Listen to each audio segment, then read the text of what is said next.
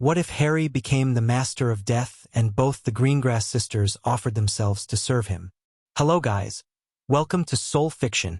So in this video, we will see what if Harry became the master of death and both the Greengrass sisters offered themselves to serve him? If you enjoy these kinds of stories, don't forget to show us some love by hitting the like button and subscribing to the channel. Your support means the world to us. Now let's start the story. Chapter 1. The weight of eternity. Harry caught the knife an inch from his throat. The blade hummed with magic, nasty stuff, the kind that ate through shield charms like acid. His fingers closed around the metal itself, and the enchantment died with a sound like a snuffed candle. The assassin's eyes went wide behind his mask. "That's the third one this month," Harry said. He twisted his wrist and the knife snapped. "Your employer's getting predictable." The assassin tried to apparate. Harry felt the magic gather, felt the man's desperate need to be anywhere else, and simply disagreed. The apparition failed. The assassin stumbled, suddenly aware that the rules had changed. "Who sent you?" No answer. The assassin's hand was moving toward something in his robes. Probably a port key, maybe poison. Harry didn't give him the chance. He stepped forward, grabbed the man's wrist, and looked. Not legitimacy. Nothing that clean. Harry just saw the threads of this man's life spreading backward. Every choice that led him here, every path not taken. A wife in Bristol who thought he worked in insurance. A handler who communicated through enchanted coins. A name behind the handler. Blackwood. Ministry, Harry muttered. Of course. He released the assassin's wrist. The man collapsed, not hurt, just overwhelmed. Touching death's domain did that to people. "Go home," Harry told him. "Kiss your wife. Find a new line of work. If I see you again, I won't be this friendly." The assassin ran. Harry didn't bother watching him go. Instead, he turned back to the dingy pub he'd been drinking in, sighed at his spilled beer, and checked his watch. 9:30. Early night, then. London hummed around him. All car horns and distant music and the particular energy of a Friday night getting started. 6 months he'd been here, 6 months of muggle pubs and rented flats and deliberate invisibility. The wizarding world thought he was traveling, finding himself, processing the war. He was hiding. He could admit that, at least to himself. The walk back to his flat took 20 minutes. Harry didn't hurry. The city felt good. Anonymous and loud and absolutely uninterested in who he was or what he'd done. No one stared. No one whispered. No one thanked him for their lives with that desperate gratitude that always made him want to scream. He'd died, and he'd come back, and nothing had been the same since. The flat was a third-floor walk-up in Whitechapel. 1 bedroom, peeling wallpaper, a shower that only produced hot water when threatened. He'd paid 6 months' rent in cash and given his name as James Evans. The landlord hadn't asked questions. Harry was 3 steps from his door when he felt them. 2 presences, bright and sharp and very much alive, waiting in his dark apartment. Not assassins, the flavor was wrong.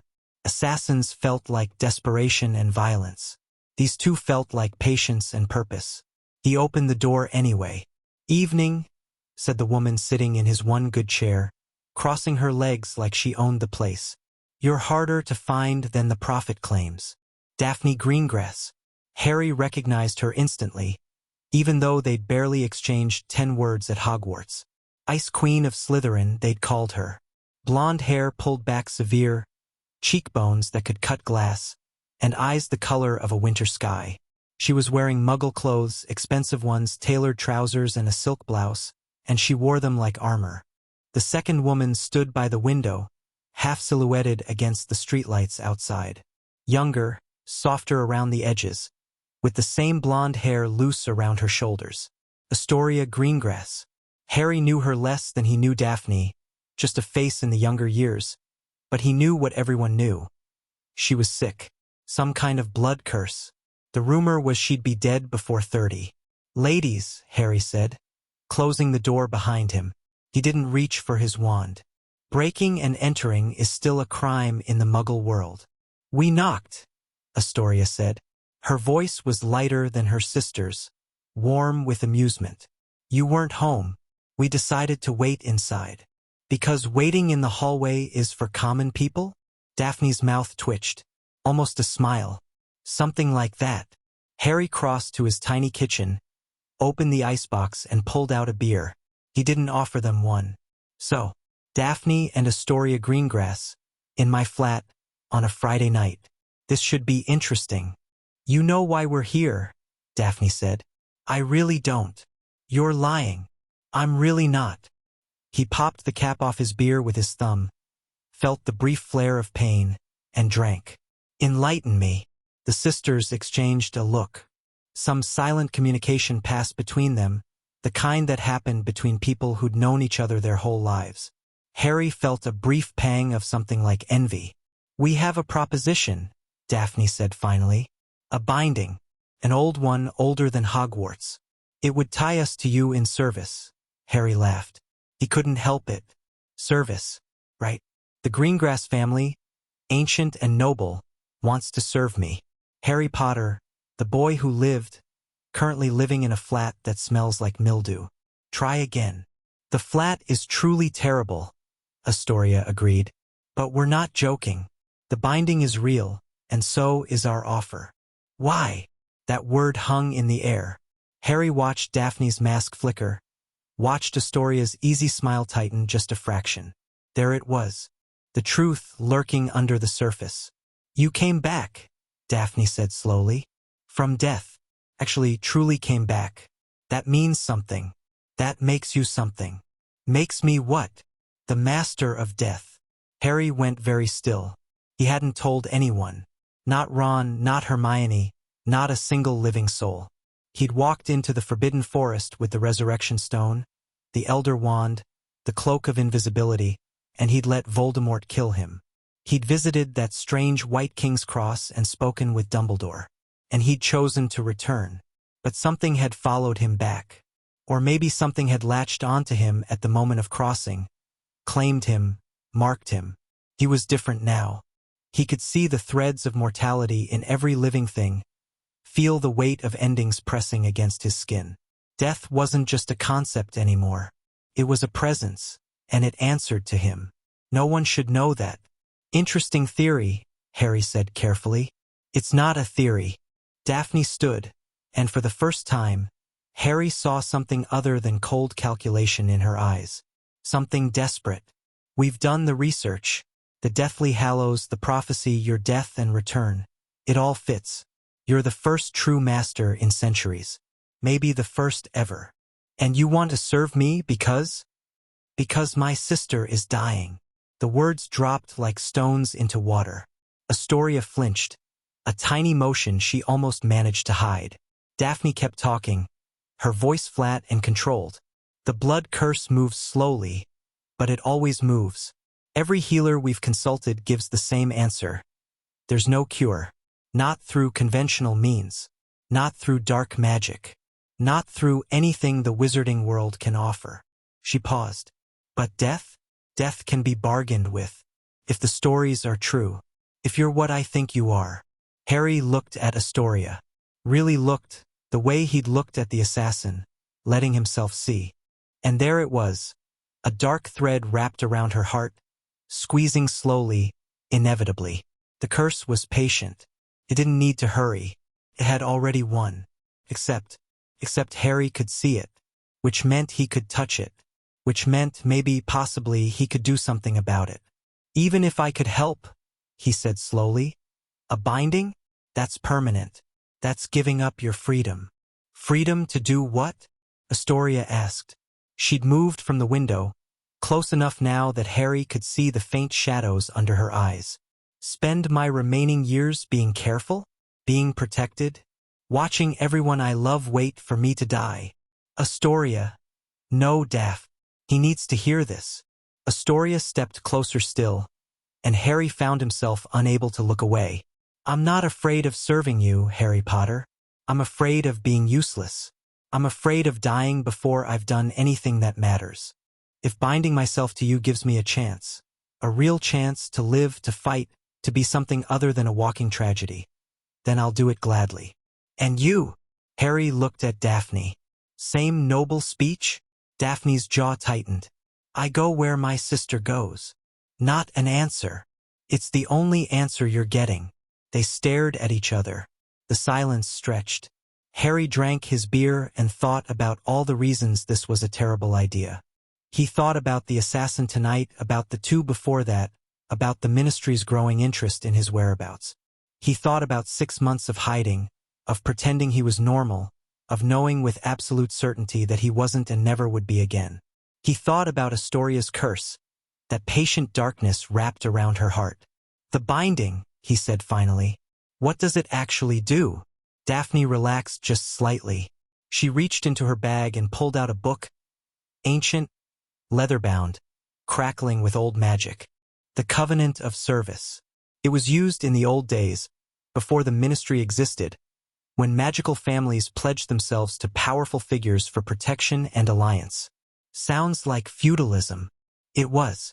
But the binding itself is more than political. Creates a connection. You would be able to sense us, our location, our emotional state. We would be bound to your will in ways that can't be broken without significant ritual. To my will, meaning you'd have to do what I say. Within limits. The binding won't force us to act against our core nature or commit true evil. But in matters of service, loyalty, duty, yes. Your word would be law. Harry thought about that. And what do you get out of it? Protection. Power. Access to whatever it is you are now. Daphne's eyes met his. And a chance. For my sister. That's all I'm asking. She's asking. Astoria cut in. I'm demanding. I've read the accounts, Harry. The Master of Death isn't just a title. It's a fundamental connection to mortality itself. If anyone can pull this curse out of me, it's you. And I'm willing to bet everything that you can. You'd bet your freedom. What's freedom worth if I'm dead? Harry finished his beer, set the bottle down, looked at these two women who'd tracked him across the country, broken into his flat, and offered him something that sounded an awful lot like ownership of their lives. I need to think, he said. We don't have time for... Daph. Astoria touched her sister's arm. Let him think. They left their book. They left a way to contact them. An enchanted coin, simple but clever. And they left, disappearing into the London night like they'd never been there at all. Harry sat in the dark for a long time after they'd gone. 3 days later, he met them at Greengrass Manor. The house was old magic, the kind that seeped into the stones and hummed just below hearing. Harry felt it the moment he crossed the ward line, felt the property acknowledge his presence and deliberately choose to allow him entry. Daphne was waiting at the door. She looked like she hadn't slept. You came. I came. She led him through halls lined with portraits that whispered as he passed. Old faces, old names, old power. The Greengrass family had never been as flashy as the Malfoys or as dark as the Blacks, but they'd survived for just as long. There was something to be said for quiet endurance. The ritual room was in the basement. Of course it was, these things always happened in basements. Stone walls, carved floor, candles that burned without flickering. Astoria was already there, kneeling in the center of a complex circle of runes. Potter! She smiled up at him, and despite everything, it reached her eyes. Glad you could make it. Couldn't resist the ambience. I know, right? Very dramatic. Daph insisted on the candles. Ambience matters, Daphne said stiffly, taking her position across from her sister. This is old magic. It deserves respect. Harry stepped into the circle. The magic pressed against him immediately, curious and hungry. He let it feel him, let it recognize what he was. The candles flickered despite their steadiness. The shadows deepened. So, he said, how does this work? Daphne began explaining the ritual structure, the words they'd need to speak, the blood they'd need to offer. Harry listened with half his attention. The other half was watching the magic itself, the way it coiled around the three of them, testing, tasting. This binding was old. Older than Daphne realized. She had the mechanics right, but she didn't understand what she was actually invoking. The Covenant of Service wasn't just a magical contract. It was a piece of something larger, a fragment of the fundamental rules that govern magic itself. When a master of death accepted servants, those servants became part of his domain. They would age more slowly, heal faster, survive things that should kill them, and when they finally did die, their souls would be his to shepherd, his to protect, his to release into whatever came next. It wasn't slavery. It was something far stranger. Harry considered telling them, considered walking away, but Astoria was kneeling there with death wrapped around her heart, and Daphne was standing there with fear carved into every line of her body, and Harry was so goddamn tired of being alone with what he'd become. "Let's do this," he said. The ritual began. Blood first, a cut palm each, their blood mixing in the center of the circle. The runes flared gold, then silver, then a black so deep it seemed to drink the light. Words next, old ones, in a language Harry didn't recognize but somehow understood. Daphne spoke them, then Astoria, then Harry. The magic built. Harry felt it rising like a wave, felt the bindings forming between them, golden threads connecting his heart to theirs, his magic to theirs, his very existence to theirs. It was intimate in a way he hadn't expected. He could feel Daphne's fear and determination, could feel Astoria's desperate hope and terrible courage. And then something went wrong. Or maybe something went exactly right. The magic seized hold of all three of them and pulled. Harry felt himself yanked sideways, out of his body, into a space between spaces. Gray light, endless fog, the smell of nothing at all. Daphne and Astoria were there too, formless and present, their confusion battering against his consciousness. "Where?" Daphne started. "The threshold," Harry said. He knew this place. He'd been here before in a different form when he died in the forest. "We're at the boundary, between life and death." "Why?" "Because you're binding yourselves to the master of death." A new voice, vast and patient and utterly without warmth. "Such things must be witnessed." The fog parted. Harry had never seen death before. Not really, not like this. It was tall, impossibly tall. A figure draped in darkness that moved like smoke. His face was, he couldn't look at its face. Every time he tried, his mind slid away, refusing to process what it saw. "Master," Death said, and somehow the word was both a greeting and a mockery. "You bring me servants. I didn't bring anyone anywhere. You pulled us here. The ritual required it. The old covenants were made in my presence. They must be renewed in my presence." Death turned its attention to the sisters, and Harry felt them both go rigid with terror. "Daphne Greengrass, Astoria Greengrass, you offer yourselves to my master. You understand what this means?" "We," Daphne's voice cracked. She tried again. "We understand the ritual. The ritual is a formality. The truth is simpler." Death moved closer, and the cold intensified. "You will belong to him, in life and in death. Your endings will be his to command. Your souls will be his to keep. This is not service. This is surrender." "Then we surrender," Astoria said. Her voice was small but steady. "If it means living long enough to matter, if it means my sister doesn't have to bury me, then we surrender." Silence. Death considered them for a long, terrible moment. "Interesting," it said finally. "Most who seek this covenant do so for power. You seek it for love. Is that a problem?" Harry asked. "No." Something like amusement rippled through Death's vast presence. "It is merely unusual. Love and death are old companions. Older than most realize." Turned back to Harry. "You accept these servants, master? You take their lives into your keeping."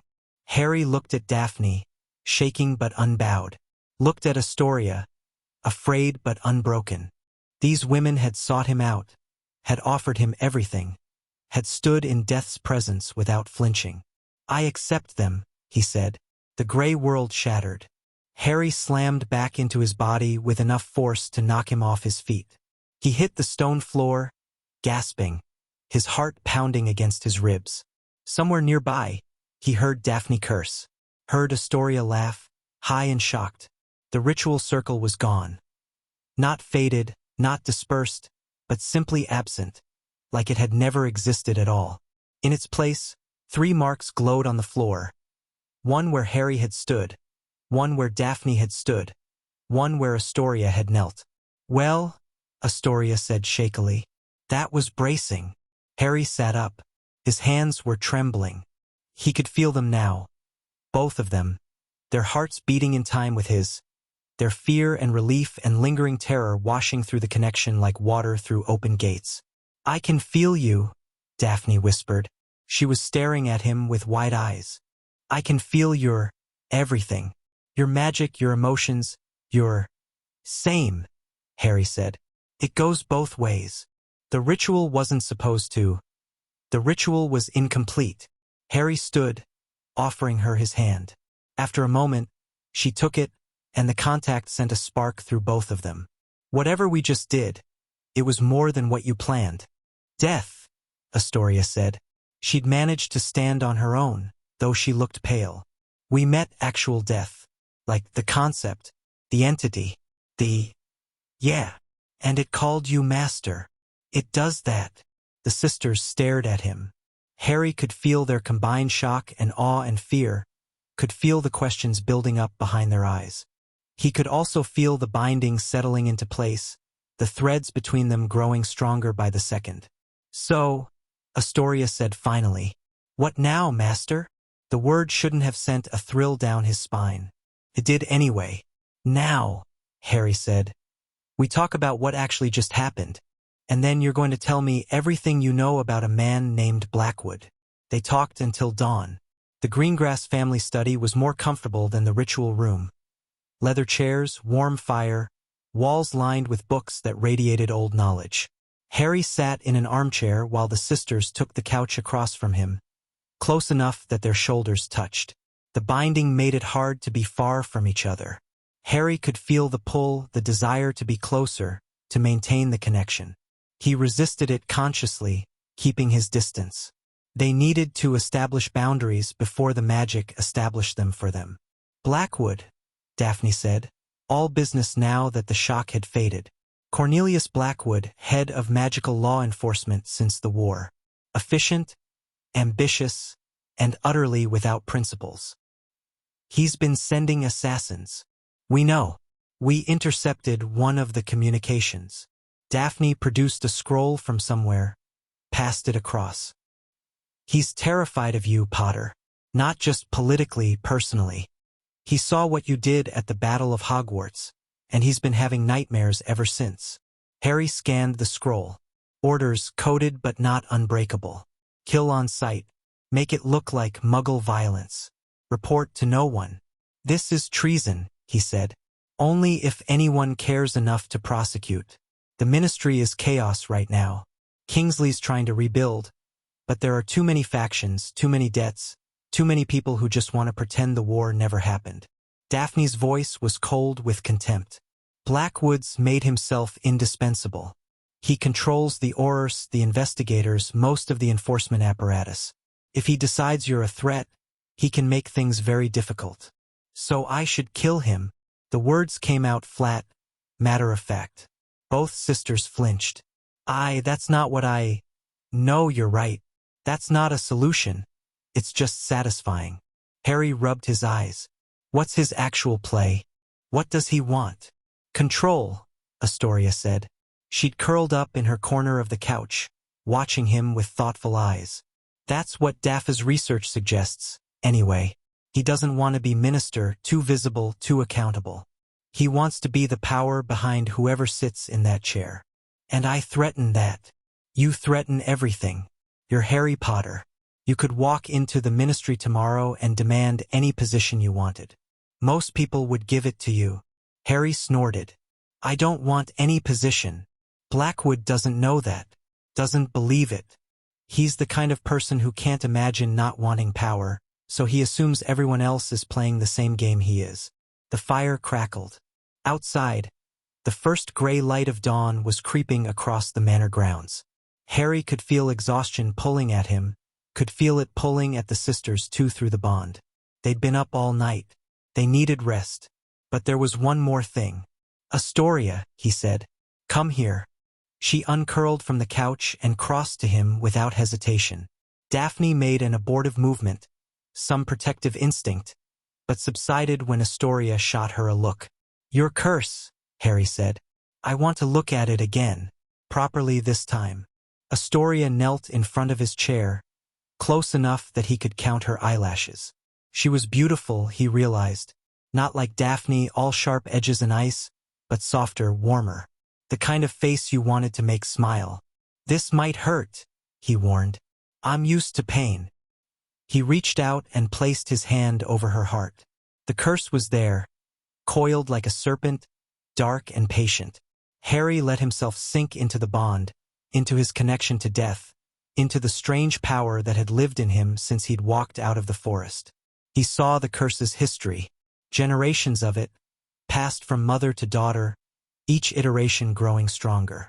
He saw its purpose, an old revenge, a scorned wizard punishing a family for some slight loss to history. He saw its mechanism, the way it fed on life force, the way it squeezed and squeezed until there was nothing left to squeeze. And he saw its weakness. "I can't cure it," he said quietly. Astoria's face fell. "Not yet. It's too entangled with your blood, your magic, your very existence. If I ripped it out now, I'd rip out half of you with it. Then what? I can slow it down, significantly, buy you time while I figure out how to remove it properly." Hope flickered back into her eyes. How much time? Decades. Maybe more. For a moment, Astoria didn't respond. Then her eyes went wet, and she pressed her forehead against his knee, shoulders shaking. Not sobbing. She was too controlled for that, but letting out the kind of silent, devastating relief that only came after years of fear. Daphne was at her sister's side instantly, pulling her into an embrace. Harry felt both of them through the bond. Astoria's relief, Daphne's fierce protective love, and underneath it all, a gratitude so intense it made his chest ache. He reached into Astoria's heart and touched the curse. It recoiled. It recognized him, recognized what he was, what he served, what claimed him. Harry held on, wrapping the curse in threads of his own power, building a cage around it, forcing it into dormancy. The curse fought. It was old and strong and utterly determined to complete its purpose. But Harry was older now, in ways that had nothing to do with years. He'd died. He'd met death itself. He'd accepted its mantle. This curse was nothing.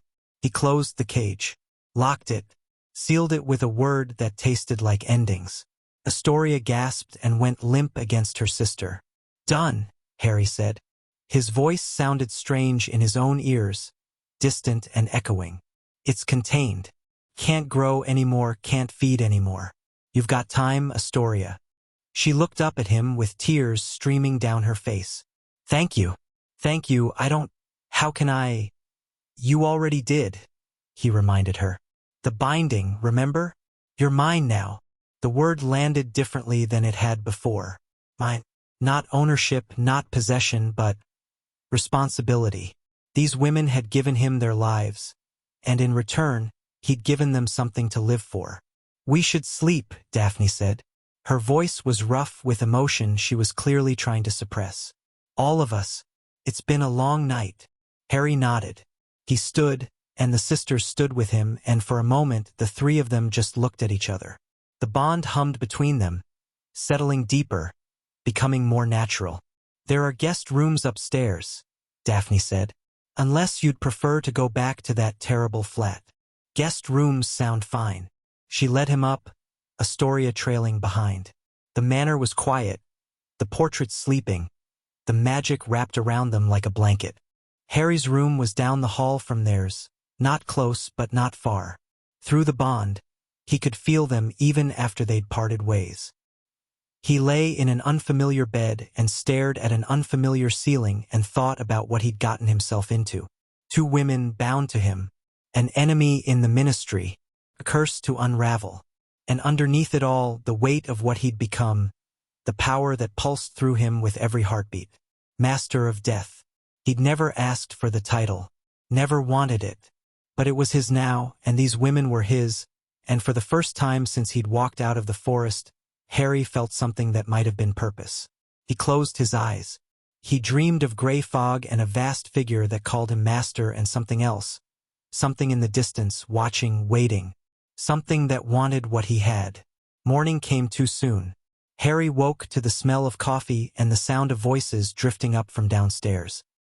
He dressed quickly, the clothes he'd arrived in, cleaned by house elf magic overnight, and followed the sounds to the dining room. Daphne and Astoria were already there, seated at a table that could have held 20 but was set for 3.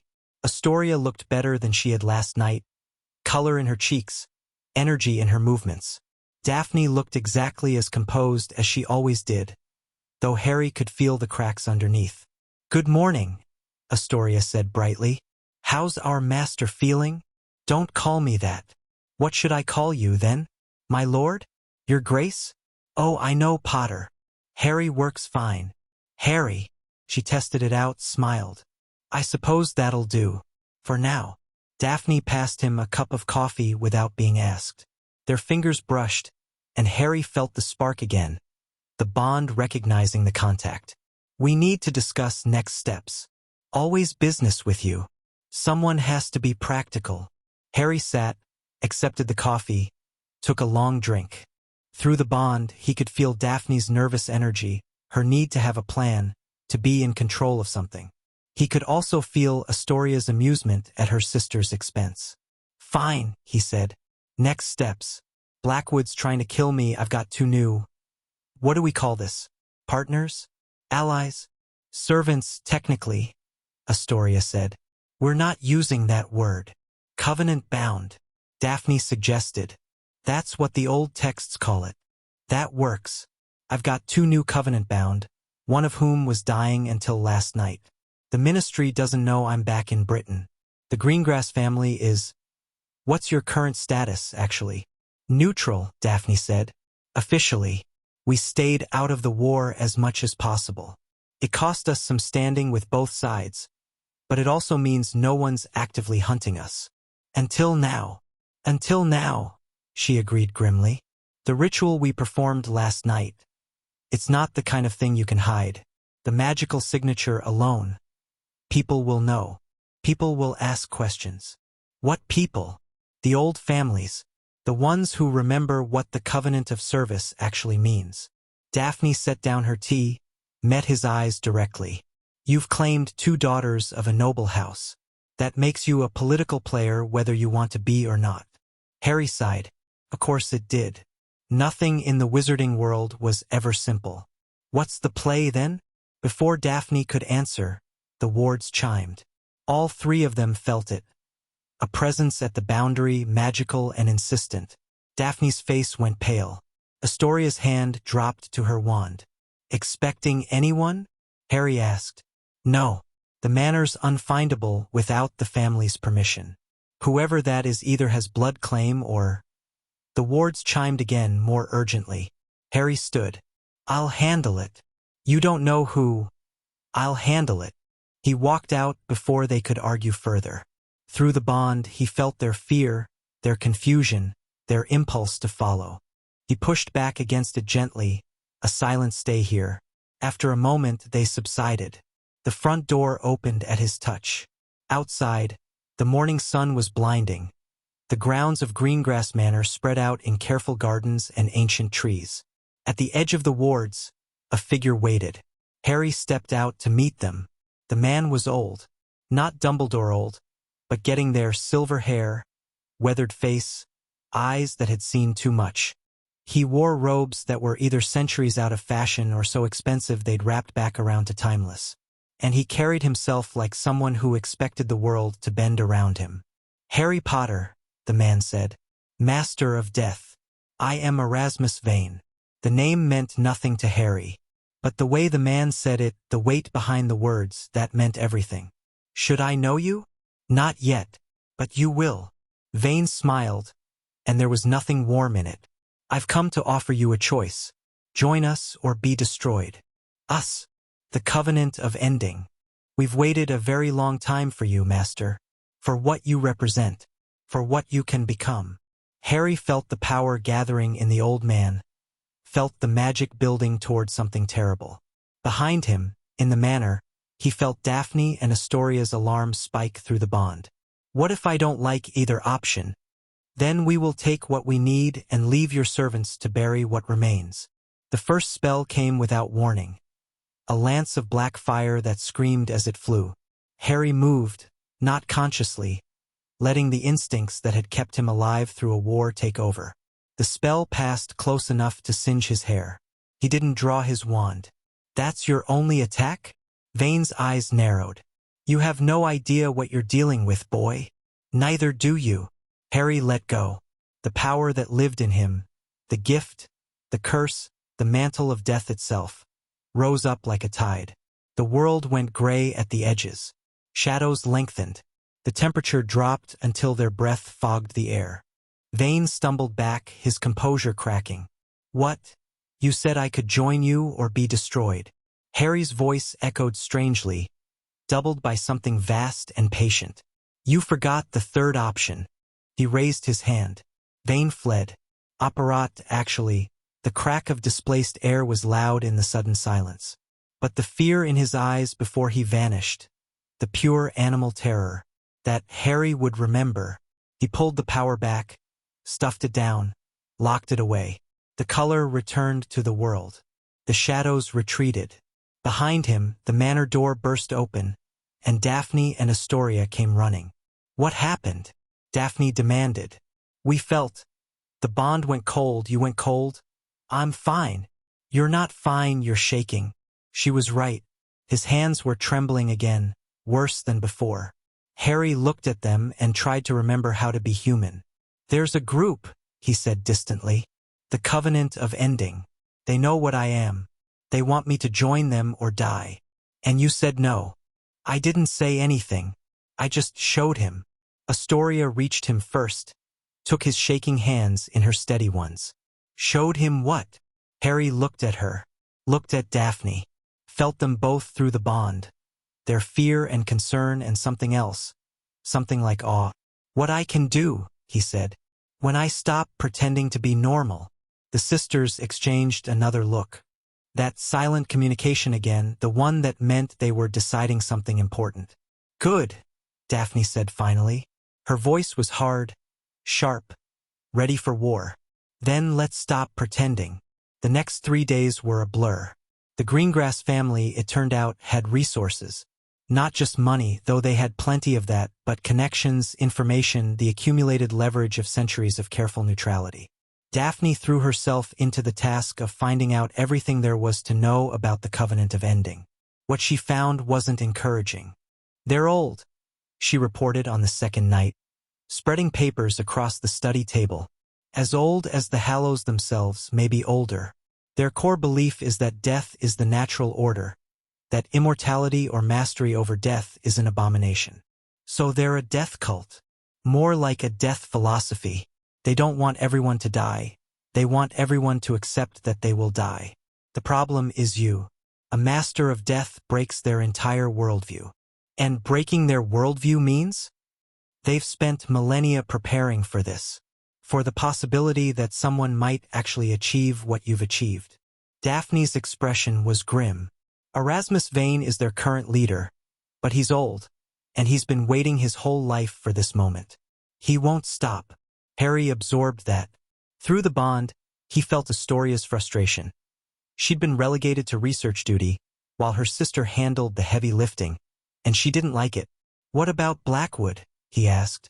Is there a connection? Possibly. We're still looking. But the timing is suspicious. He started moving against you around the same time the Covenant apparently reactivated. So either they're working together, or there are two separate groups that want me dead. Welcome to politics. Harry laughed despite himself. Daphne's mouth twitched in an almost smile. You're handling this well, she said quietly. Better than I expected. I've had practice. Powerful people wanting me dead isn't exactly new. No, I suppose not. She hesitated, then added, the bond. It's different than I anticipated. Different how? I can feel you, all the time like a pressure behind my eyes. When you were confronting Vane, when you let go of whatever you're holding back, it was like standing next to a furnace.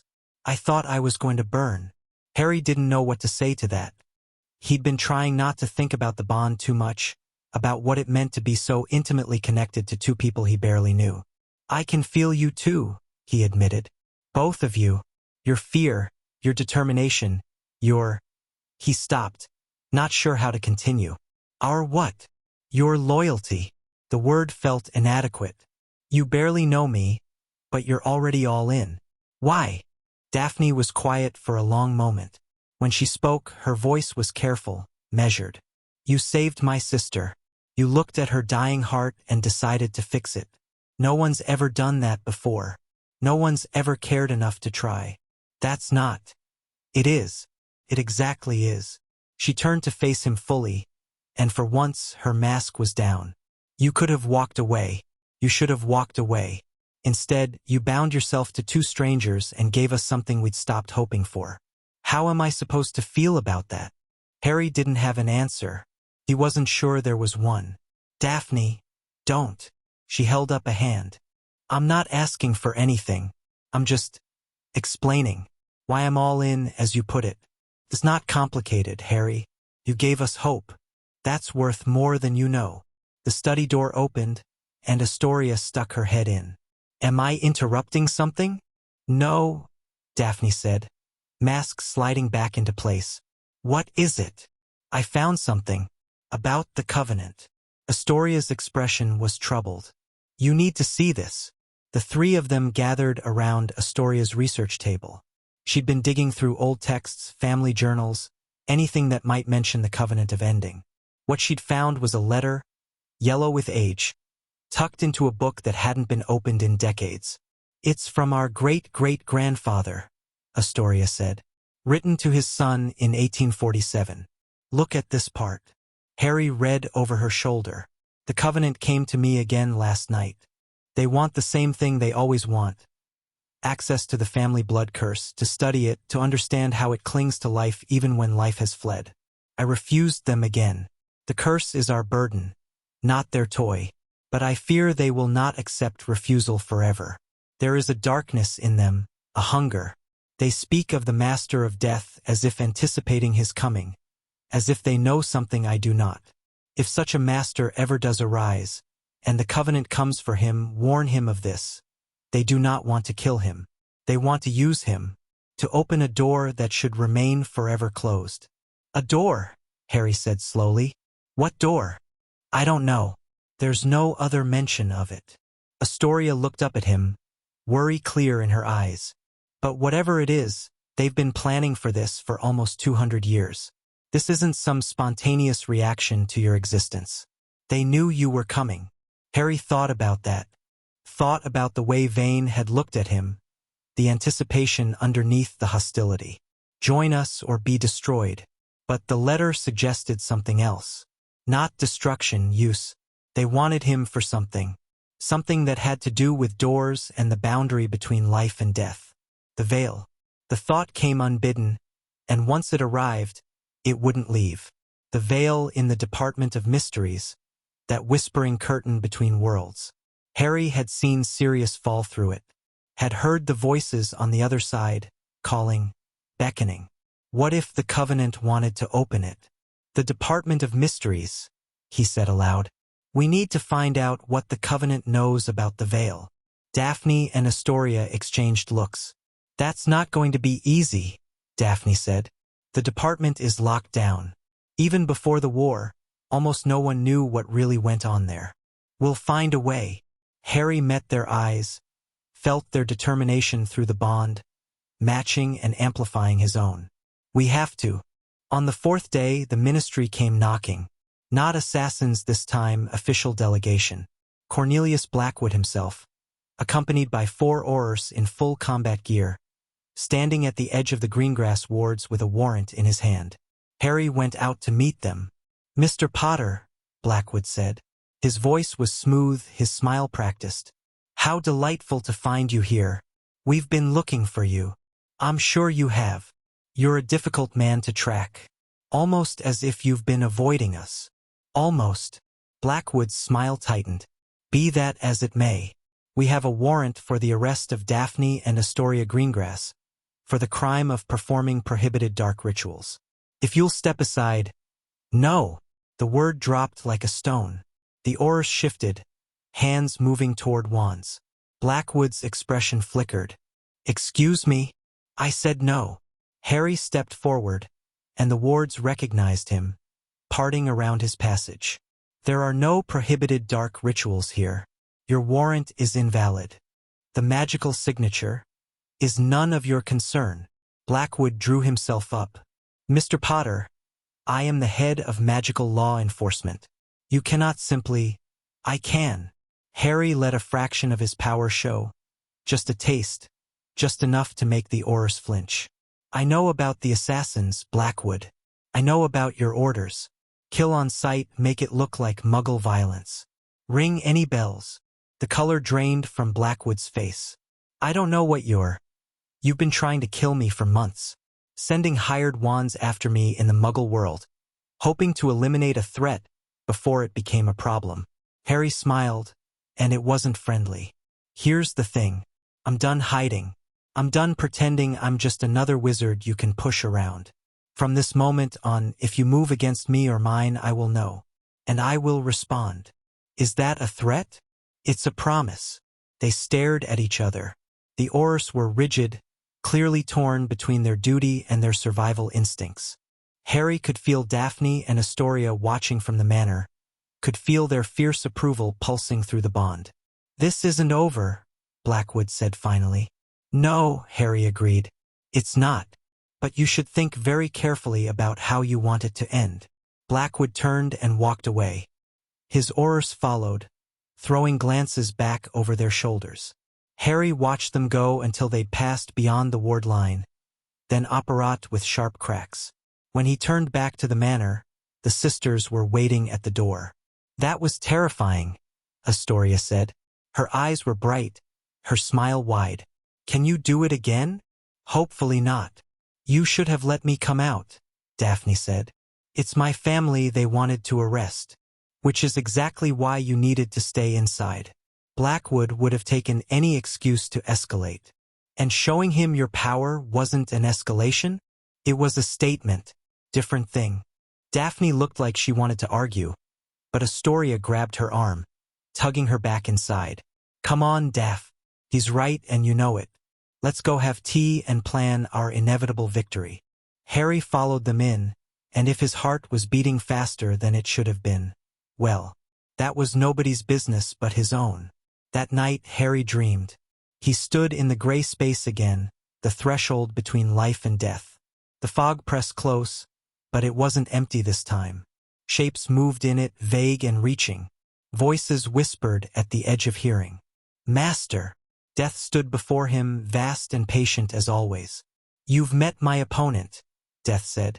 Erasmus Vane, the one who would end my purpose. Opponent. He came here once, died on a battlefield, lingered for a moment before being pulled back. And in that moment he saw. Death's form shifted, darkness rippling.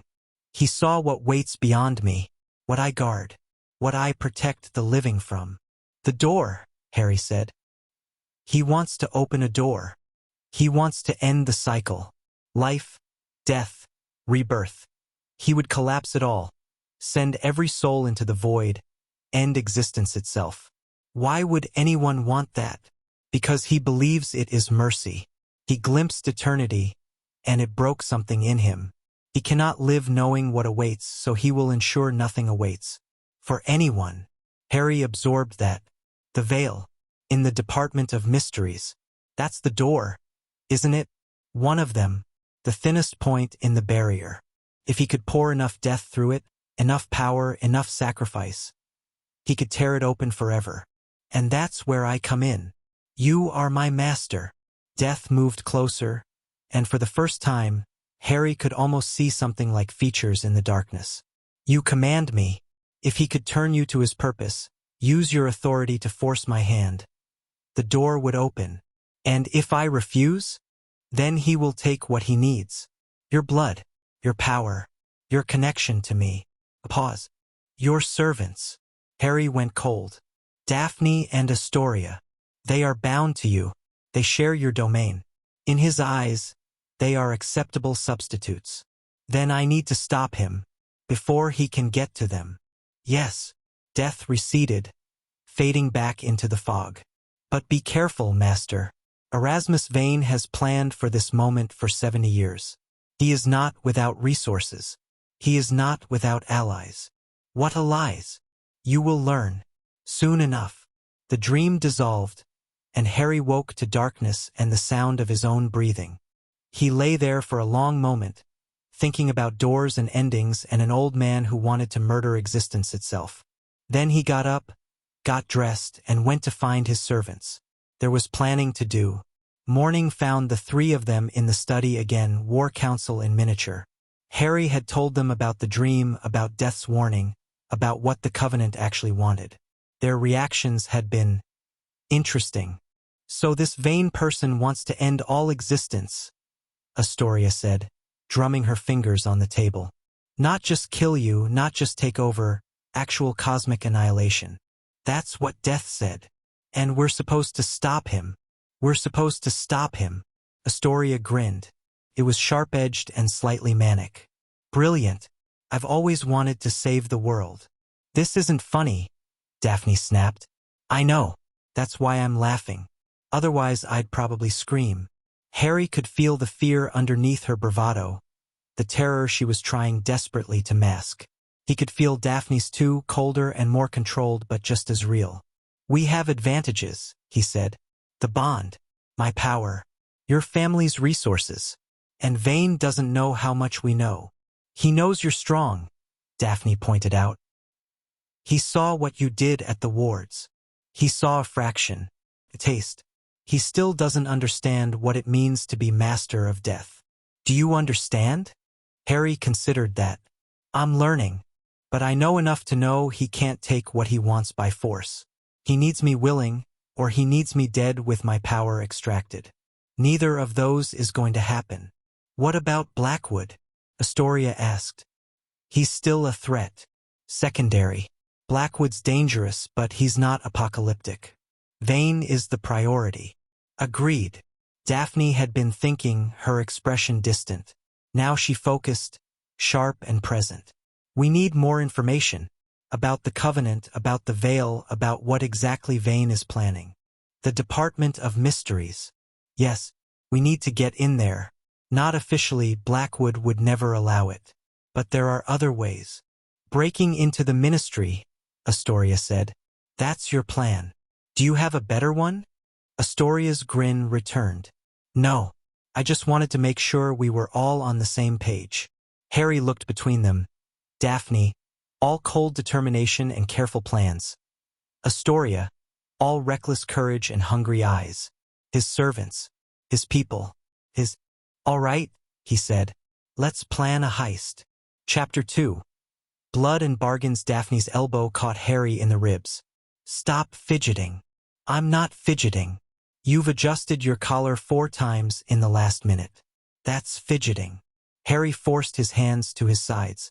She was right, which annoyed him more than the collar itself. The formal robes felt wrong. Too stiff, too expensive, too much like a costume. But Daphne had insisted. The Marchetti auction is invitation only, she'd explained that morning, laying out the clothes she'd somehow procured in his exact size.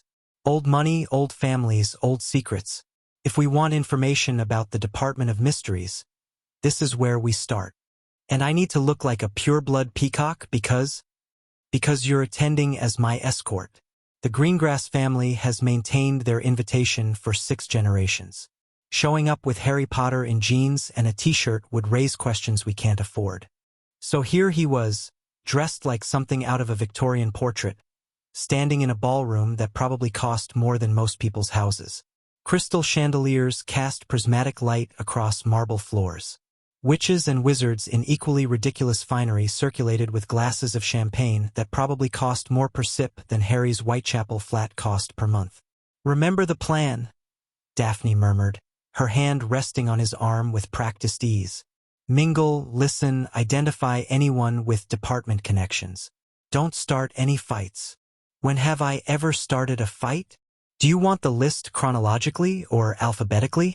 Before Harry could respond, a portly wizard with impressive mutton chops descended on them. "Daphne, my dear, how wonderful to see the Greengrass family represented tonight. And this must be—" His eyes went wide. "Good heavens. Harry Potter."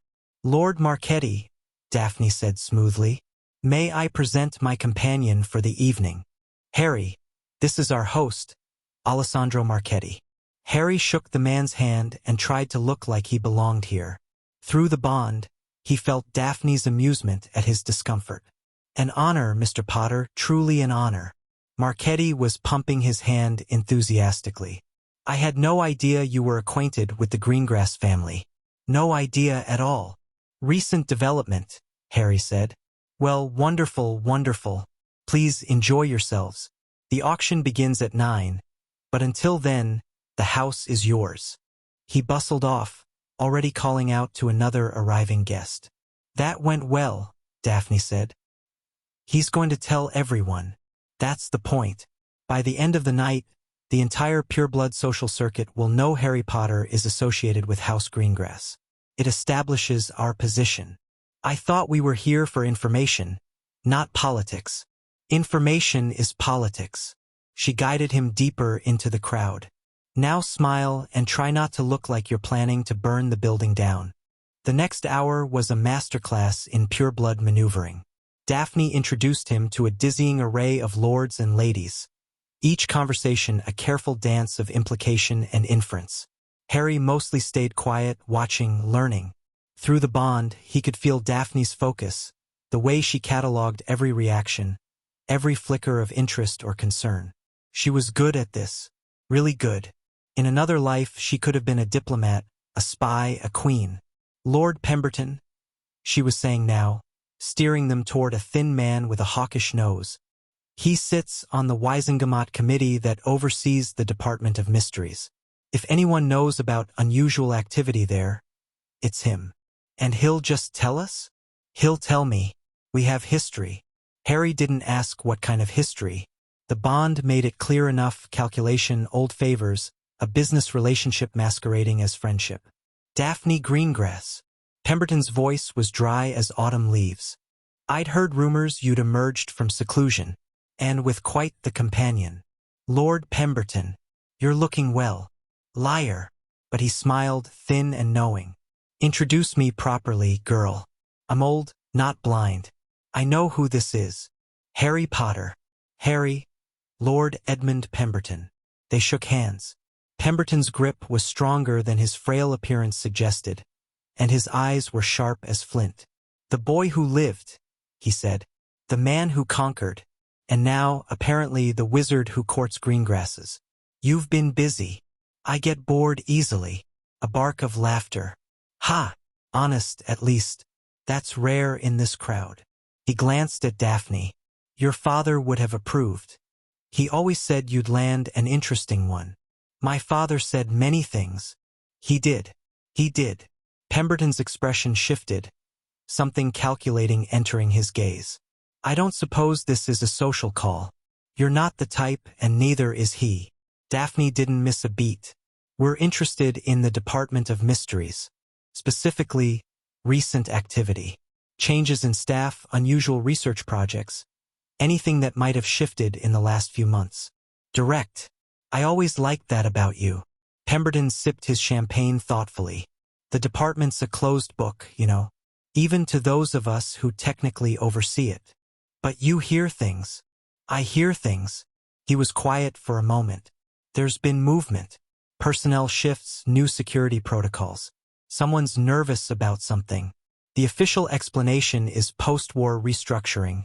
But the restructuring started 6 months ago, right around the time our young friend here dropped off the map." He looked at Harry with renewed interest. "Coincidence, do you think?" "I don't believe in coincidences," Harry said. "Neither do I. Neither do I." Pemberton finished his champagne, set the glass on a passing tray. "The Veil Room has been locked down completely.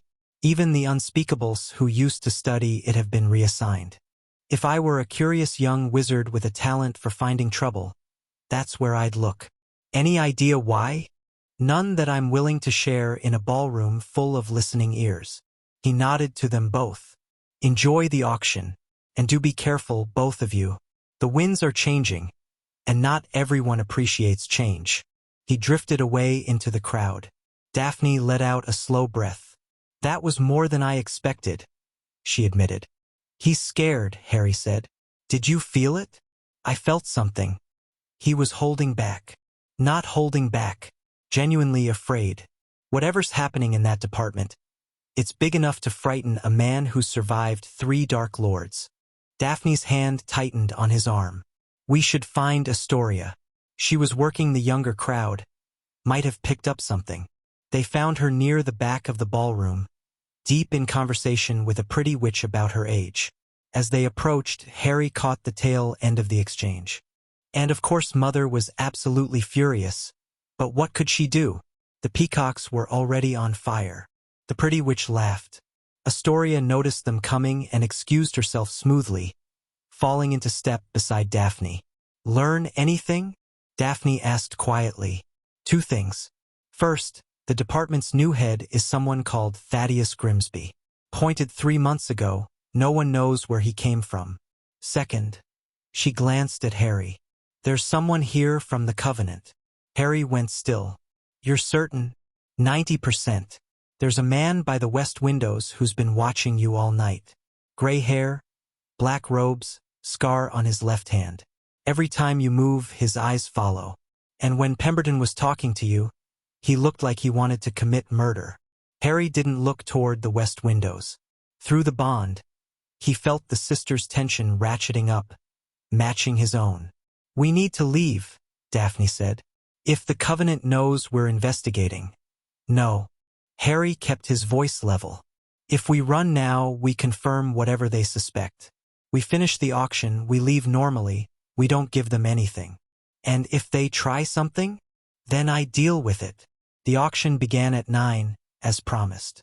Harry sat between the sisters in the viewing gallery, watching lot after lot of magical artifacts cross the stage. Most of it was junk, overpriced antiques with dubious provenance, but occasionally something interesting appeared. A set of self-writing quills that had belonged to some historical figure. A mirror that allegedly showed true desires. A book of rituals that made Daphne sit up straighter. Lot 47, the auctioneer announced. A tome of binding ceremonies, origin unknown, dating to approximately the 12th century. Opening bid, 5,000 galleons. Daphne raised her paddle. The bidding was fierce. By the time it settled, Daphne had paid 17,000 galleons for a book that looked like it might crumble if you breathed on it too hard. Worth it? Harry asked quietly. If it contains what I think it contains? Worth 10 times that. The auction continued. Harry kept track of the gray-haired man through peripheral awareness, feeling his attention like a weight. When Lot 73 came up, a vial of something the auctioneer called Tears of the Dying. The man bid aggressively, outpacing all competition. He's sending a message, Astoria murmured. Tears of the Dying. Subtle. The Covenant doesn't do subtle, Harry replied. They're trying to intimidate us. Is it working? Harry thought about the power coiled inside him, about what he'd shown Erasmus Vane at the manor's edge. No. The auction ended at 11. The gray-haired man left before the final lot, and Harry tracked his departure with more relief than he'd admit. They collected Daphne's book, made appropriate social noises at Lord Marchetti, and departed through the main flue. Back at Greengrass Manor, the tension finally broke. That was too close, Daphne said, shrugging off her formal robes with more force than necessary. If they're watching us at public events, then we know they're watching, Harry interrupted. That's useful information. It's dangerous information. Same thing sometimes. He loosened his own collar with relief. What's in the book? Daphne had already carried it to the study table, handling it with careful reverence. She opened it slowly, pages crackling, and began to read. Old binding ceremonies, she confirmed after a few minutes. Most of them are variations of what we already did, but there's a section here. She trailed off, eyes widening. Harry, Look at this. He came to stand behind her, looking over her shoulder. The page showed a complex diagram, circles within circles, runes he didn't recognize. The text beside it was in Latin, but the meaning was clear enough. The master's binding, Daphne translated slowly, a ceremony for those who serve the threshold guardian. Through this rite, the bound may share in their master's domain, drawing strength from his connection to the eternal. Share in my domain, Harry repeated. What does that mean? It means. Daphne's voice was hushed. It means we could access your power. Not just feel it through the bond, actually use it. The book says servants bound this way could touch the threshold themselves. See what you see, do what you do. That's incredible, Astoria said. She'd been listening from the doorway, still in her formal dress. We could be like you, Death touched. Untouchable. It's not that simple. Daphne was still reading, her frown deepening. The ceremony requires. This can't be right. What? It requires a sacrifice. A death. Silence fell over the study. Harry felt the sister's horror through the bond, sharp and immediate. Not happening, he said flatly. I'm not suggesting. Not happening. I don't care what power it offers. We're not killing anyone for it. Daphne closed the book with shaking hands. I know. She took a breath, steadied herself. There might be another way. The book mentions alternatives, older methods that don't require death. But they're not detailed here. We'd need to find the original sources. Where? The Department of Mysteries. Their library is supposed to contain texts dating back to the founders. If the ceremony exists anywhere in complete form, it would be there. Harry thought about the locked-down veil room, about Pemberton's nervous warnings, about the gray-haired Covenant member watching them all night. Then we get into the department, he said. But not blindly. We need more information first. What kind of information? The kind we can only get from someone who's been inside recently. Someone who knows what's actually happening there. Astoria's eyes lit up. You want to kidnap an unspeakable? I want to find one willing to talk. Kidnapping is plan B. I love that we have a plan B that involves kidnapping. Daphne shot her sister an exasperated look. This is serious. I know. That's why I'm making jokes. Otherwise I'll think too hard about the fact that an ancient death cult is watching us and we're planning to break into the most secure facility in magical Britain. She had a point. Harry could feel the anxiety thrumming through both of them, barely contained beneath the surface. The bond made it impossible to hide. One step at a time, he said. Tonight we rest. Tomorrow we start looking for our unspeakable. Tomorrow turned out to be more complicated than expected. Harry woke to the sound of shouting. He was on his feet before conscious thought caught up, wand in hand, reaching through the bond for any sign of danger. What he found was annoyance, frustration, embarrassment, not an attack, an argument. He followed the emotional traces down to the main hall, where he found Daphne facing off against a man who could only be described as aggressively average. Medium height, medium build, brown hair, forgettable face. He was wearing expensive robes and an expression of profound displeasure. Cannot simply dismiss the arrangement because you've found yourself a new patron, he was saying. We have a contract. We have a preliminary understanding, Daphne replied, her voice frigid. One that was never formalized. Your father gave his word. My father is dead. Harry cleared his throat. Both heads swung toward him. Problem? He asked mildly. The average man's eyes narrowed. This is a private matter, Potter. House business. I'm standing in House Greengrass at the invitation of its current head. That makes it my business. The man's jaw tightened. Daphne stepped smoothly into the gap. Harry, this is Clement Rosier. Clement Harry Potter. I'm sure you've heard of him. I'm sure everyone has. Rosier didn't offer his hand. You're the reason she's wriggling out of our arrangement, I suppose. Does he know what he's getting? Damaged goods. The both of you. The bond flared with Daphne's fury, bright and hot. Before Harry could respond, before Daphne could respond, A new voice cut in from the stairway. I'd be careful with words like that, Rosier. Astoria descended the stairs with a predator's grace, still in her nightclothes, her wand very visible in her hand. Damaged goods. That's what you called me, isn't it? At the Parkinson ball when you thought I couldn't hear. Rosier's composure cracked, just slightly. I was merely stating facts. You were running your mouth because you thought you could get away with it. Because who was going to stop you? The dying girl? Her desperate sister. Astoria reached the bottom of the stairs and kept walking, closing the distance between them with deliberate steps. But here's the thing, Clement. I'm not dying anymore. And my sister isn't desperate. And our new patron is Harry Potter, the man who killed a Dark Lord, the man who walked out of death itself. So maybe think very carefully about your next words. Rosier's face had gone pale. He looked at Harry, at Daphne, at Astoria's wand, and something in his calculation shifted.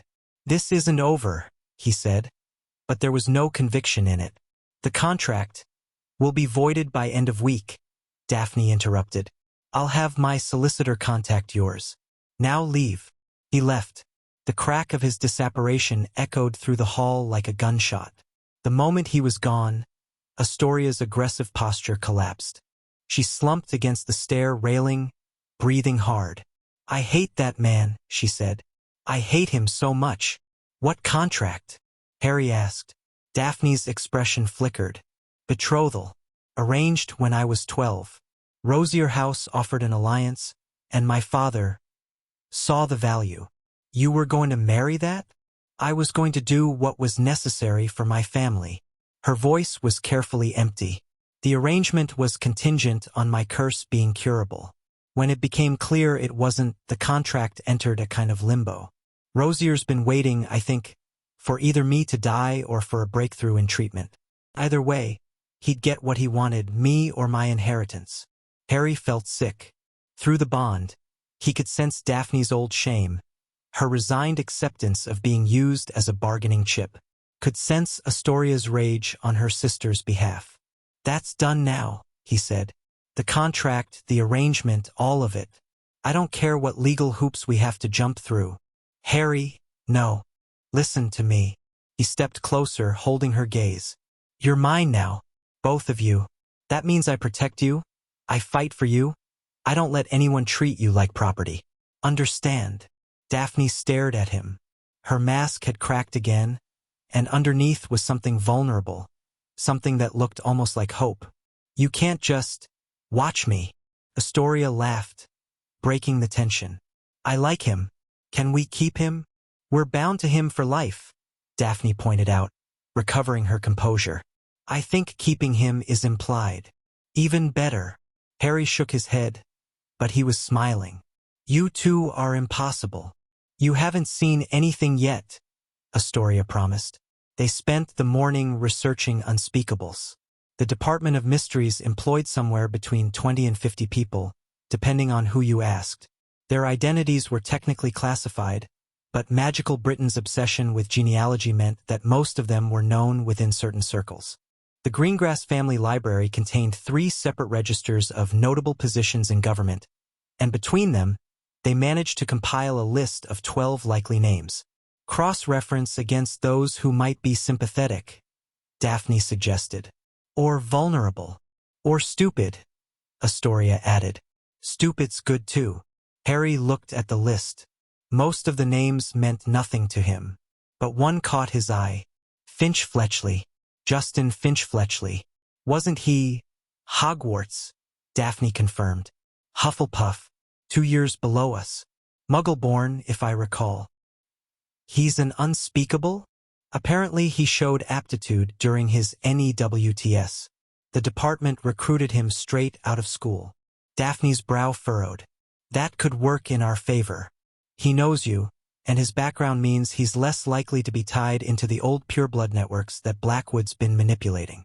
You think he'd help us? I think he'd at least listen, which is more than we can say for most of this list. Harry remembered Justin vaguely, mostly as one of the people who'd suspected him during the Chamber of Secrets mess. They'd never been friends, exactly, but they'd fought together in Dumbledore's army. That had to count for something. How do we contact him? Carefully, Daphne said. The department monitors its employees. If we approach him too directly, we could spook him or tip off whoever's running things there.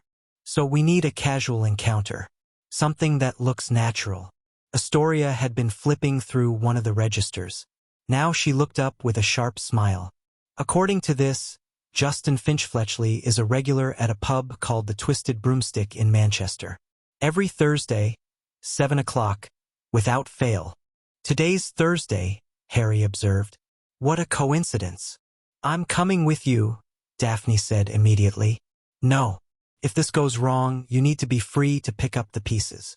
Harry held up a hand against her protest. The bond lets me communicate with you regardless of distance. If anything happens, you'll know instantly. I don't like it. Noted.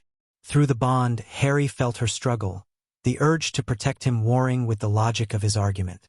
Finally, reluctantly, she nodded. Be careful, she said. Always. That's a lie and we both know it. Harry just smiled and disapparated. The Twisted Broomstick was a wizard pub that was trying very hard to pretend it wasn't.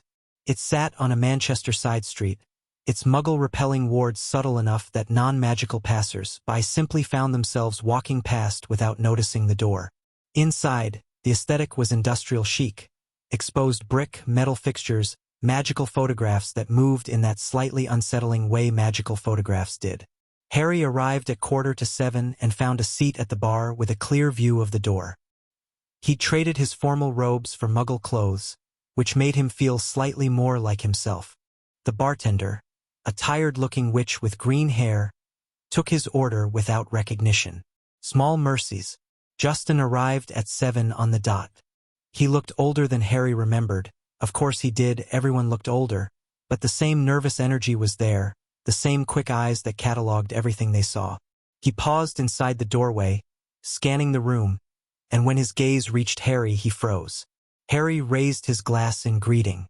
Justin's expression cycled through surprise, wariness, and finally something like resignation.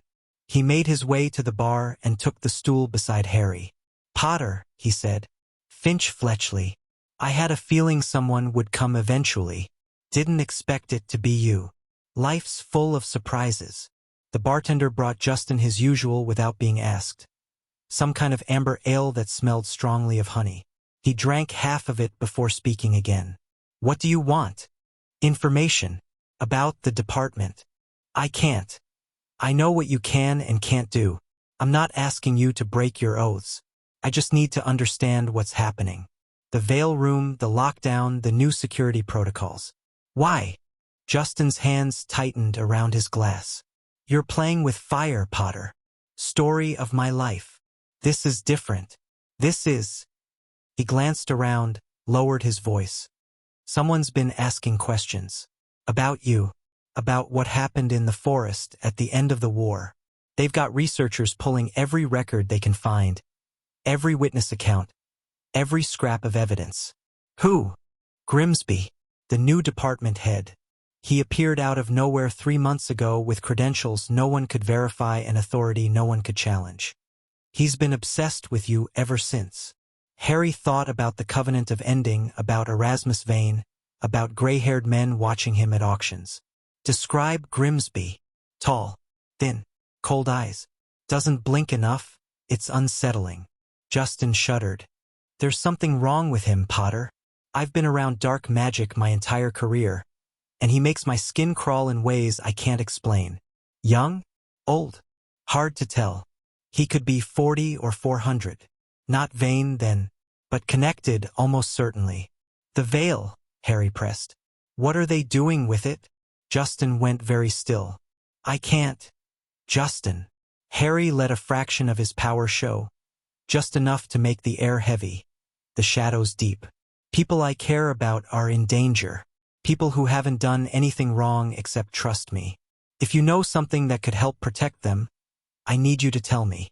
The other man was pale now, sweat beading on his forehead. But he didn't look away.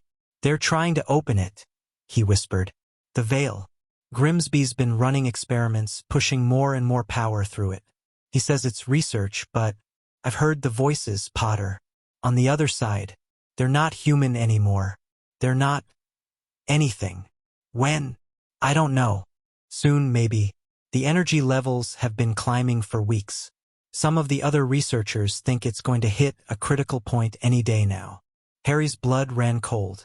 Through the bond, he felt Daphne and Astoria's alarm spike in response to his own. Is there a way in? To the Veil Room? Are you insane? The security can be bypassed. I'm not a normal wizard, Justin. Surely you've figured that out by now. Justin stared at him. Whatever he saw in Harry's face made him look away first. There's an old access tunnel, he said quietly. From the original construction. It's not on any official maps, but some of the long-timers know about it. I can give you the location, but after that, you're on your own. I can't be connected to this. Understood. Justin pulled out a napkin, scribbled something with his wand. Tomorrow night. The department runs a skeleton crew on Fridays. Most of the unspeakables take extended weekends. If you're going to do something stupid, that's when. Harry took the napkin, memorized the contents, burned it with a whispered word. Thank you. Don't thank me. Just try not to die. Justin stood, leaving his half-finished ale. And Potter? If Grimsby catches you, you never spoke to me. I have a family now. A wife. A daughter. I can't. You never spoke to me, Harry agreed. This conversation didn't happen. Justin nodded once and left. Harry sat alone at the bar, thinking about timelines and tunnels and the thing that waited behind the veil. Tomorrow night. The manor was quiet when he returned, but the sisters were waiting. We felt it, Daphne said without preamble. Your fear. Something's wrong. Harry told them what Justin had said.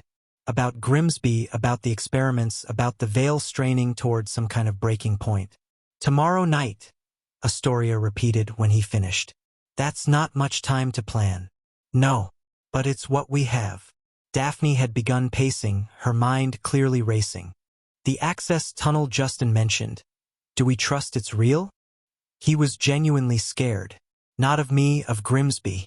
Whatever's happening in that department, it's terrified the people who work there. He wasn't lying. But he could be compromised. This could be a trap. It could.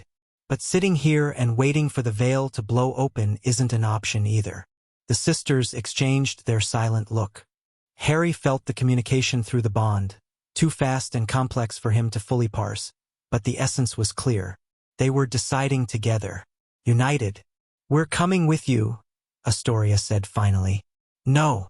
That wasn't a request. She stepped forward, met his eyes directly. You bound us to you, Harry Potter. You made us yours. That means we face things together. All of us. The veil could kill you. Hell, it could do worse than kill you. We don't know what happens if. Then we find out together. Daphne's voice was quiet but firm. That's what this is. Isn't it? A covenant. Partnership. If you go alone and don't come back, what happens to us? To the binding. Harry hadn't thought about that. What would happen to them if he died now, truly died? Would they die too? Would they be left bound to nothing? Their souls owned by a dead man? I don't know, he admitted. Neither do we. So we stay together. Whatever happens. He wanted to argue. Wanted to lock them in the manor and go alone. Take all the risk himself. But he could feel their determination through the bond, absolute and unshakable. They wouldn't let him go alone. And trying to force them would break something between them that he was only beginning to understand. Together, he agreed finally. But you follow my lead. If I tell you to run, you run. Within reason, Daphne amended. I'll accept that. Astoria grinned. Look at us, negotiating like proper partners. Maybe there's hope for this arrangement after all. They spent the rest of the night preparing. Daphne pulled out maps of the ministry, old and new, comparing layouts to identify the likely location of Justin's tunnel. Astoria researched the veil itself, what was known about it, what was theorized, what was pure speculation. Harry practiced controlling his power, letting it out in controlled bursts, learning its limits and capabilities. Around midnight, Daphne made a discovery. The binding ritual, she said, looking up from her research with wide eyes. The one from the auction book. There's a partial version. One that doesn't require death. What does it require? Blood. Freely given from all parties. And proximity to a threshold, a boundary between states of being. Her voice caught. Like the veil. Harry went very still. You want to do the ritual at the veil? I want to be prepared. If we're going there anyway, if we're going to face whatever Grimsby's awakening. Having access to your power could make the difference between success and failure. Or it could make the difference between life and death. We don't know what that ritual will do. We don't know what any of this will do. Daphne's mask was gone entirely now, replaced by something raw and desperate. Harry, I've spent my entire life protecting my sister, and for most of it, I've been failing. Watching her die slowly year by year. You gave us hope. You gave us a chance. Let us take it. Let us fight beside you, not behind you. Harry felt Astoria's agreement through the bond, fierce and unwavering. They meant this. They were willing to risk everything. And honestly, so was he. All right, he said. We try the ritual. But at the first sign that something's going wrong, we stop. Agreed. Astoria whooped with excitement. Daphne smiled. Actually smiled. And Harry realized he'd never seen her do that before. Not genuinely. It transformed her face, made her look younger, brighter, alive. Get some sleep, he said, suddenly aware of how tired they all were. Tomorrow's going to be a long day. The next day passed in a blur of final preparations. Daphne prepared the ritual components, silver daggers, vials for blood, of the ceremony transcribed from the auction book. Astoria practiced combat spells, her movements sharp despite the lingering weakness from her curse. Harry reached out through the bond, testing its limits, seeing how far he could push information without physical contact. By evening, they were as ready as they were going to be. The entrance to the access tunnel was in a forgotten corner of London, hidden behind a condemned building scheduled for demolition. Justin's napkin had included precise coordinates, and the location matched what Daphne had found in the old Ministry construction records. They arrived separately, Harry first, then the sisters a few minutes later, operating to nearby locations and walking the final distance. Unnecessary caution, probably, but caution had kept them alive this long. The tunnel entrance looked like nothing special. A rusted metal door set into concrete, covered in graffiti and pigeon droppings. But when Harry placed his hand against it, he felt the wards humming beneath the surface. Old magic, Daphne observed. Keyed to Ministry employees, probably, but degraded over time. I can break it. Do it. She worked in silence, wand tracing careful patterns against the door. The wards resisted, then flickered, then died with a sound like breaking glass. The door swung open. Beyond was darkness. Well, Astoria said brightly, this isn't ominous at all. They entered. The tunnel was narrow and damp, clearly unused for decades. Their lit wands cast dancing shadows on rough stone walls. Harry led the way, feeling the bond stretch behind him like a lifeline. How far? He asked quietly. According to the records, almost a mile. It comes out in the sub-basement, 3 levels below the main floor. They walked in silence. The only sounds were their footsteps and the distant drip of water. Harry kept his senses extended, searching for any hint of surveillance or traps, but found nothing. Either Justin's information was good, or they were walking into an ambush too sophisticated to detect. Neither option was particularly comforting. After 20 minutes, the tunnel began to slope upward. Stairs appeared, cut into the stone, spiraling toward some distant surface. They climbed. At the top was another door, this one heavier, reinforced with spells that made Harry's teeth ache. Daphne examined it, frowning. Newer wards, much newer. This was added in the last few months. Can you break it? Maybe. It'll take time, and it'll definitely trigger an alarm somewhere. Harry considered their options. Through the bond, he felt the sisters' tension, their readiness for whatever came next. I have a better idea, he said. He placed his hand against the door and let his power flow. The wards didn't break. They simply stopped, ceased to exist as if they'd never been there at all. The door, suddenly unprotected, swung open at his touch. Astoria let out a low whistle. "That's handy. Death unmakes things," Harry said. "Even magic." Beyond the door was a corridor, white walls, bright lights, the sterile aesthetic of a government facility. They were in.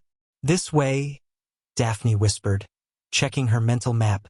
"The veil room is at the center of the department, 3 levels down." They moved quickly and quietly, wands ready, senses alert. The corridor was empty, but Harry could feel presences elsewhere. Minds working, hearts beating, lives going about their business. Friday night skeleton crew, just like Justin had said. 2 levels down, they encountered their first obstacle. A guard sat at a security checkpoint, reading a newspaper with obvious boredom. He didn't look up as they approached, clearly not expecting visitors from this direction. Harry hit him with a silent stunner before he could react. The man slumped over his desk, newspaper fluttering to the floor. "Neat," Astoria commented. "Quiet." They passed the checkpoint and continued down. The department grew stranger as they descended.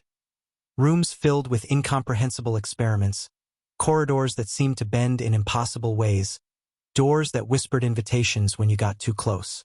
And then they reached it. The veil room. It was exactly as Harry remembered from 5th year, vast, circular, dominated by the stone arch in its center. The veil itself hung motionless, that tattered black curtain that concealed whatever lay beyond. But something was different. Something was wrong. The whispers were louder now.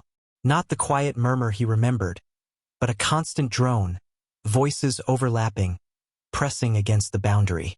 And the veil itself was moving, rippling, straining outward like something trying to break through. "Merlin," Daphne breathed. Around the room, equipment had been set up. Machines Harry didn't recognize. Runes carved into the stone floor, arcane devices pulsing with barely contained energy. This was Grimsby's work. This was what Justin had described. "We need to stop this," Harry said. "Now." The ritual first. Daphne was already moving, pulling out the silver daggers, the vials. "If we're going to face whatever's coming, we need to be ready." Harry wanted to argue, but she was right. They'd planned for this, prepared for this. "Fast," he agreed. They formed a triangle around the veil, each standing at one of the ritual positions marked by Grimsby's runes. The irony wasn't lost on Harry, using the enemy's preparations for their own purposes. Daphne began the incantation. Her voice was steady, the Latin words falling from her lips with practiced precision. Astoria joined in, their voices harmonizing, and Harry felt the bond between them surge with power.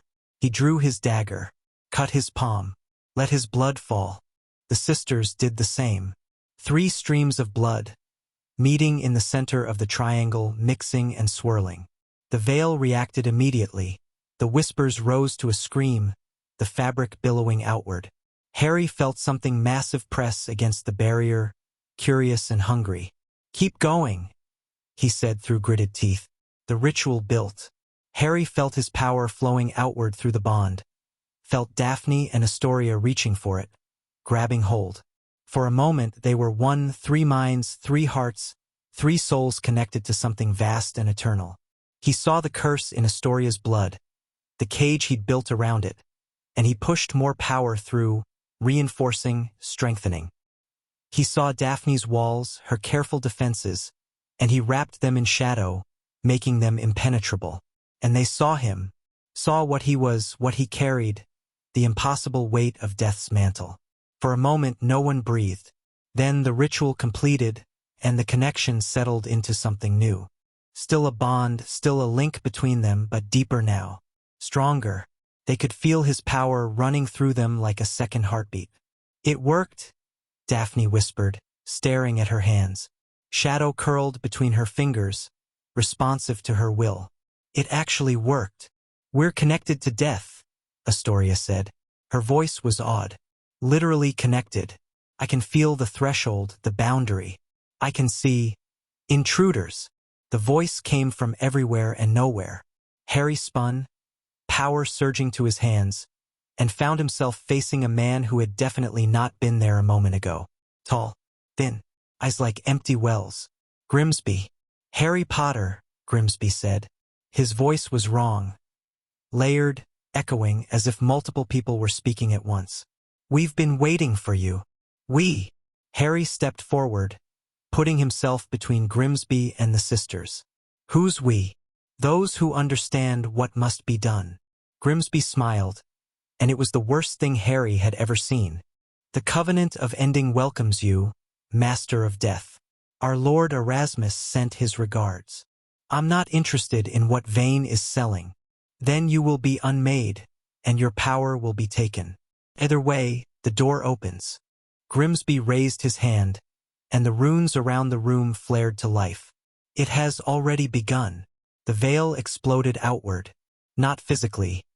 The arch stayed where it was, but something poured through it, a wave of darkness and cold and screaming voices. Harry felt it crash against him, felt it try to pull him under. He pushed back. The power of the Master of Death rose up, meeting the onslaught, holding the line. Harry became a wall, a barrier, the only thing standing between the endless void and the world of the living. Behind him, he felt Daphne and Astoria add their strength to his. The completed ritual bound them together, and what they had, he had. What he carried, they carried. Together, they pushed. Grimsby's expression flickered, the first sign of uncertainty Harry had seen. Impossible. You can't. Wrong. Harry stepped forward, and reality bent around him. The darkness recoiled. The voices faltered. The veil, that tattered curtain between worlds, began to settle back into place. Grimsby tried to run. Harry didn't let him. The shadows caught him, wrapped around him, held him in place. Harry approached slowly, deliberately, letting the man see exactly what he was facing. Tell Vane something for me, Harry said quietly. The door stays closed. Today, tomorrow, forever. I am the Master of Death, and nothing crosses without my permission. Nothing. He released Grimsby. The man scrambled back, terror naked on his face. And then he was gone. Apparat fled, vanished into whatever hole the Covenant used to hide. The veil hung still and silent. Harry let out a breath he hadn't realized he was holding. Well, Astoria said shakily. That was something. Is everyone all right? Harry turned, scanning both sisters for injuries. The ritual, the attack. We're fine. Daphne was pale but steady. Better than fine. Harry, what you did just now, holding back that entire assault. I felt it through the bond. That should have been impossible. I had help. You had us. And we had you. She met his eyes, and for a moment, the barriers between them dissolved entirely. This is what the ritual was supposed to do. Make us stronger together than we could ever be apart. It worked, Harry agreed. But this isn't over. Grimsby escaped, which means Vane knows we're onto them. They'll regroup, try something else. Let them try. Astoria's voice was fierce, her eyes bright with borrowed power. We can take them. Together.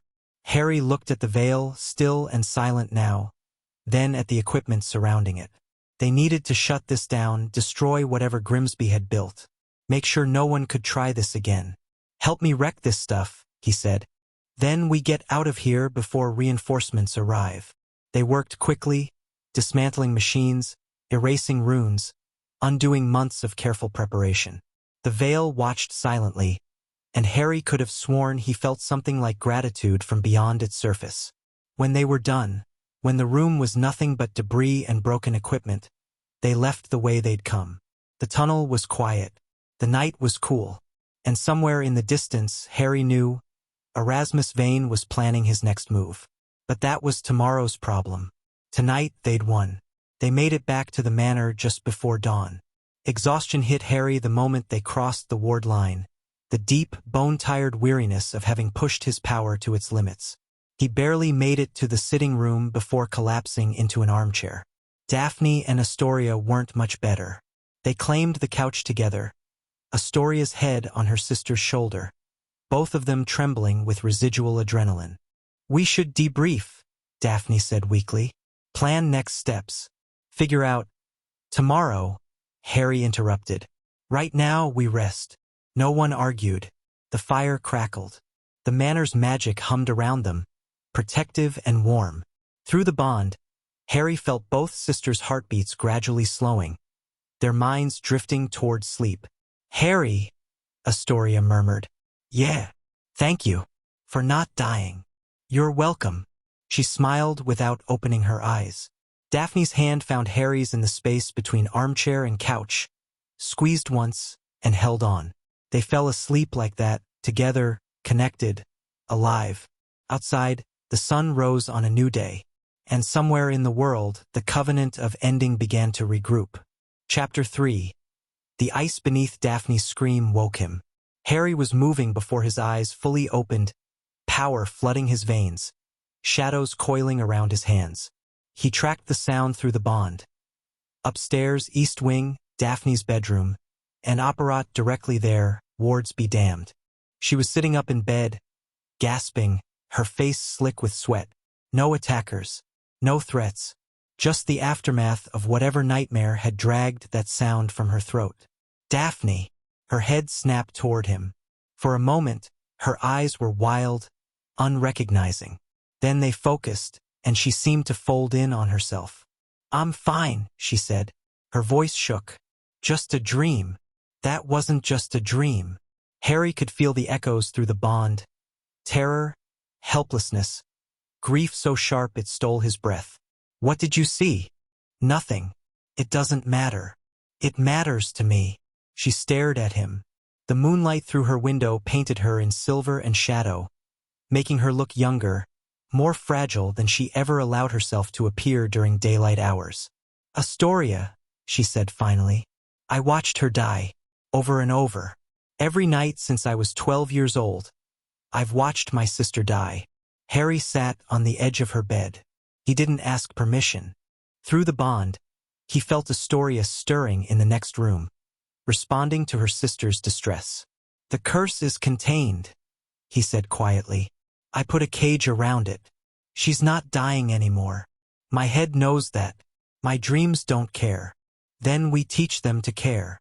Daphne laughed, bitter and broken. How? How do you unlearn 12 years of preparing for the worst? Of knowing that no matter what you do, no matter how hard you fight, you're going to lose the person you love most. I don't know, but you're not alone in it anymore. The door opened.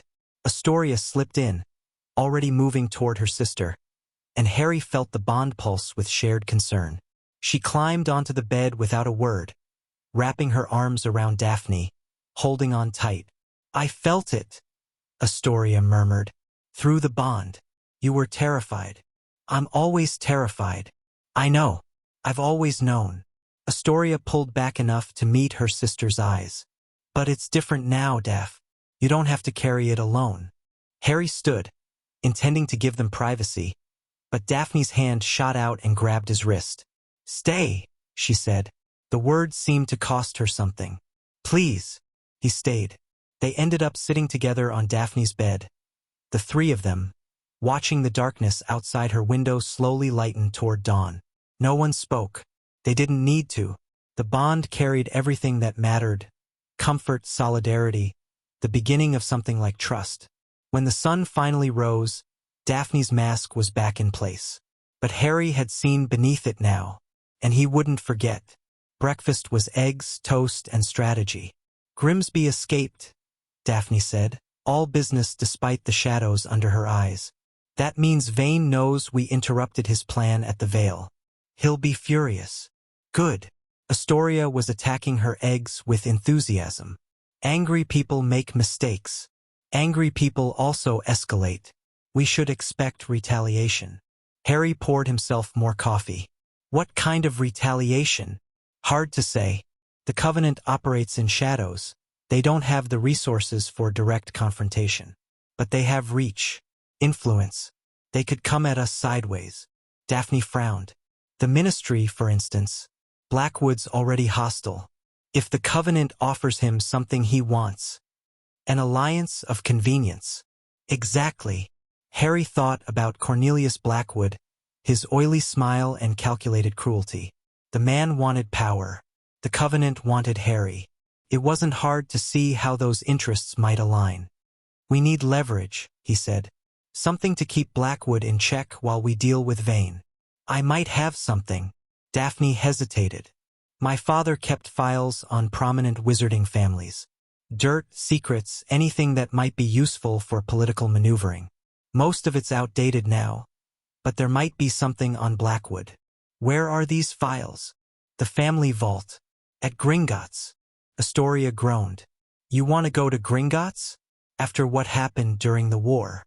"Harry robbed the place on a dragon," Daphne pointed out. "I doubt they've forgotten." "I didn't rob it," Harry protested. "I liberated a Horcrux. There's a difference. Try explaining that difference to the goblins." He had to admit she had a point. His relationship with Gringotts had never recovered from the Lestrange Vault incident. Showing up there now would be complicated. "Can you go without me?" Daphne shook her head.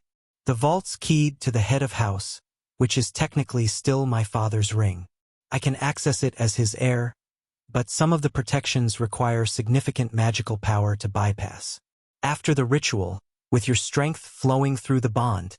She trailed off. "I'd rather have you there." "All right. When?" "Today. The sooner we have leverage, the better." Diagon Alley was crowded for a Saturday morning. Harry walked between the sisters, hood up, trying to look like just another wizard out for shopping. It worked about as well as he'd expected, which was to say, not at all. People stared. People whispered. One small child pointed and shouted, "Mummy, look, it's Harry Potter," before being hastily shushed. "So much for keeping a low profile," Astoria muttered. "Just keep moving." Gringotts loomed at the end of the alley, white marble and bronze doors, as imposing as ever. Harry felt a familiar unease as they approached.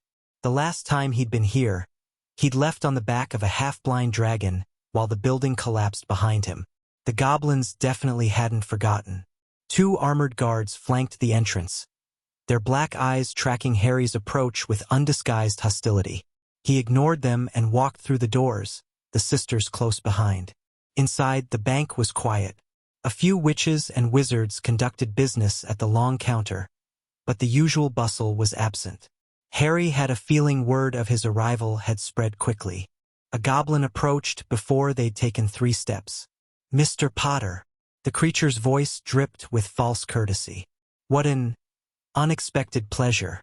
How may Gringotts serve you today?" "We're here to access the Greengrass vault." The goblin's eyes flicked to Daphne, assessed her for a moment, then returned to Harry. "The Greengrass vault is a matter for the Greengrass family." "Why would you be involved?" "Because she asked me to be."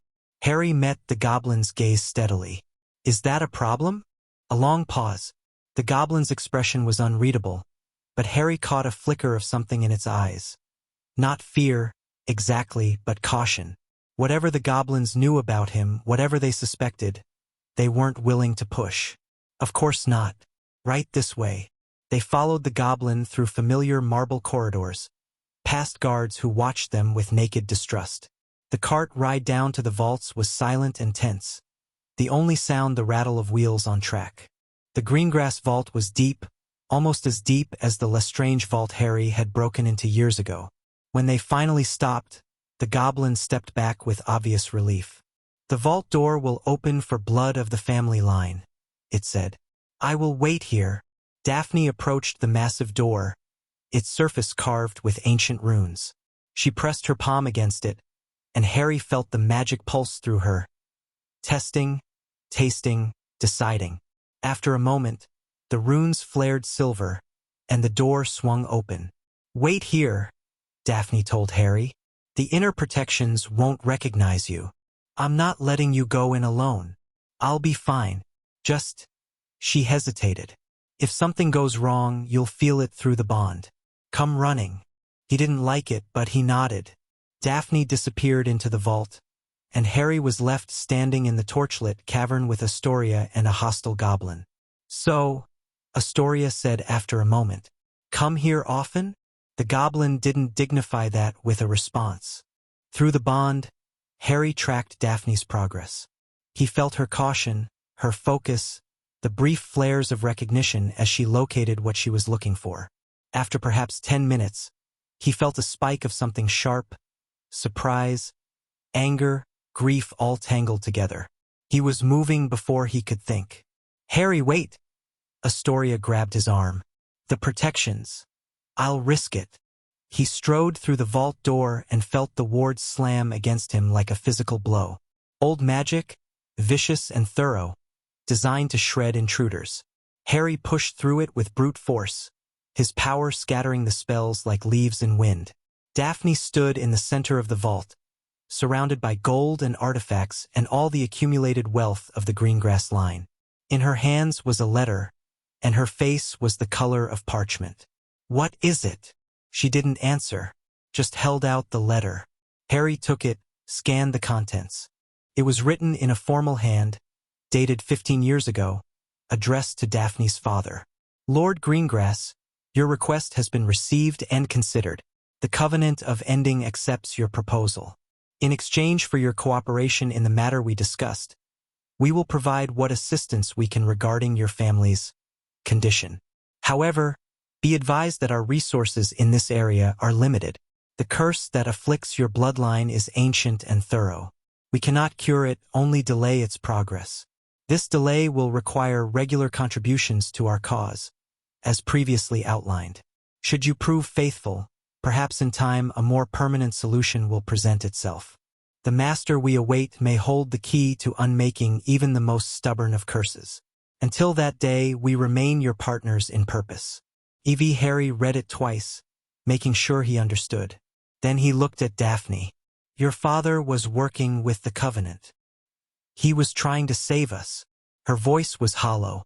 All those years, all his political maneuvering, his neutrality during the wars, it wasn't principle. It was payment. He was paying them to buy Astoria time. What contributions? I don't know. Information, probably. Access to influential people. My father knew everyone worth knowing. She laughed, a terrible sound. He sold pieces of our family's honor for extra years on my sister's life. And it still wasn't enough. Harry set the letter down carefully. This doesn't change anything, doesn't it? My family has been compromised, connected to the people trying to kill you. If this got out, it won't get out.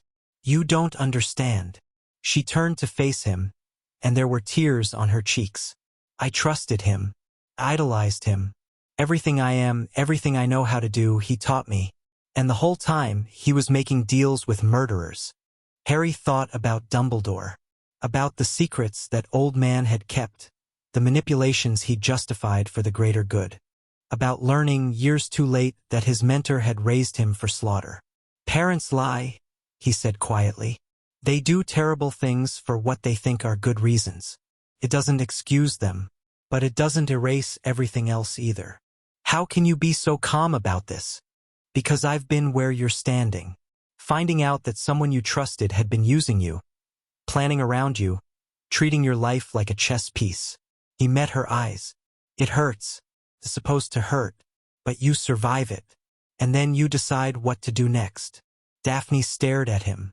Through the bond, he felt her anger and grief shifting, making room for something else. Understanding, maybe, connection. What did you do? She asked. When you found out? I kept going, used what I'd learned, fought my own battles, made my own choices. Dumbledore was wrong about a lot of things, but he was right about some things too. I took what was useful and left the rest behind. Is that what I'm supposed to do? Take what's useful. You're supposed to do whatever you need to do. There's no right answer here, Daphne. Just the one you can live with. She was quiet for a long moment. Then she bent, picked up the letter, and tucked it into her robes. There's more, she said. More letters, more records. My father kept everything. If he had leverage on Blackwood, it's in here somewhere. Then we keep looking. They searched the vault together, methodical and focused. The bond made it easier. Harry could sense what Daphne was feeling, could offer comfort without words when the contents of a particular drawer hit too hard. After an hour, they found it. A thick folder, stuffed with documents, labeled simply C. Blackwood Acquisition. Daphne flipped through it, her expression shifting from grief to something harder. Bribes. Blackmail. Evidence of dark artifact trafficking during the First War. And, she stopped, eyes widening. He's connected to 3 unsolved disappearances. Ministry workers who got too close to something they shouldn't have. Murder. Maybe. There's enough here to warrant an investigation, at minimum. She closed the folder. This is what we needed. Enough to make Blackwood think twice about moving against us. Good. Let's get out of here. They gathered everything useful, the Blackwood files, the Covenant correspondence, a few other items Daphne thought might prove relevant. The goblin waiting outside watched them emerge with poorly disguised curiosity. Find what you were looking for? It asked. Yes, Daphne said shortly. We're finished. The cart ride back was silent. Harry could feel Daphne processing, working through the implications of what they'd learned. Astoria, sensing her sister's distress through the bond, kept shooting worried glances but didn't push. They emerged into sunlight and crowds, and Harry felt the familiar prickle of being watched. He scanned the alley, searching for threats. Found one. The gray-haired man from the auction stood across the street, making no attempt to hide. He was watching them openly, a small smile playing around his lips. Don't react, Harry murmured. Covenant Observer, 11 o'clock. Daphne's hand drifted toward her wand. Should we? No. He wants a reaction. We don't give him one. They walked away without looking back. Harry kept his senses extended, tracking the man's attention, but he didn't follow. Just watched. Waited. Sending a message. We know where you are. We're always watching. Charming, Astoria said once they'd apparat back to the manor. I feel so comforted knowing ancient death cultists are stalking us. They're trying to intimidate us, Harry said. Pressure us into making mistakes. Is it working? He thought about what they'd found. About Daphne's father's deals. About the leverage they now had on Blackwood. About the Covenant's long game, decades in the making. No, he said. It's not. That evening, Harry found Daphne in the manor's library. She was curled in a chair by the window, watching the sunset paint the grounds in orange and gold. The Covenant letters were spread on the table beside her, but she wasn't reading them, just staring. Hey, he said quietly. Hey. He sat in the chair across from her. For a while, neither of them spoke. I keep thinking about what he must have felt, Daphne said eventually. My father. Watching Astoria get weaker year after year. Knowing there was nothing he could do. She paused. I understand why he made those deals. I hate that I understand, but I do. Understanding isn't approval. No, but it's close enough to hurt. Harry leaned forward. Your father made choices that compromised your family. That's on him. But what you do with that information, that's on you. You can let it define you, or you can use it to become something different. You sound very wise. I've had a lot of practice being disappointed by father figures. She laughed, surprised, and the sound loosened something in Harry's chest. He'd been worried about her all afternoon, feeling her pain through the bond, wanting to help but not knowing how. The letters mention a contribution schedule, she said, sobering. Regular payments of some kind. The last entry is dated 4 years ago, just before my father died. What happened 4 years ago? I don't know. But if my father stopped paying. She trailed off. The Covenant might have had something to do with his death. Harry went cold. You think they killed him? I think he died suddenly and unexpectedly with no clear cause. The healers called it natural failure, but my father was barely 50. He should have had decades left. Her voice hardened. If they murdered him because he stopped cooperating, then we add it to the list. What list? The list of reasons we're going to destroy them. Daphne looked at him. Really looked, searching his face for something. Whatever she found seemed to satisfy her, because she nodded slowly. Together. Together. The bond pulsed between them, warmer than before. The next week was tense. Harry expected an attack. Expected the Covenant to make their move, to retaliate for the Department of Mysteries. Instead, there was nothing. No assassins, no curses, no mysterious accidents. Just silence. It was worse than violence. "They're waiting for something," Daphne said on the 5th day. "Building toward something. The pattern suggests. Can we maybe not analyze this to death?" Astoria interrupted. "I'm going stir-crazy sitting around here waiting for bad guys to attack. Can't we do something proactive?" "Like what?" "I don't know. Hunt them? Find their base and burn it down." Harry had been thinking along similar lines. The problem was, they didn't know where the Covenant operated from. Erasmus Vane could be anywhere. "We need more information," he said. "The letters your father kept, they have to come from somewhere. Is there any way to trace them?" Daphne frowned. "Standard magical letters don't leave much trace. But if the Covenant was paranoid enough to use special protections, they would be paranoid," Astoria said. "Death cult, remember? Not exactly the trusting type. Then the protections themselves might be traceable. Unique magical signatures, rare materials, something that narrows down where they came from." Harry pulled one of the letters from the stack. The parchment felt strange under his fingers, older than it should be, heavier. He let his power flow through it, examining its composition the way he'd learned to examine magic itself. "There's something here," he said slowly. "Not a trace exactly. More like an echo. The magic used to write this came from somewhere specific. Somewhere with a lot of death energy. Can you follow it?" "Maybe." He closed his eyes, reaching deeper. The echo was faint but distinct. A thread of darkness leading away from the letter, stretching into the distance. "It's far. And it's hidden. But I can feel it. Where does it lead?" Harry opened his eyes. "Scotland. The Highlands, I think. There's something old there. Something connected to death." Daphne was already moving, pulling maps from the library shelves. "The Highlands are vast. Can you narrow it down?" "Not from here. I'd need to get closer. Then we go to Scotland." "We? If you think I'm letting you hunt death cultists alone." "Both of us," Astoria cut in. "We're both going. That's the whole point of the bond, remember? Together." Harry wanted to argue. The cautious part of him knew that bringing the sisters into a potential Covenant stronghold was dangerous beyond measure. But the bond made it clear they wouldn't accept being left behind. And truthfully, he didn't want to leave them. "All right," he said. "We go together. But we scout first. No engaging until we know what we're dealing with." "Agreed. And if things go wrong, we run," Daphne finished. "Yes, Harry, we understand. You're very protective. It's almost endearing." Astoria snorted. Harry felt heat rise to his face and chose to ignore it. "Tomorrow morning," he said. "Get some rest tonight. They operate to Inverness at dawn." The city was cold and gray, wrapped in morning mist that reminded Harry uncomfortably of the threshold between life and death. He pulled his cloak tighter and focused on the echo he'd felt from the letters. It was stronger here, clearer, a dark thread pulling him north.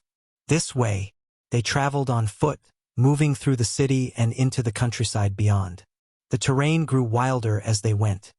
Rolling hills giving way to craggy mountains, sparse vegetation fighting for purchase in rocky soil. The magic in the air changed too, becoming older, heavier with accumulated power. "Old ley lines," Daphne murmured. "This whole region is saturated with ambient magic. A perfect place to hide something." The thread led them deeper into the highlands, through valleys and over ridges, until they reached a place where the land itself seemed to recoil. A dead zone. Nothing grew here.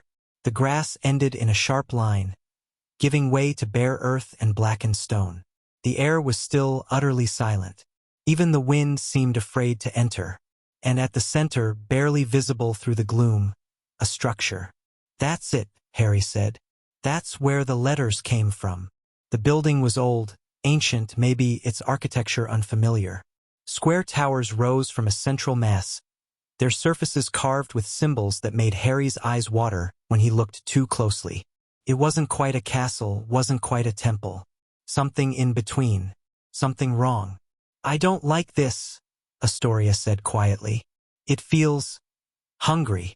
It's connected to death, Harry explained. Not like I am. This is something older, something that was here before the Hallows were made. A place where the boundary between worlds is naturally thin. And the Covenant built their headquarters here. Or found it. Hard to say which. They observed from a distance, hidden in the rocks at the edge of the dead zone. Harry counted guards, 3 visible, probably more inside. The defenses were substantial, wards layered over wards, enough magical protection to stop a small army. Getting in there won't be easy, Daphne said. No, but it's possible. Harry studied the structure, looking for weaknesses. The wards are focused outward, designed to stop assault. They might not be as strong from other directions. Other directions like what? Like below. Or above. Or, he paused, a thought forming. Or from the threshold itself. You want to go through death to get inside. I want to consider it as an option. The building's connected to the boundary. If I could step across, move through the space between, then step back. That sounds incredibly dangerous. Most things involving death are. Astoria had been quiet, staring at the structure with an unreadable expression. Now she spoke. There's someone coming. Harry followed her gaze. A figure was approaching the building from the north. A woman in dark robes, moving with purpose. As they watched, she passed through the wards without pausing, entering through the main door. Covenant member, Harry guessed. Or a servant. Hard to tell from here. Daphne was frowning. We should go. We've learned what we came to learn. Not everything. Enough for now. We know where they are. We can plan a proper assault. Gather resources, prepare. Someone's coming out. 2 figures emerged from the building. One was the woman who'd just entered. The other was Erasmus Vane. Even at this distance, Harry recognized him. The silver hair, the cold bearing, the sense of barely contained menace. Vane was speaking to the woman, gesturing toward the south, his movements sharp and impatient. Then he stopped, turned, looked directly at where Harry was hiding. Their eyes met across the dead zone. He knows we're here, Harry said. Run, Astoria asked. Run. They apparat or tried to. The wards flared, blocking their exit. Harry grabbed both sisters' hands and pulled them with him as he threw himself sideways into the threshold. The world went gray. They were in the space Harry had visited before, the boundary between life and death. The sisters gasped, clinging to him. Their borrowed power the only thing keeping them present in this formless realm. Where? Daphne stammered. Keep moving. We need distance. Harry ran through the gray, pulling them with him. He could feel Vane's attention like a weight, could sense the old man reaching toward them across the boundary. Master, Death whispered from somewhere close. He pursues. I know. Then show him what it means to challenge you in my domain. Harry stopped, turned, let the power rise. Vane appeared in the gray, striding toward them with purpose. His form was sharper here than it should be, more real, more solid. Whatever he'd done to himself, whatever deal he'd made, had given him access to this place. Harry Potter, Vane said. His voice echoed strangely. I warned you. Join us or be destroyed. Third option, Harry replied. I destroy you instead. He attacked. The battle in the threshold was unlike anything Harry had experienced. Magic worked differently here. Spells didn't so much cast as become raw will given form by the substance of the boundary. Harry threw everything he had at Vane, shadows and silence and the cold weight of endings. Vane met him blow for blow. The old man was strong, far stronger than any normal wizard. His magic tasted of death. Not borrowed, like Harry's, but stolen, wrenched from countless endings over decades of practice. You're an amateur, Vane snarled, playing with forces you don't understand. I've spent 70 years preparing for this moment. Then you should have prepared better. Harry reached deeper, past his own power, into the bond that connected him to Daphne and Astoria. He felt them respond, their strength flowing into him, augmenting his own. Together they pushed. Vane staggered.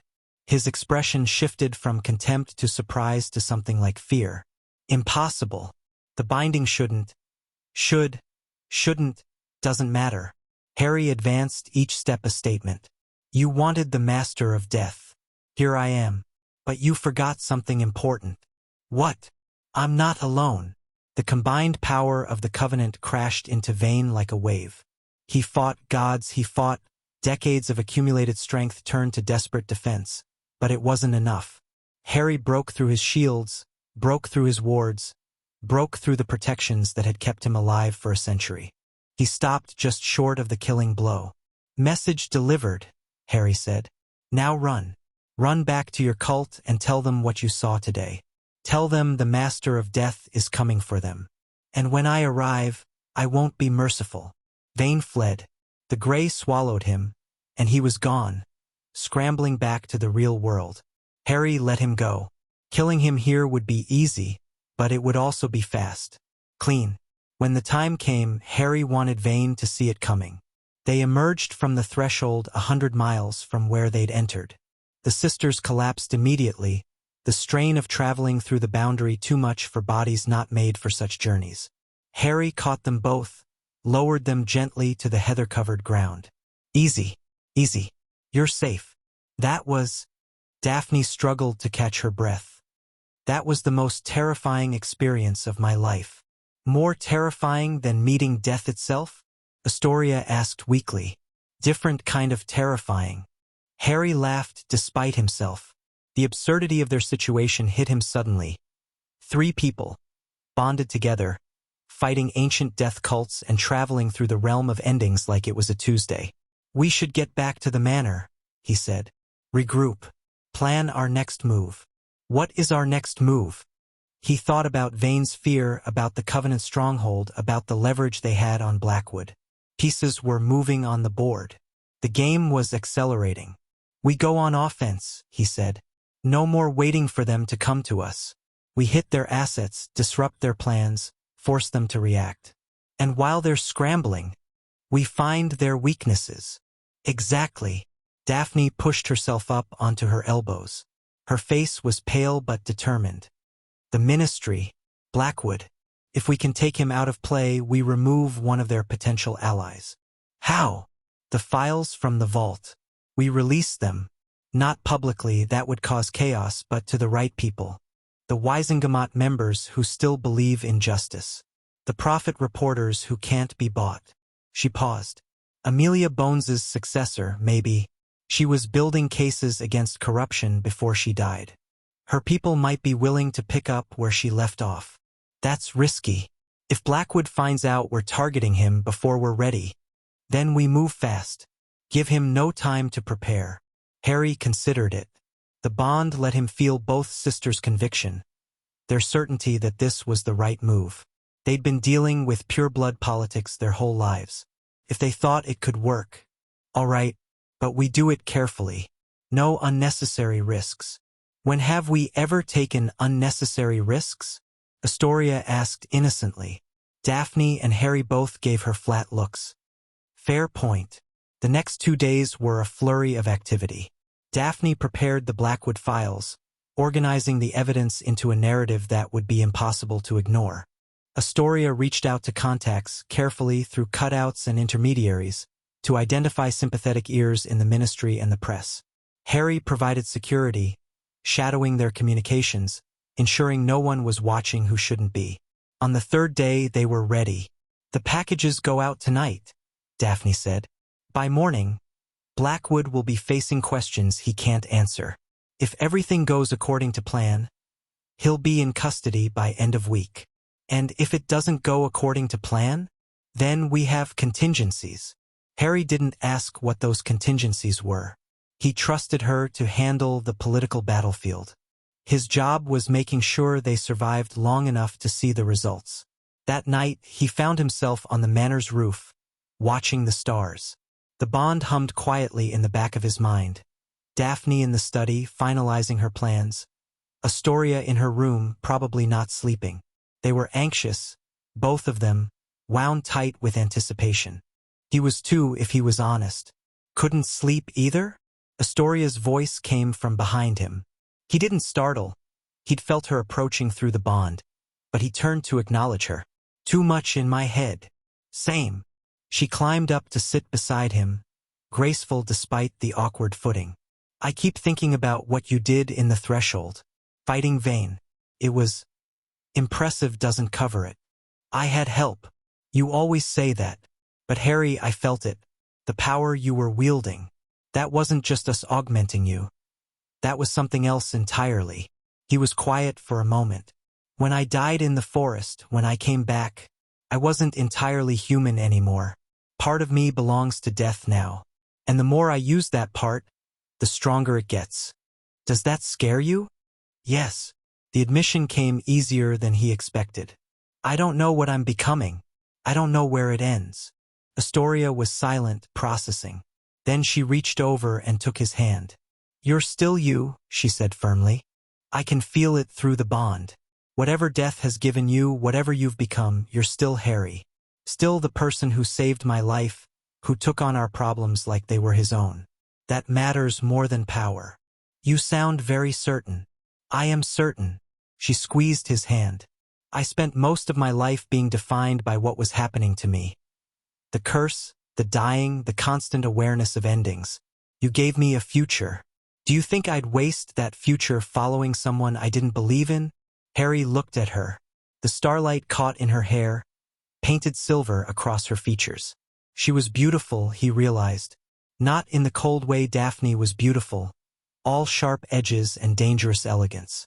Astoria's beauty was warmer, softer, the kind that made you want to smile. You're remarkable, he said quietly. Both of you. We know. She grinned, breaking the tension. It's about time you noticed. He laughed. Actually laughed, free and genuine in a way he hadn't in longer than he could remember. There it is, Astoria said.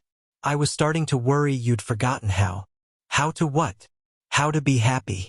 You're so serious all the time, Harry. Always carrying the weight of the world. But happiness is allowed too. Joy is allowed. We're fighting for our lives, yes, but we're also living them. Don't forget that. He squeezed her hand back. I'll try. They sat together in comfortable silence, watching the stars will overhead. The bond pulsed between them, warm and steady. Tomorrow would bring war. Tonight they had peace. The packages went out at dawn. By noon, the prophet was buzzing with carefully leaked hints of corruption in the DMLE. By evening, 3 separate Wisengamot members had called for an official investigation. By midnight, Cornelius Blackwood had been formally detained pending questioning. Daphne's plan had worked perfectly. He's not done yet, she warned when they gathered to celebrate. Blackwood has resources, allies, favors to call in. He'll fight the charges. Let him fight, Astoria said, pouring drinks. Every day he spends defending himself is a day he's not coming after us. And the Covenant? Harry asked.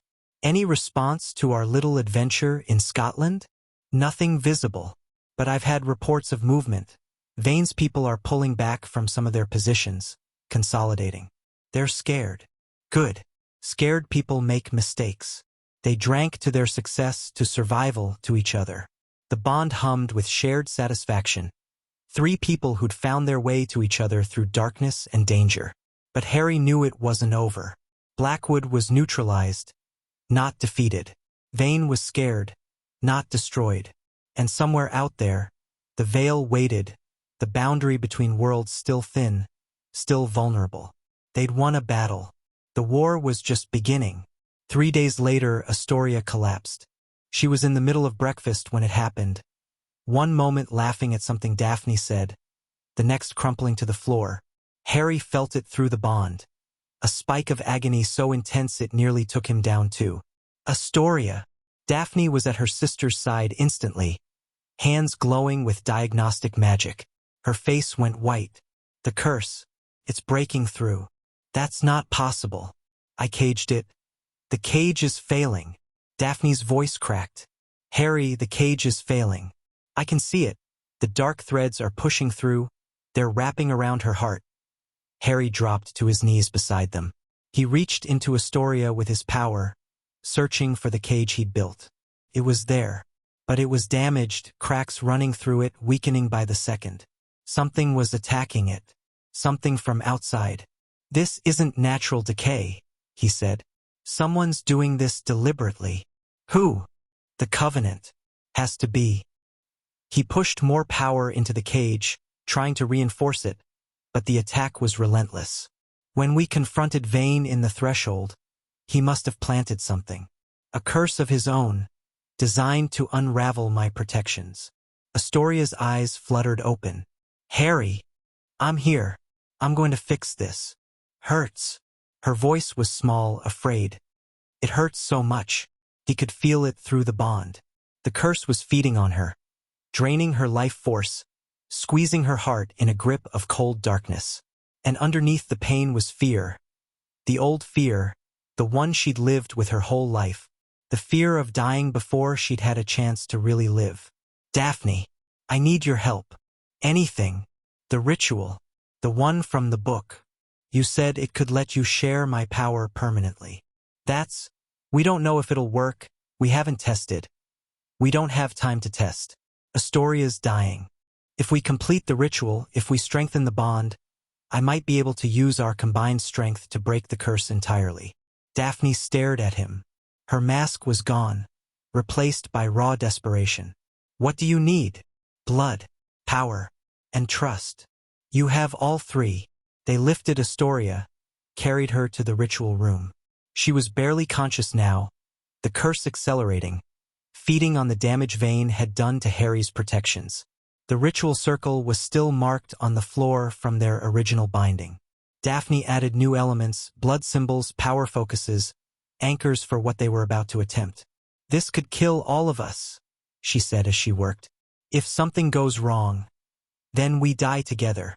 Harry met her eyes. "That's what the Covenant means, isn't it? In life and in death. We're not just allies, Daphne. We're bound. We're bound." She finished the last symbol, stood. Ready. Harry placed Astoria in the center of the circle, then took his position at one of the ritual points. Daphne took another. The third point, Astoria's point, glowed faintly, waiting. "Begin," he said.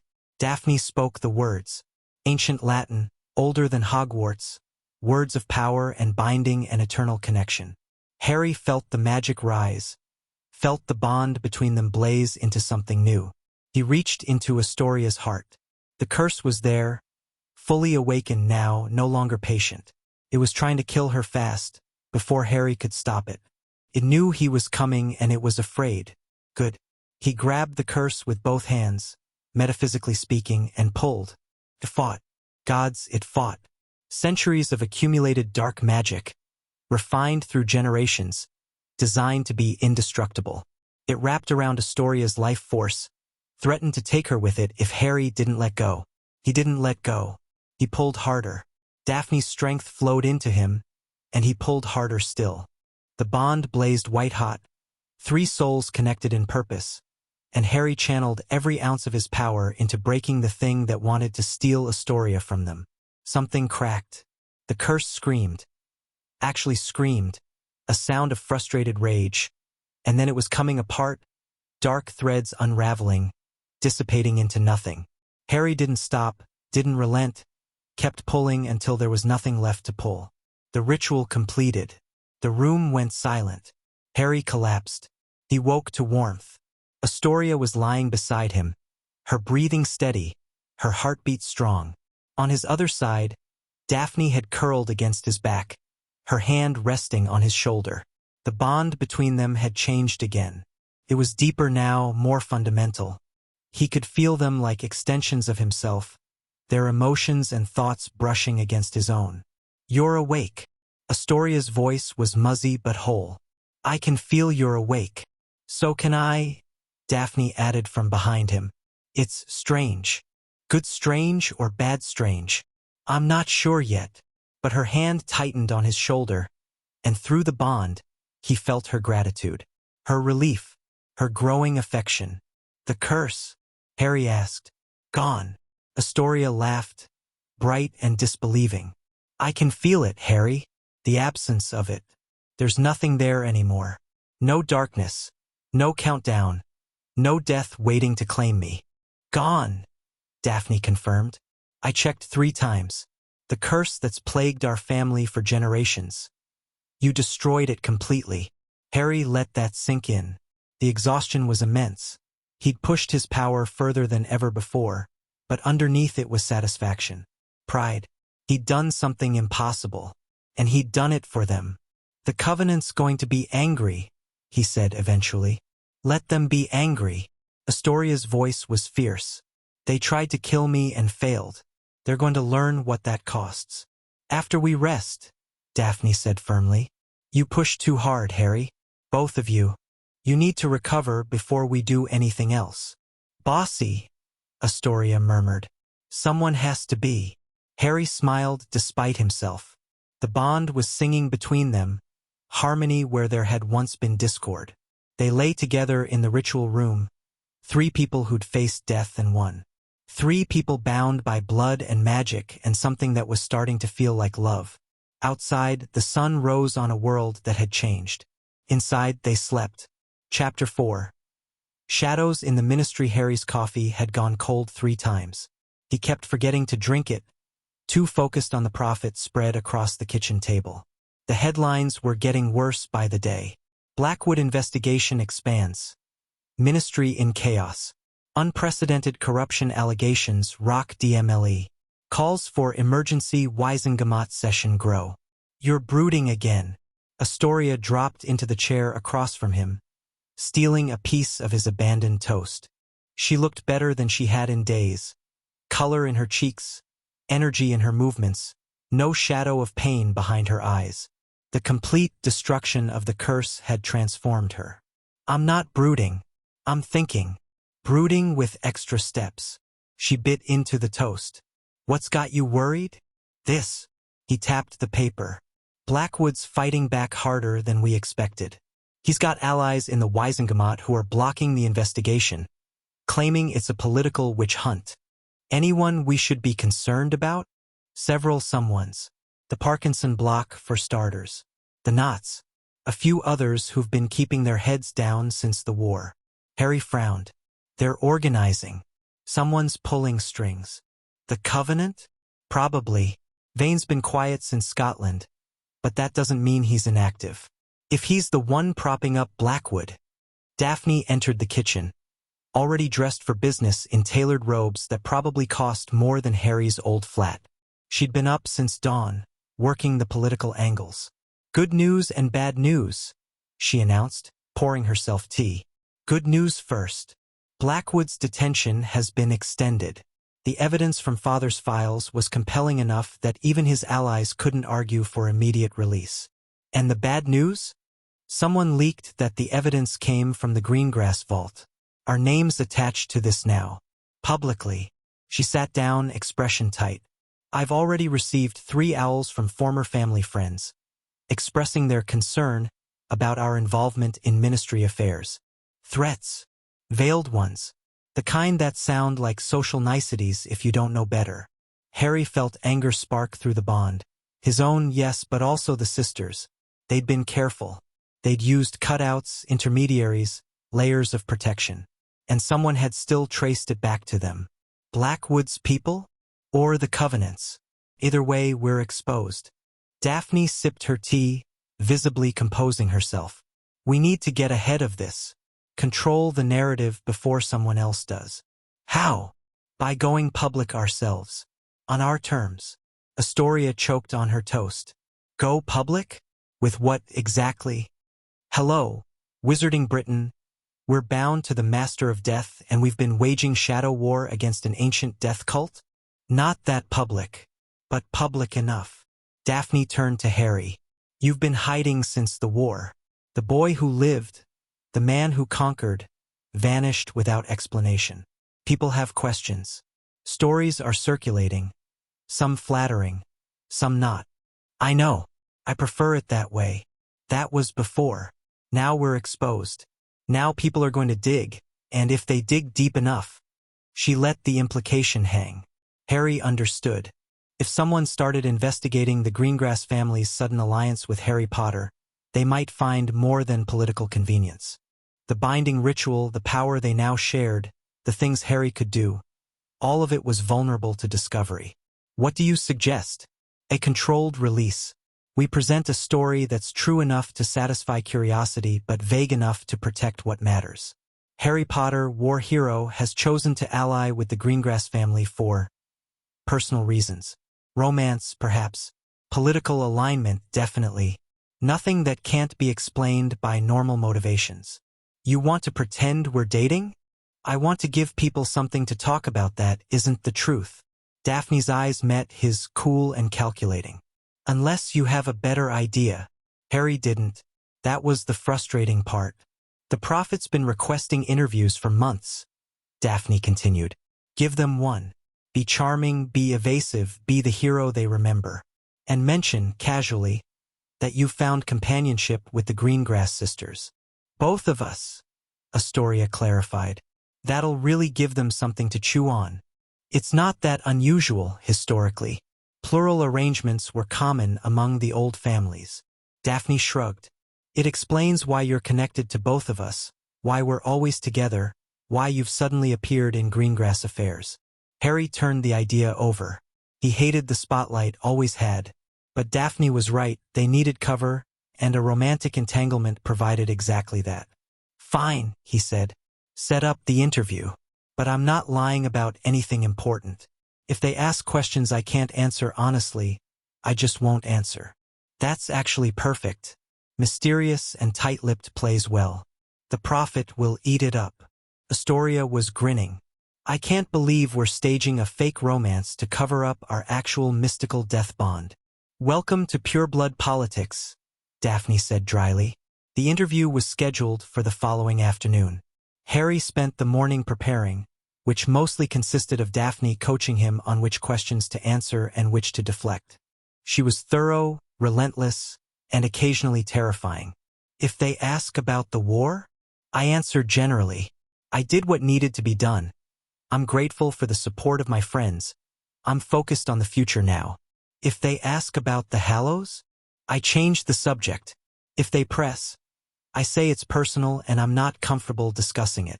If they ask about us specifically, I say I found something worth living for. Harry paused. That's actually true. Daphne's expression flickered.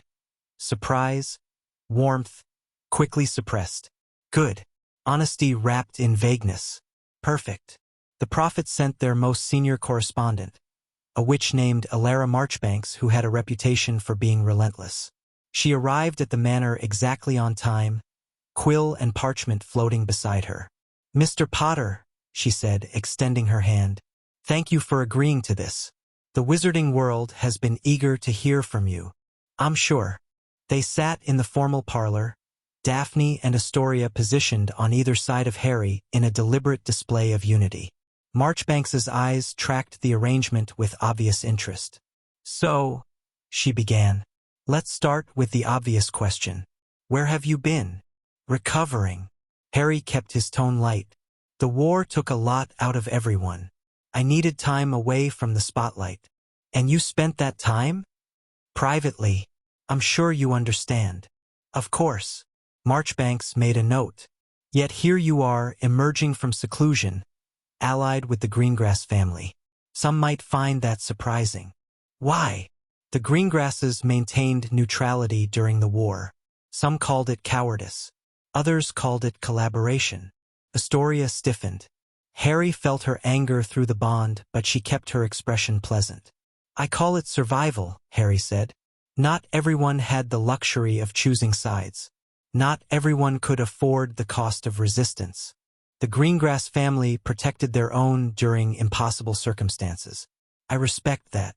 Even so, an alliance between the hero of the light and a neutral family raises questions. Political observers are speculating about motivations. Let them speculate. Is it political? An arrangement of mutual benefit. It's personal. Marchbanks leaned forward. Personal how? Harry glanced at Daphne, at Astoria.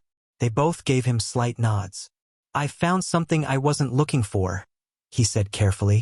"Companionship, purpose, a reason to engage with the world again instead of hiding from it." "With both sisters?"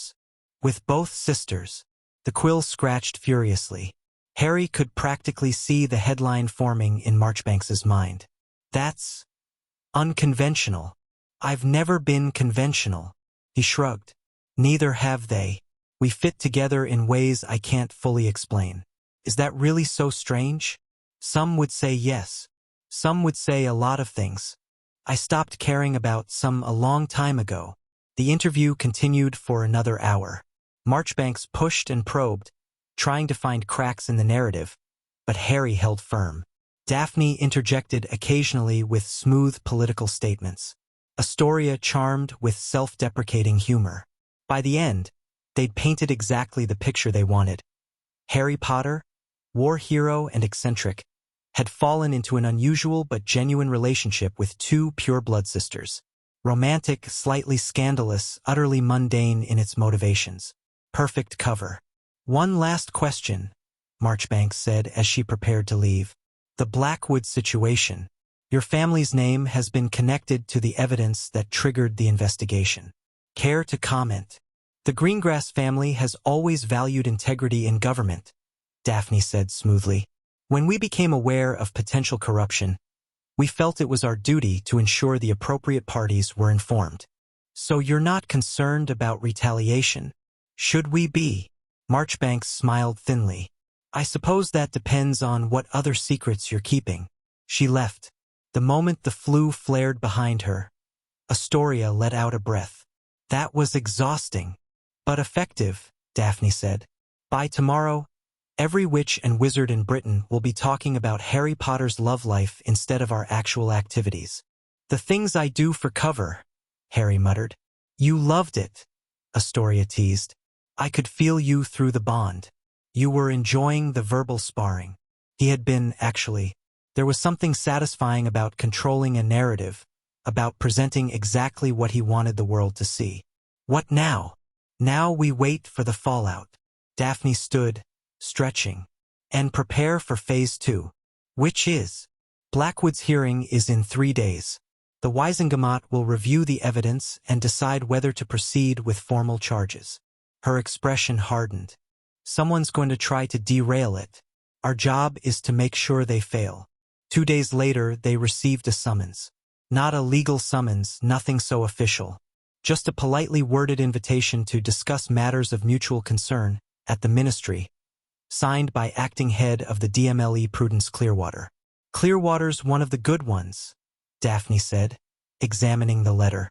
"She was Bones's protege before the war. If she's reaching out, it means she wants to coordinate, not confront. Or it's a trap. Always possible, but unlikely. Clearwater's reputation is built on integrity. She wouldn't risk it on something so obvious." Harry read the letter himself. The tone was formal but not hostile, the language careful but not evasive. Felt genuine. "All right," he said. "Let's go hear what she has to say."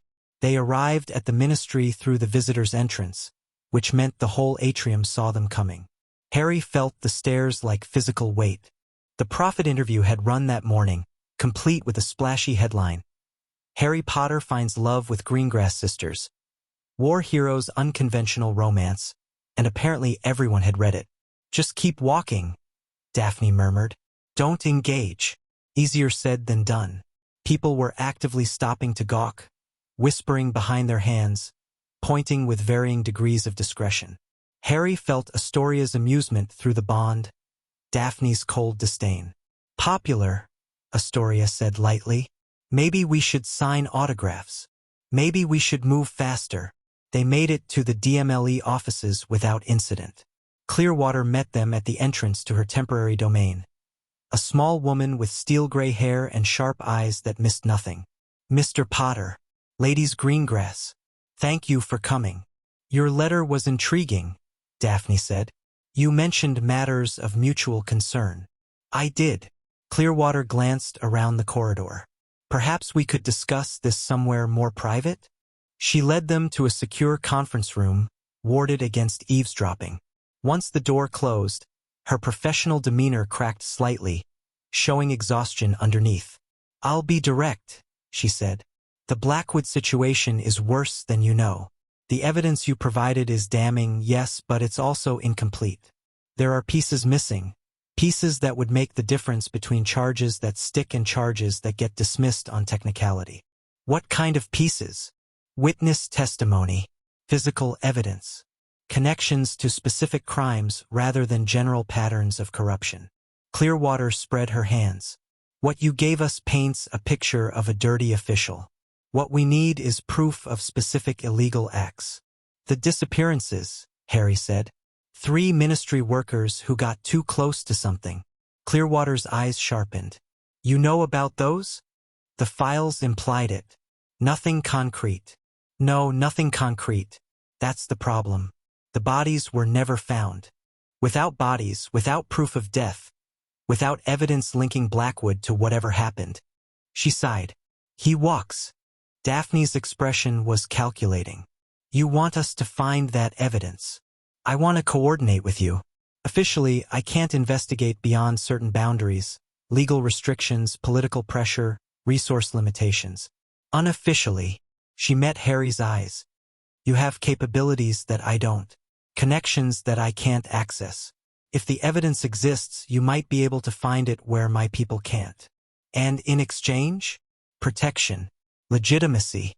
If you're working with the DMLE, anyone who moves against you is moving against the ministry itself."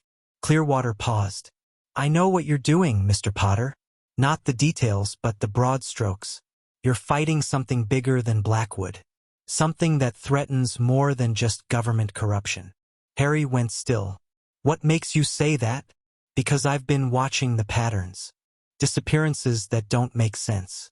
Magical disturbances in places they shouldn't occur. People who should be allies turning against each other without explanation." She leaned forward. "Something's moving in the shadows. Something old. And whatever it is, you're at the center of it." The room was very quiet. "What do you know about the Covenant of Ending?" Harry asked. Clearwater's expression flickered, recognition, quickly suppressed. "Not much. Rumors, mostly. An organization that believes in maintaining the natural order of death. They've been around for centuries, maybe longer, but they've never moved openly. They're moving now. Because of you? Because of what I am."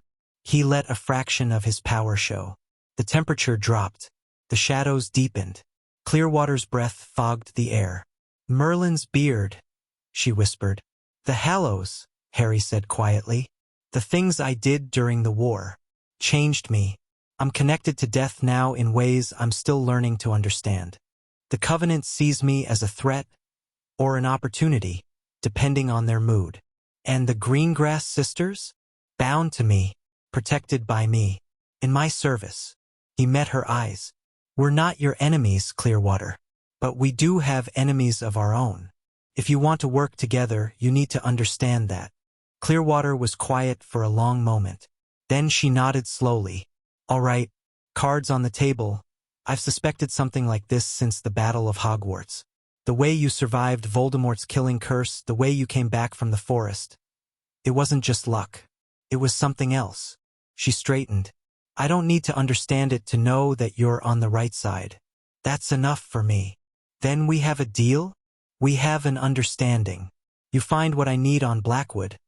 I provide whatever cover I can for your other activities." Harry glanced at Daphne at Astoria. Through the bond, he felt their agreement. Deal. Finding evidence of murder was harder than finding evidence of corruption. The 3 ministry workers who disappeared, Marcus Webb, Helena Vance, and Theodore Marsh, had vanished over a period of 6 years, long before Blackwood's rise to power. The official files listed them as missing persons, investigations inconclusive. "They were all researchers," Daphne reported after a day of digging. "Webb worked in magical accidents, Vance in international cooperation, Marsh in, let me guess, the Department of Mysteries. Got it in one. Marsh was an unspeakable. He disappeared 4 years ago, right around the time my father stopped making payments to the Covenant." Harry felt the pieces click together. He found something. Something the Covenant didn't want exposed. That's my read. But whatever he found, it disappeared with him. Unless it didn't. Harry thought about the Covenant stronghold in Scotland, about the archives that a group like that would maintain. They're collectors. They've been around for centuries, gathering information, studying death. If Marsh discovered something important, they'd keep it, study it, use it. So we need to get back into their base. We need to get back into their base. Astoria had been quiet, listening. Now she spoke. Last time we barely got out. Vane was ready for us. He'll be even more ready now. We won't go in the same way. Harry's mind was racing, forming a plan. The threshold. I can move through it more easily than I could before. The ritual strengthened my connection. If I can find an entry point inside their wards. You want to walk through the land of the dead to infiltrate a death cult's headquarters. Astoria shook her head. That's either brilliant or insane. Probably both. I'm in. You're not coming. Neither of you. Like hell. Listen to me. Harry held up a hand. The threshold is dangerous. Last time you survived because I was carrying you. But what I'm proposing is different. Sustained exposure, deep travel, genuine immersion in death's domain. Your bodies weren't made for it. The bond helps, but it's not enough. So you're going alone. I'm going prepared. There's a difference. Daphne's expression was tight with suppressed fear. What kind of prepared? I've been studying.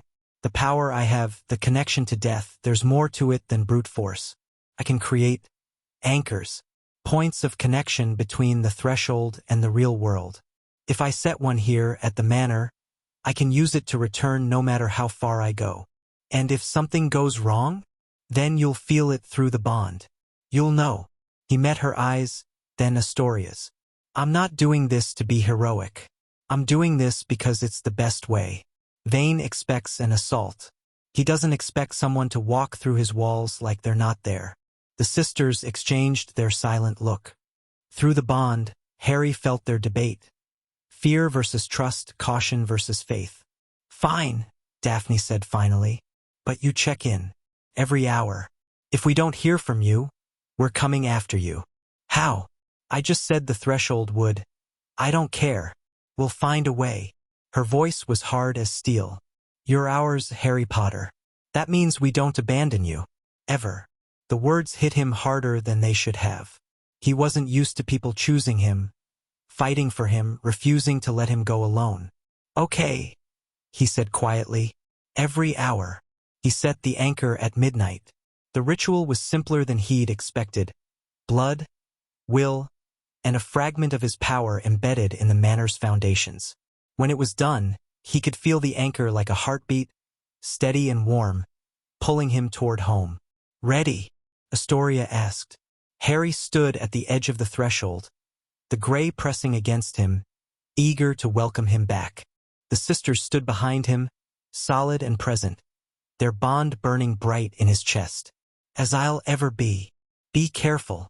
Daphne stepped forward, pressed a kiss to his cheek. Come back to us. Astoria did the same, her lips lingering a moment longer. Don't do anything stupid. When have I ever? Rhetorical question. Just go. He went. The threshold embraced him like an old friend. Gray light, endless fog, the smell of nothing at all. Harry moved through it with growing confidence, following the dark thread that connected the Covenant's stronghold to Death's domain. It was easier this time. The ritual had changed him further, deepened his connection. The gray didn't fight him anymore. It recognized him, accepted him, bent around him like water around a stone. He traveled for what felt like hours, though time was meaningless here. The anchor at the manor remained constant, a compass pointing toward home. Through the bond, he felt the sisters' anxiety, their forced patience. Then he felt something else. Presence. Vast and familiar. Master.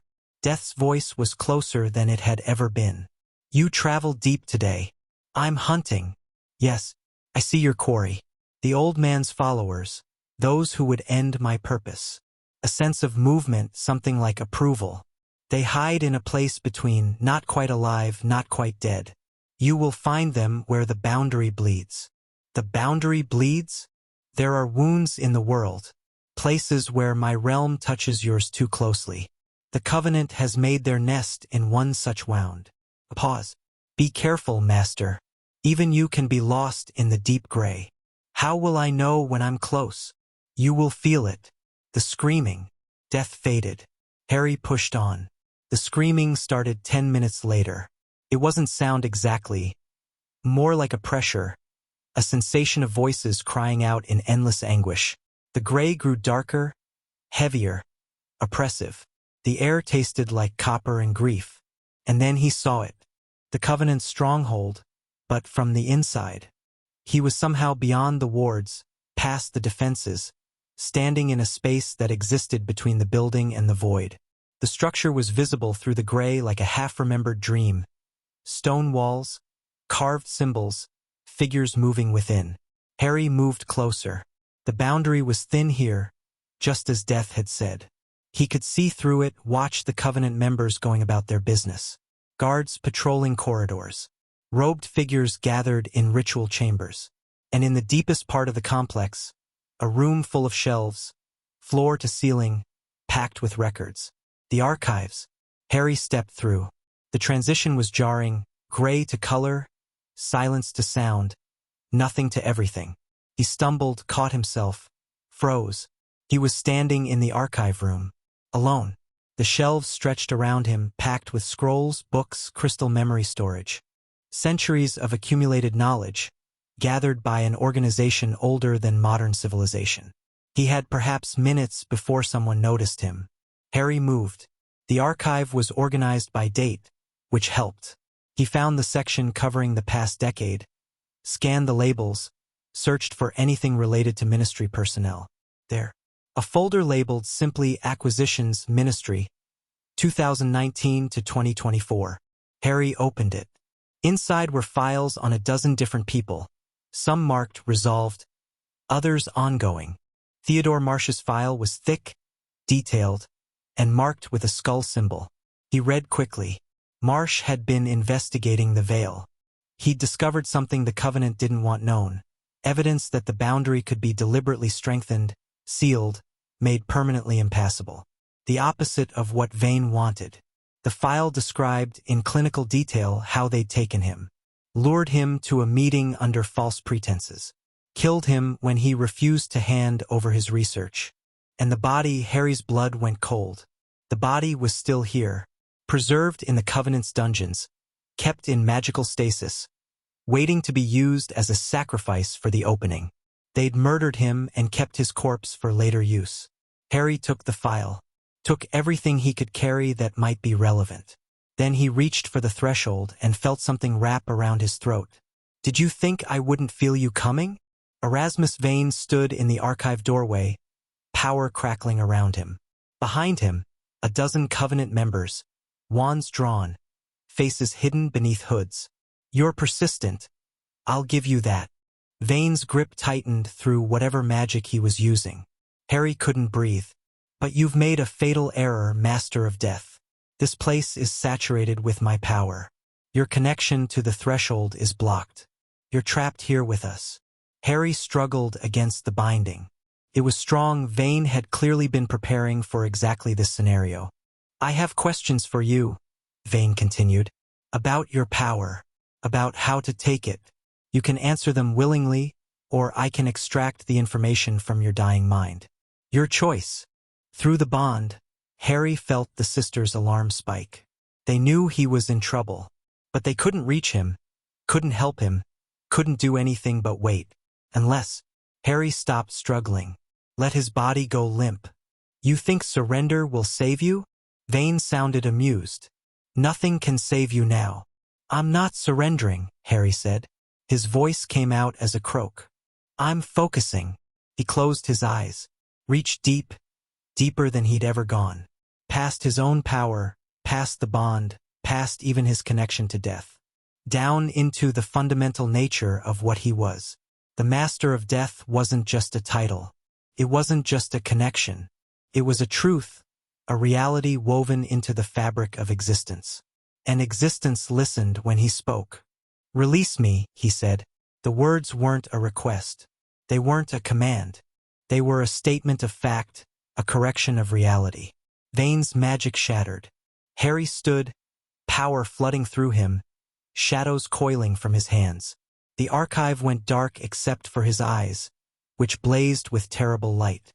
"You wanted to see what I am?" He stepped forward. Vane stepped back. "Here I am." The Covenant members attacked. Spells flew, killing curses, torture curses, everything they had. Harry walked through them like they were rain. Where the magic touched him, it simply stopped existing.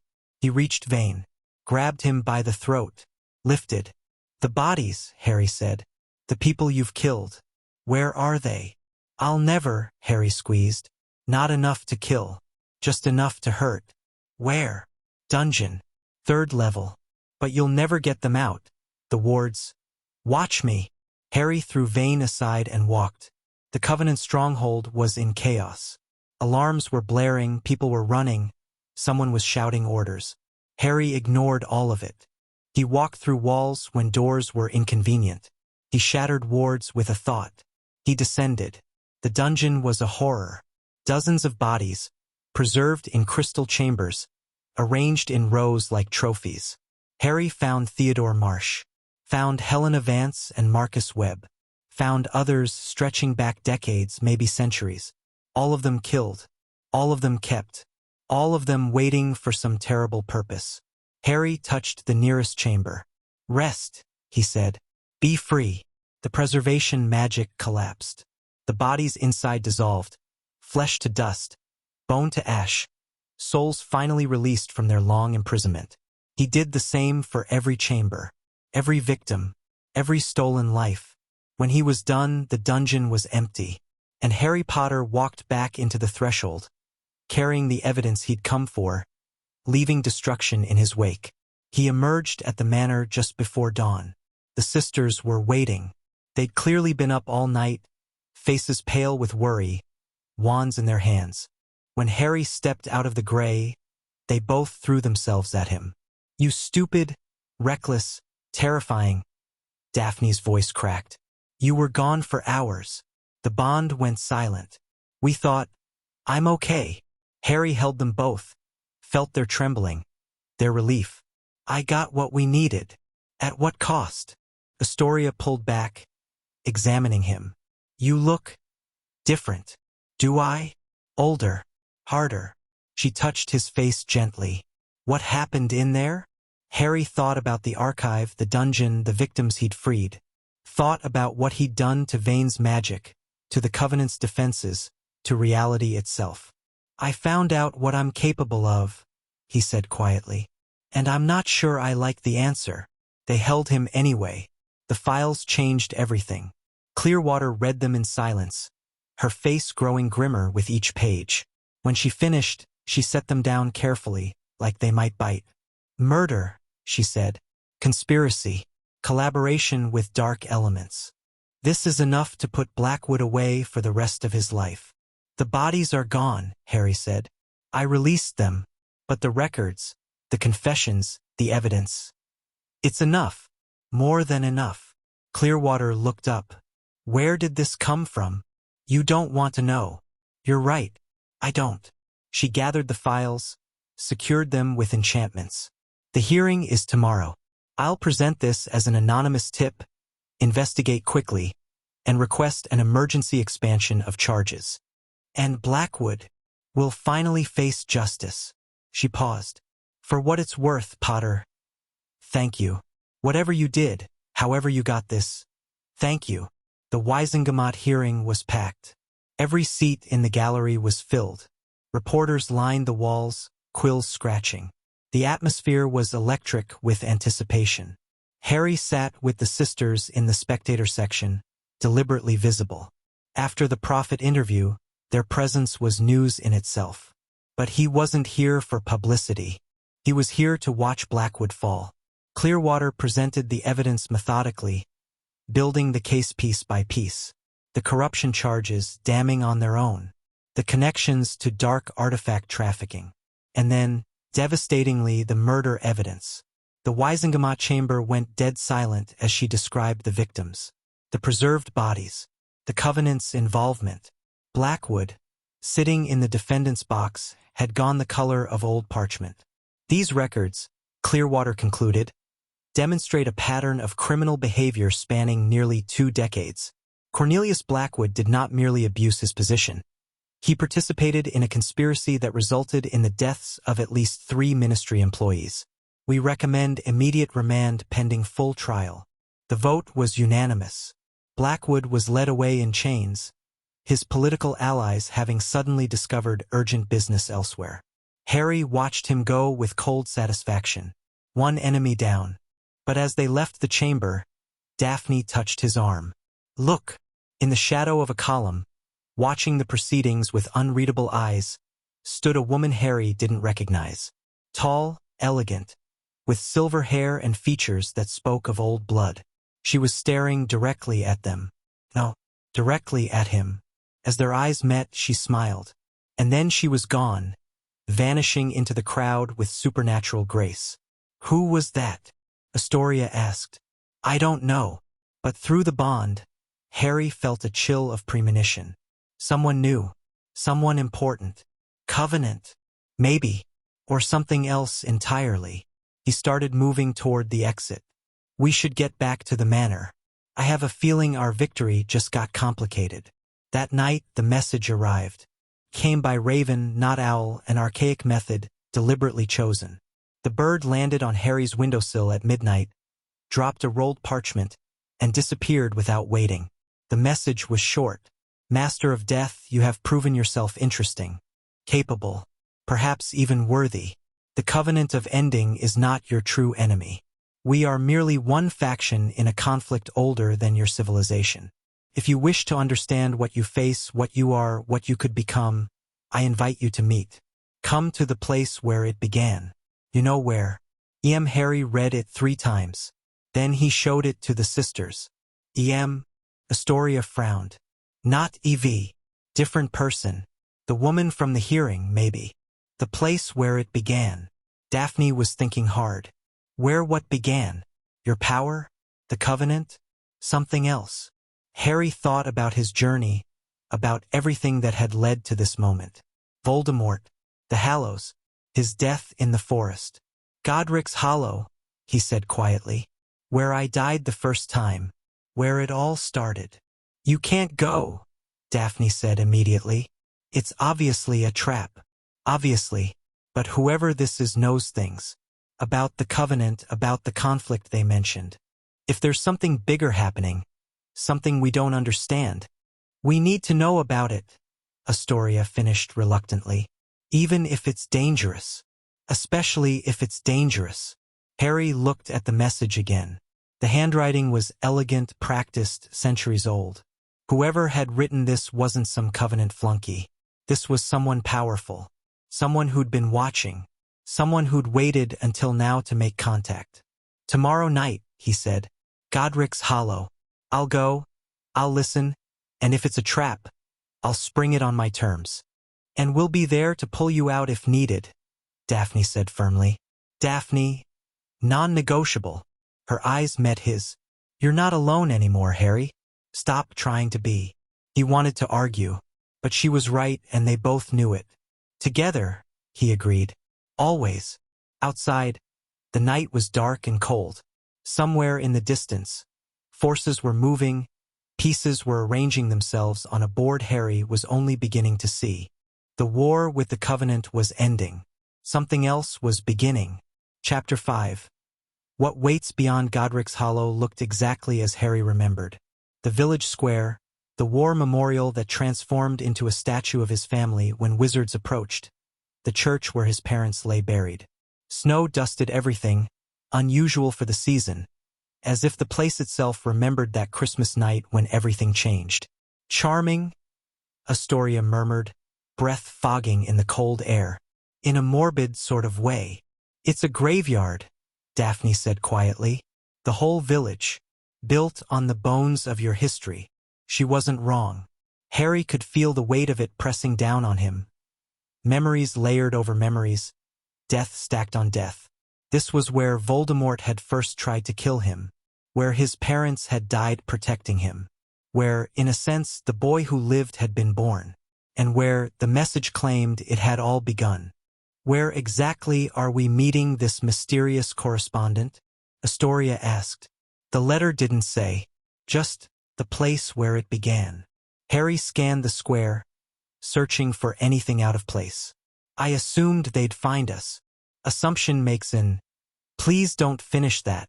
Astoria grinned, but her hand rested on her wand.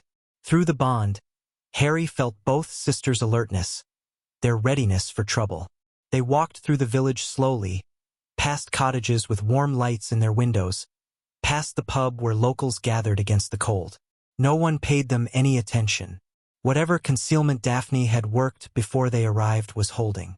The cemetery gate creaked when Harry pushed it open. The headstones stretched away into the darkness, older ones near the front, newer ones further back.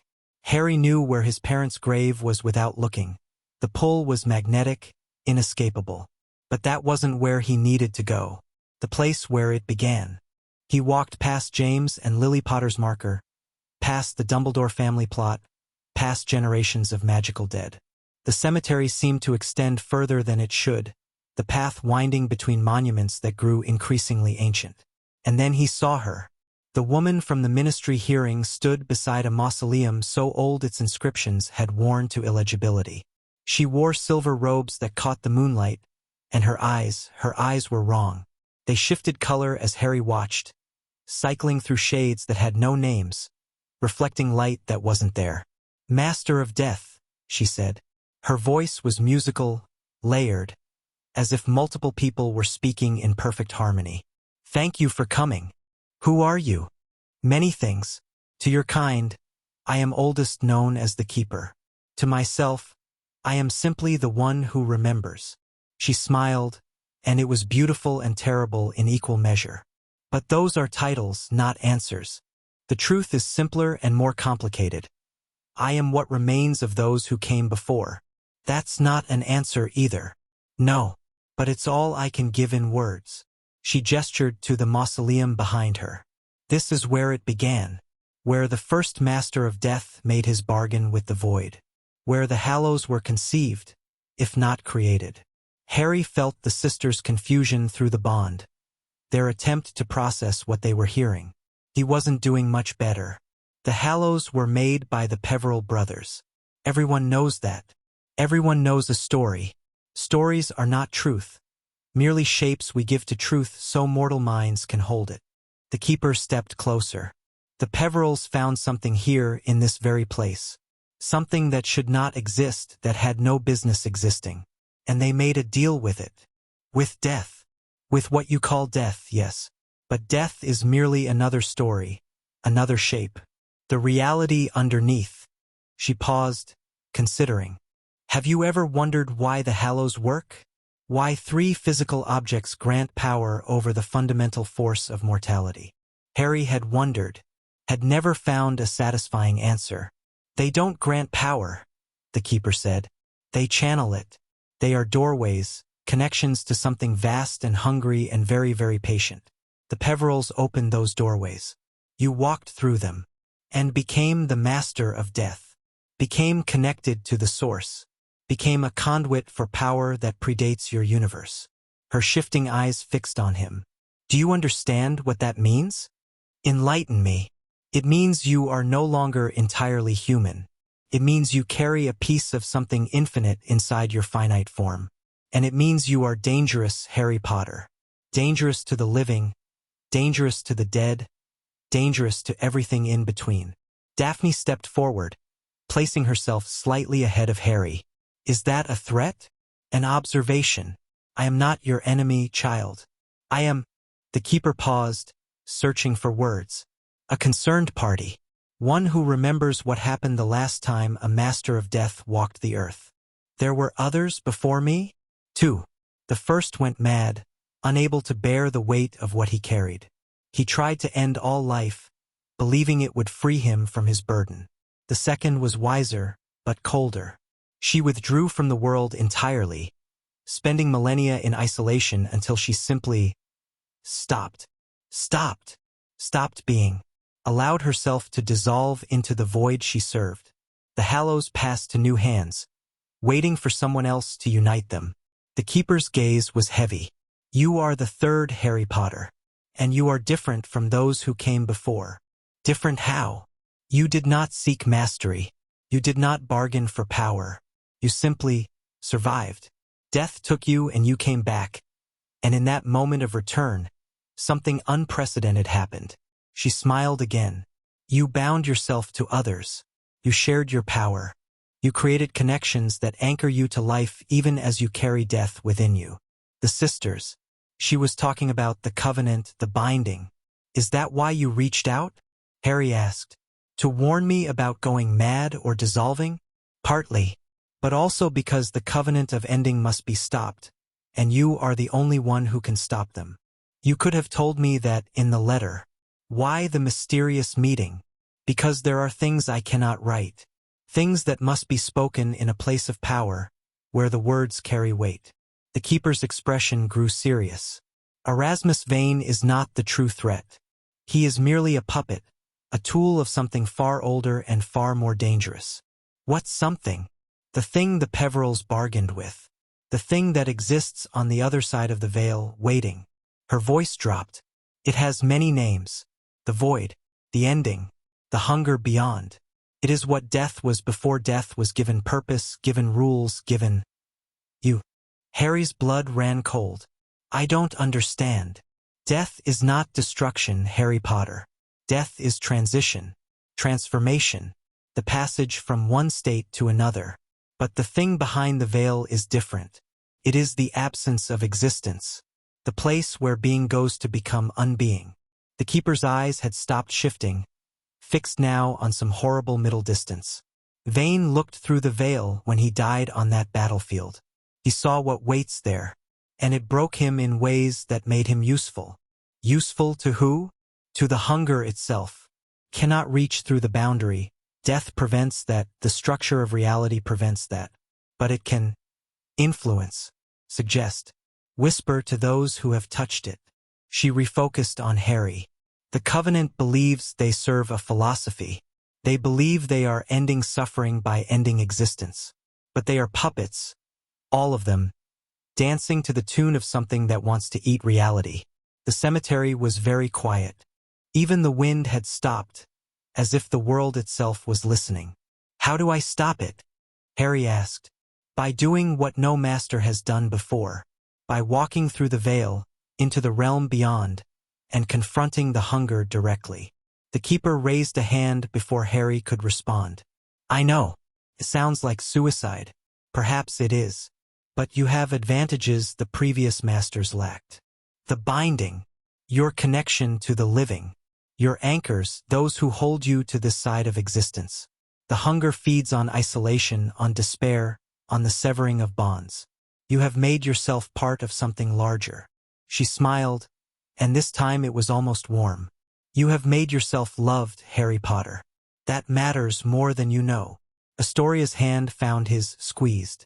Through the bond, he felt both sisters' emotions. Fear, determination, fierce protective devotion. What happens if I succeed? The hunger is pushed back. The veil is strengthened. The boundary between existence and unbeing holds for another age. The Keeper paused. And you either die in the attempt or become something even more than what you are now. Cannot see which. The future is clouded where you are concerned. And if I fail, everything ends. Not just life, not just death, but the very concept of being. The universe becomes a wound that never was, and nothing exists to remember that anything ever did. Silence. Absolute, crushing silence. No pressure then, Astoria said weakly. The Keeper turned to her, something like surprise in her ancient eyes. You joke. In the face of annihilation, you joke. Better than screaming. Perhaps so. The Keeper looked at all three of them, something shifting in her expression. You are unusual, all of you. The master who bonds rather than isolates. The servants who choose their chains. In all my long memory, I have not seen the like. Is that good or bad? Daphne asked. I do not know. But I find myself hoping. She stepped back. I have told you what I can. The rest is yours to decide. But know this, the veil is weakening. The Covenant's attempts to force it open have damaged the boundary. Within days, perhaps a week, the hunger will begin to seep through regardless of anyone's intentions. A week, at most. Less if Vane continues his work. The Keeper began to fade, her form becoming translucent. You know what you must do, Harry Potter. The question is whether you have the courage to do it. Wait! Harry stepped forward. Who are you really? What are you? I told you. I am what remains of those who came before. She was almost gone now, a ghost of a ghost. I was the second master of death. And I have waited a very long time for someone who might do what I could not. She vanished. The cemetery was empty except for 3 people and 1,000 dead. They didn't speak until they were back at the manor. Harry sat in the study, staring at nothing, trying to process what he'd learned. The sisters gave him space for a while, but eventually Daphne's patience ran out. Talk to us. I'm thinking. Think out loud. She sat across from him, eyes intent. We're bound to you, Harry. Whatever you're facing, we face together. That means we need to understand. I'm not sure I understand. Then we'll figure it out together. Astoria curled up beside him on the couch, close enough that he could feel her warmth. Start with what you do know. Harry organized his thoughts. The veil is not just a doorway to the afterlife, it's a barrier. Something's on the other side, something that wants to consume everything that exists. The Covenant's been trying to open the barrier, thinking they're ending suffering, but really they're just feeding into what this hunger wants. And you have to go through and stop it. Apparently. How? No idea. He laughed, the sound hollow. I'm supposed to walk into the realm of unbeing and somehow push back something that wants to eat reality. With the power of love and friendship, presumably. Don't do that, Daphne said sharply. Do what? Mock what we have. Mock the bond. Her eyes were fierce. The Keeper said your connection to us is what makes you different. What gives you a chance. Don't dismiss that because you're scared. I'm not. You are. I can feel it through the bond, Harry. You're terrified, and that's fine. But don't let the fear make you stupid. She was right. Of course she was right. I don't know if I can do this, he admitted quietly. The previous masters, one went mad, one gave up. What makes me think I'll do any better? Because you're not alone. Astoria's voice was soft but certain. That's what the Keeper said. Isn't it? Your advantage is us. The bonds you've made. The people who love you. People who will die if I fail. People who will die anyway if you don't try. She met his eyes. Harry, we knew what we were getting into when we made the covenant. We chose you. We chose this. Don't take that choice away from us by trying to protect us from the consequences. Through the bond, he felt them both. Daphne's fierce determination. Astoria's steady courage. They weren't asking him to save them. They were asking him to let them stand beside him. Okay, he said. Okay, we do this together. Always. But I need time. To prepare, to understand my power better, to figure out how to actually survive what's coming. He thought about the Keeper's warning. We have a week at most. Probably less. Then we don't waste any of it. Daphne was already moving, pulling books from shelves. Everything we know about the Veil, about the Hallows, about the masters who came before. There has to be more information somewhere. The Covenant's archives, Astoria suggested. You raided them once. There might be more useful material. Too dangerous. They'll be on high alert after last time. What about the Department of Mysteries? They've been studying the Veil for decades. Harry considered that. Clearwater owed them. And after Blackwood's arrest, the department's leadership had been thrown into chaos. If they moved quickly, carefully, they might be able to access research that could make the difference. Tomorrow, he decided, we reach out to Clearwater, explain what we need, as much as we can explain, and see what she can get us. And tonight we rest, build our strength. He looked at both of them. and spend time together, just in case. Neither sister argued. That night was different. They didn't go to separate rooms. Instead, they ended up in Harry's quarters, all three of them, talking until the small hours. Not about the coming battle, not about death or destiny, but about ordinary things. Favorite foods, childhood memories, embarrassing stories from Hogwarts. Daphne revealed that she'd once hexed a boy who made fun of Astoria, resulting in a week of detention and a lasting reputation for viciousness. That's why they called you the Ice Queen? Partly. Mostly it was just easier to be cold than to let people in. She shrugged. Caring about Astoria was already more vulnerability than I could handle. I didn't have room for anyone else. Until now, Astoria added. Until now. Harry told them about growing up with the Dursleys. Not the surface stuff, the cupboard, the neglect, the casual cruelty, but the deeper things. How he'd spent years believing he was worthless because no one had ever told him otherwise. How he'd found family at Hogwarts only to lose it, over and over, to war and death and sacrifice. That's why you kept trying to go alone, Daphne realized. When we first met, you were so determined to handle everything yourself. Everyone I've ever loved has gotten hurt because of me. It seems safer not to let anyone close. Safer for who? For them. He stopped, hearing how it sounded. For everyone but me, I suppose. Astoria shifted closer, resting her head on his shoulder. You're not alone anymore. You know that, right? Not because we're bound to you, but because we choose to be here. We want to be here. Even knowing what's coming? Especially knowing what's coming. She looked up at him. Harry, I spent most of my life waiting to die. Every day was borrowed time. Now I have a chance to actually do something that matters, to be part of something bigger than myself. Do you think I'm going to waste that because it's scary? When I put it that way, you realize we're exactly where we want to be. She smiled. With you. The conversation drifted eventually, words giving way to comfortable silence. They fell asleep tangled together, the bond humming warmly between them. Harry's last thought before sleep took him was that whatever happened next, he wasn't facing it alone. That mattered. More than anything. Morning brought action. Clearwater's response to their carefully worded request was prompt and cautious. She could get them into the Department of Mysteries for a consultation, but only under specific conditions. Official cover. Limited time. And no questions about what they were actually looking for. She's sticking her neck out, Daphne observed, reading the message. This could end her career if it goes wrong. She believes in what we're doing. She believes in you. There's a difference. They arrived at the ministry through proper channels this time, visitor badges and escort and everything above board. Clearwater met them at the entrance to the department, her face carefully neutral.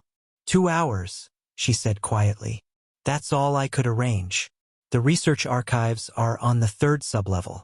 I'll distract anyone who gets curious. Thank you. Just find what you need and stop whatever's happening. She hesitated. The veil's been acting strange lately. Louder. Some of the unspeakables are refusing to work in that wing. Harry nodded. He could feel it too, even from here, the boundary straining, the hunger pressing against the weakening barrier. The archives were vast and poorly organized, centuries of research crammed into 2 small spaces. They split up, each taking a section, communicating through the bond when they found anything relevant. Most of it was useless. Theories that went nowhere. Experiments that proved nothing. Academic debates about questions that didn't matter. But buried in a forgotten corner, covered in dust, Harry found something. A journal. Handwritten. The name on the cover was Ignotus Peveril.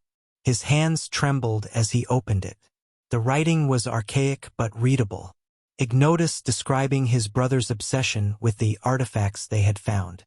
Expressing concern about what they were becoming. And then, near the end, a passage that made Harry's heart stop. The bargain is made. My brothers have their prizes. Antioch his wand of death. Cadmus his stone of summoning. I take only the cloak, the weakest of the 3, the one that merely hides. They laugh at my caution. They do not understand. I have seen what waits beyond the door we opened. I have heard its voice, felt its hunger. It wants to consume everything, and it will use any tool to achieve its ends. The wand is a weapon that leads to death. The stone is a lure that traps the grieving in despair. Both serve the hunger's purposes, feeding it with endings, with grief, with the slow erosion of hope. But the cloak is different. The cloak is protection. A barrier, however small, against the void's attention. I believe this is why death, the true death, the guardian of transitions, gave me this gift. Not to hide from mortality, but to hide from what would end mortality entirely. My brothers will not live long. Their prizes will destroy them. But perhaps someday someone will understand. Someone will gather all three, not for power, but for purpose. If you are reading this, you are that someone. You are the master. Do not let the hunger win. Harry closed the journal. His hands had stopped trembling. In their place was something harder, more certain. He knew what he had to do. The Veil room was exactly as he'd left it. Cleared of Grimsby's equipment, silent except for the whispers that never stopped. But those whispers were louder now, more urgent.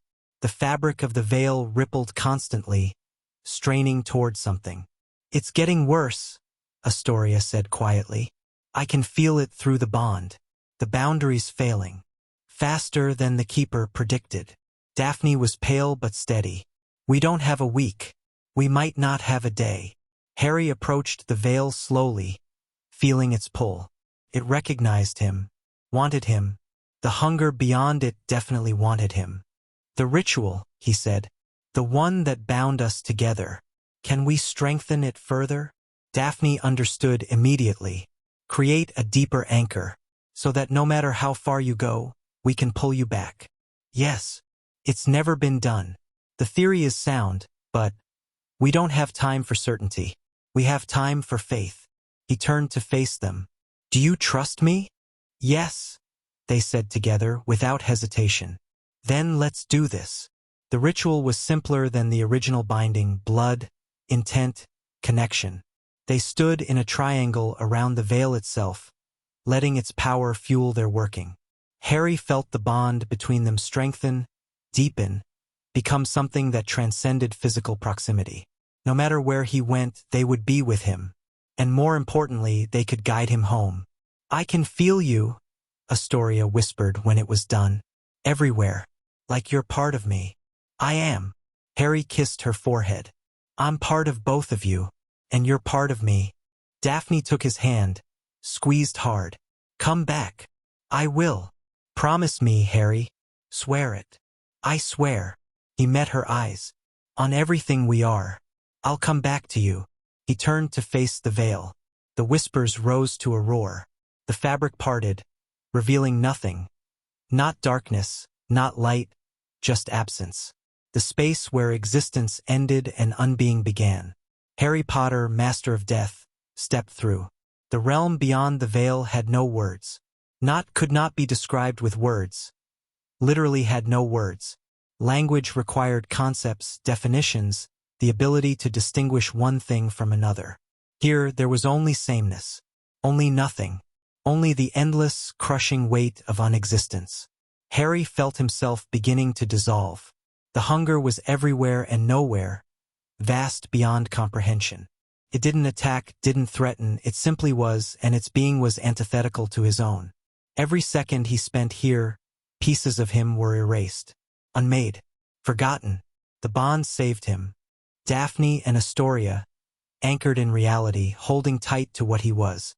He felt them through the void, 2 points of impossible warmth in an endless cold. They reminded him that he existed, that he had a name, that he had a reason to be. Harry. He held on to that. The hunger noticed. It was like being seen by something too large to see. An attention that pressed against him from every direction, curious and patient and infinitely, eternally hungry. "Why do you resist?" The voice wasn't sound. It was comprehension, direct and unfiltered. The hunger speaking in concepts rather than words. "Why do you cling to the illusion of being?" Harry tried to respond, but he had no voice here. No form. Just will and memory and the burning thread of connection to those he loved. You are already mine. The Hallows opened the door. You walked through it willingly. You belong to the ending now. No, the word was not spoken. It was believed with every fiber of whatever Harry still was. The hunger laughed, or something like laughter. The sensation was nauseating. You think love will save you? Love is just another form of clinging. Attachment. The desperate pretense that connection matters when everything ends in dissolution. Harry thought about Daphne's fierce protectiveness, Astoria's reckless courage, the way they'd chosen him not because of what he could give them, but because of who he was. That's not pretense, he projected. That's reality. Reality is what I say it is. Here, in my domain, I am the only truth. The pressure increased. Harry felt more of himself slipping away. Memories eroding, identity fragmenting. The hunger was trying to erase him, not through force, but through simple weight. The longer he stayed, the less he became. He needed to act. Now, the keeper had said he needed to push the hunger back. Strengthen the barrier. But how did you fight something that existed by negation? How did you defeat an enemy that won by simply existing? The answer came not from his mind but from his heart. You didn't defeat it. You defined something stronger. Harry reached for the bond. For Daphne and Astoria, burning bright in the void. He gathered everything they were. Every memory, every emotion, every moment of connection they'd shared. He wove it together with his own identity, his own history, his own stubborn refusal to give up. And he pushed, not against the hunger, against the boundary itself, against the veil that separated existence from unbeing. He poured everything he had into strengthening that barrier, into making it real and solid and permanent. What are you doing? The hunger's voice carried something new, confusion, and beneath that, fear. Harry pushed harder. The bond sang with power, three souls united in purpose, creating something that had never existed before. A wall not just between worlds, but between states of being. A declaration that existence mattered, that connection mattered, that love was not illusion but the very foundation of reality. Stop. You cannot, I can. Harry's conviction was absolute. I am the master of death. Death is transition, transformation, the passage from one state to another. But you are not death. You are the end of ending, the denial of meaning itself. The barrier solidified.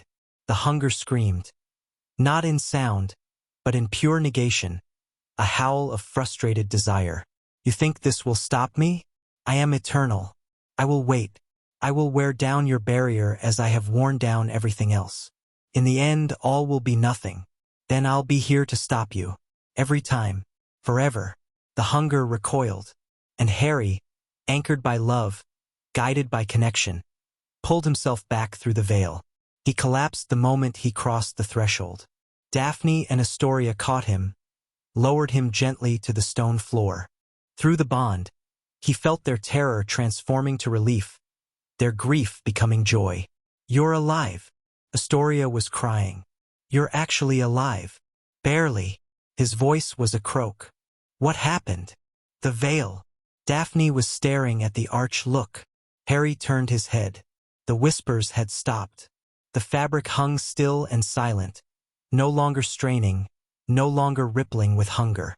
And somehow, impossibly, it seemed more substantial than before. More real. You did it, Daphne breathed.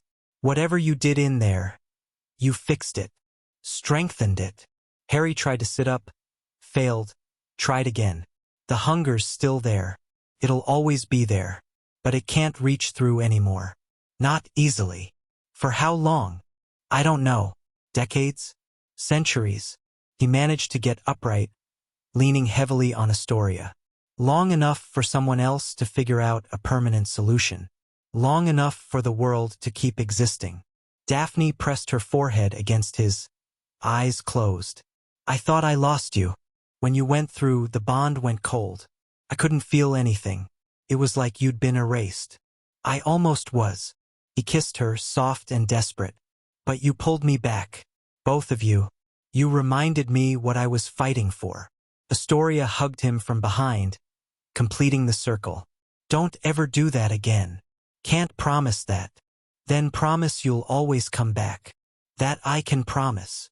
They stayed like that for a long time, 3 people holding each other in the chamber of the veil, survivors of something that should have been unsurvivable. Eventually, Harry found the strength to stand. "We should go," he said. "Let Clearwater know what happened. Figure out what to do about the Covenant now that their entire plan just became impossible." Always thinking ahead, Astoria smiled through her tears. "Can't we just have one moment of victory? We can have that moment somewhere more comfortable. I don't like this room." Fair point. They helped him toward the exit. Every step was agony, but the bond carried him. Their strength supplementing his, their love keeping him upright. At the door, Harry paused, looked back at the veil. Something was different. Something beyond just the stillness. The fabric had changed color, just slightly, barely perceptible. But where it had been black before, now there were threads of silver running through it, like someone had stitched light into the darkness. "What is that?" Daphne asked quietly. "I don't know," but Harry smiled. "I think it's hope." Clearwater met them in the corridor, having apparently abandoned all pretense of not knowing what they were doing. Her face was pale but composed. "The readings went off the charts," she said. "For about 3 minutes, every instrument in the department screamed.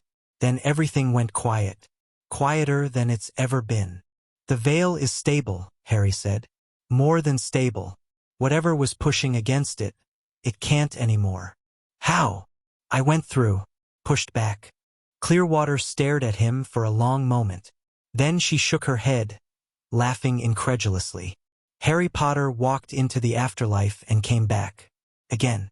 Why am I even surprised anymore? It wasn't the afterlife. It was something worse. And now we clean up. The Covenants lost their main objective. Their leader's going to be desperate, dangerous. We need to stop him before he tries something else." "Vane." Clearwater's expression hardened. "We've been tracking him. After your raid on their headquarters, he went to ground. But our people think they've found where he's hiding." "Where?" "Hogwarts." Harry's blood went cold. "He's at the school?" "Near it. The Forbidden Forest. There's an old ritual site there, predates the castle itself. If he's planning something, he is. Whatever it is, we need to stop it." Harry straightened, ignoring the exhaustion dragging at him. "Tonight." "Harry." Daphne's voice was sharp with concern. "You can barely stand. You need rest." "I'll rest when Vane is dealt with." "You'll rest when you collapse, you mean, which could happen at any moment." "Then let's make sure it happens after we've won." She wanted to argue. He could feel it through the bond, her frustration, her fear for him. But she also felt his determination, his certainty that this couldn't wait. "Fine," she said finally. "But if you fall down, I'm levitating you home whether you like it or not." "Deal." The Forbidden Forest had always felt dangerous. Tonight it felt worse.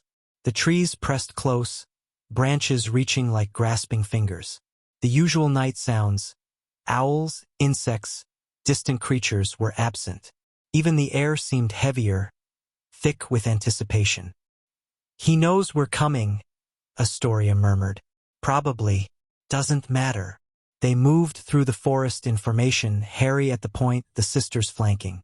The bond let them coordinate without words, reacting to threats before they fully materialized. Not that there were threats. The forest was empty of everything except trees and darkness and growing dread. The ritual site announced itself with light.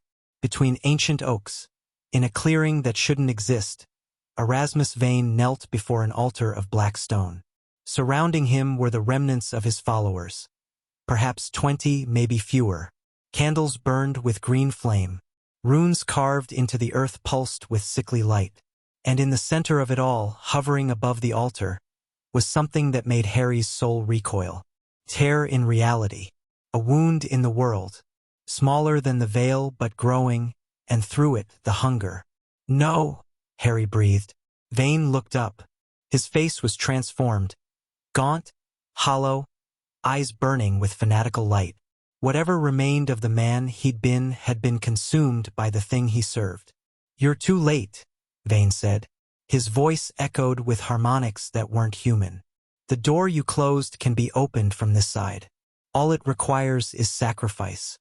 The boundary's stronger than it was. I can't push through the veil, no. You've made that impossible." Vane smiled, and it was horrible. "But there are other doors. Older doors. Places where the boundary was never strong to begin with." He gestured at the tier. "This site predates Hogwarts. Predates wizardry as you know it. It's where the first masters learned to touch the void." His smile widened. "And tonight, I'm going to tear it wide open. Over my dead body." "That's the idea." Vane attacked. The battle was chaos. Spells flying, Covenant members engaging. The tear in reality pulsing and growing with every drop of blood spilled. Harry fought like a man possessed, shadows streaming from his hands, death magic answering his call. But Vane was strong. Stronger than before. The hunger had given him power, fed him with void energy until he was barely human anymore. Every spell Harry threw, Vane countered. Every attack, blocked. And all the while the tear grew. Daff, Astoria, the followers. "Keep them off me." The sisters moved to obey, their own borrowed power blazing. They cut through the Covenant members like knives through paper, death strength making them unstoppable. Harry focused on Vane.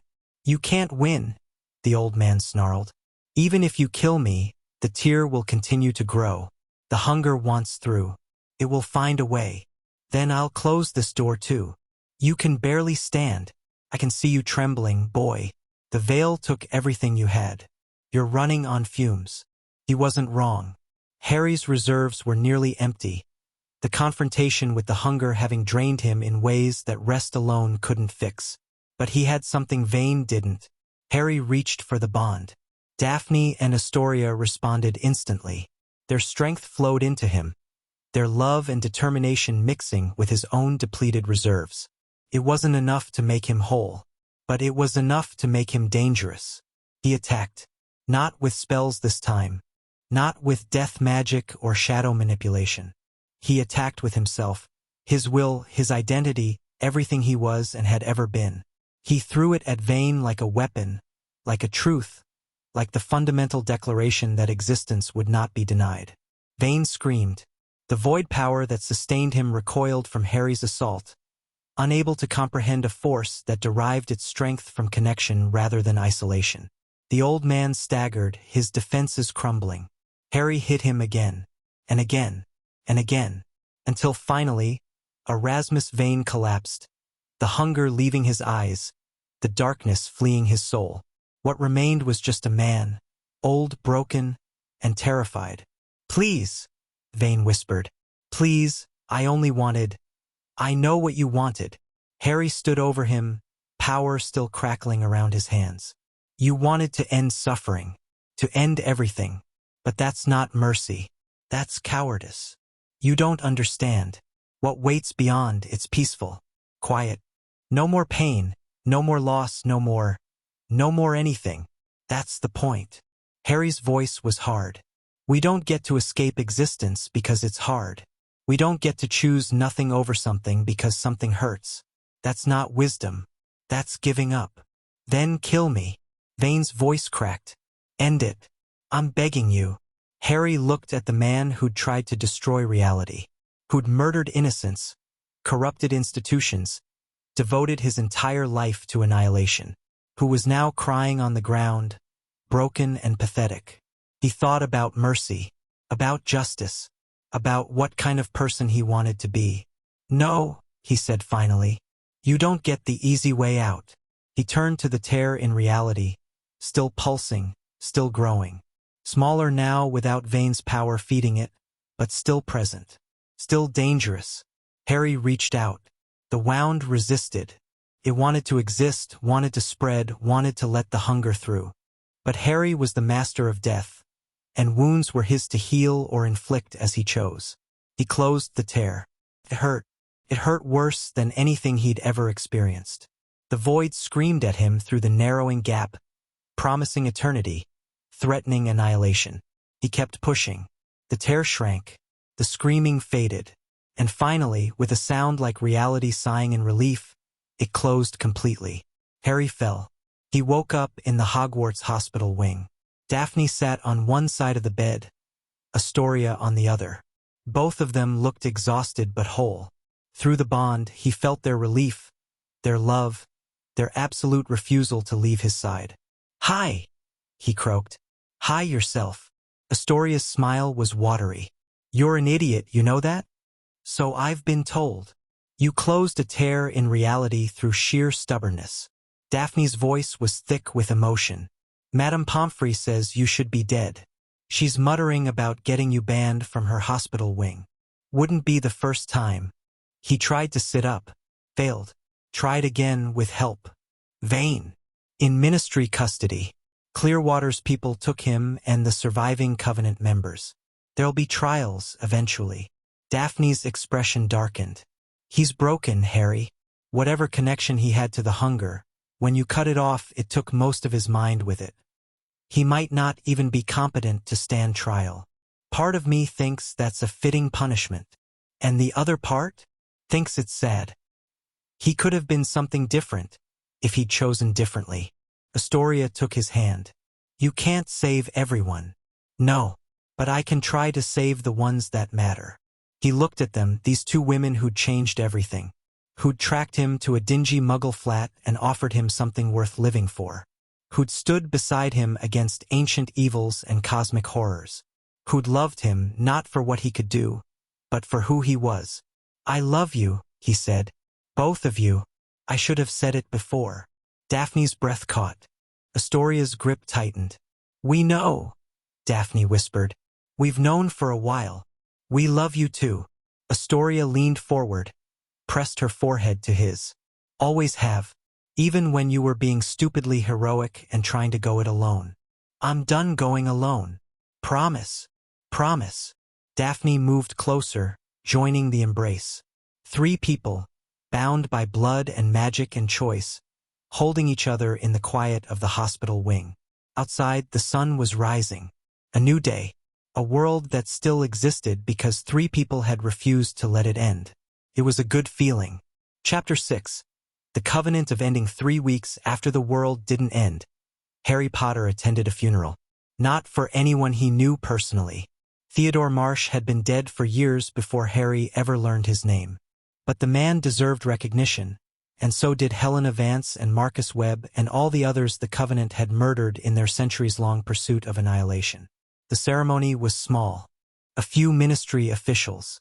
Some family members who'd spent years not knowing what happened to their loved ones. Clearwater, standing rigid in her dress robes.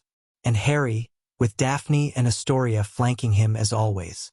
"We gather today to honor those who were taken from us," the officiant intoned. "Those whose lives were cut short by darkness, but whose memories live on in the hearts of those who loved them."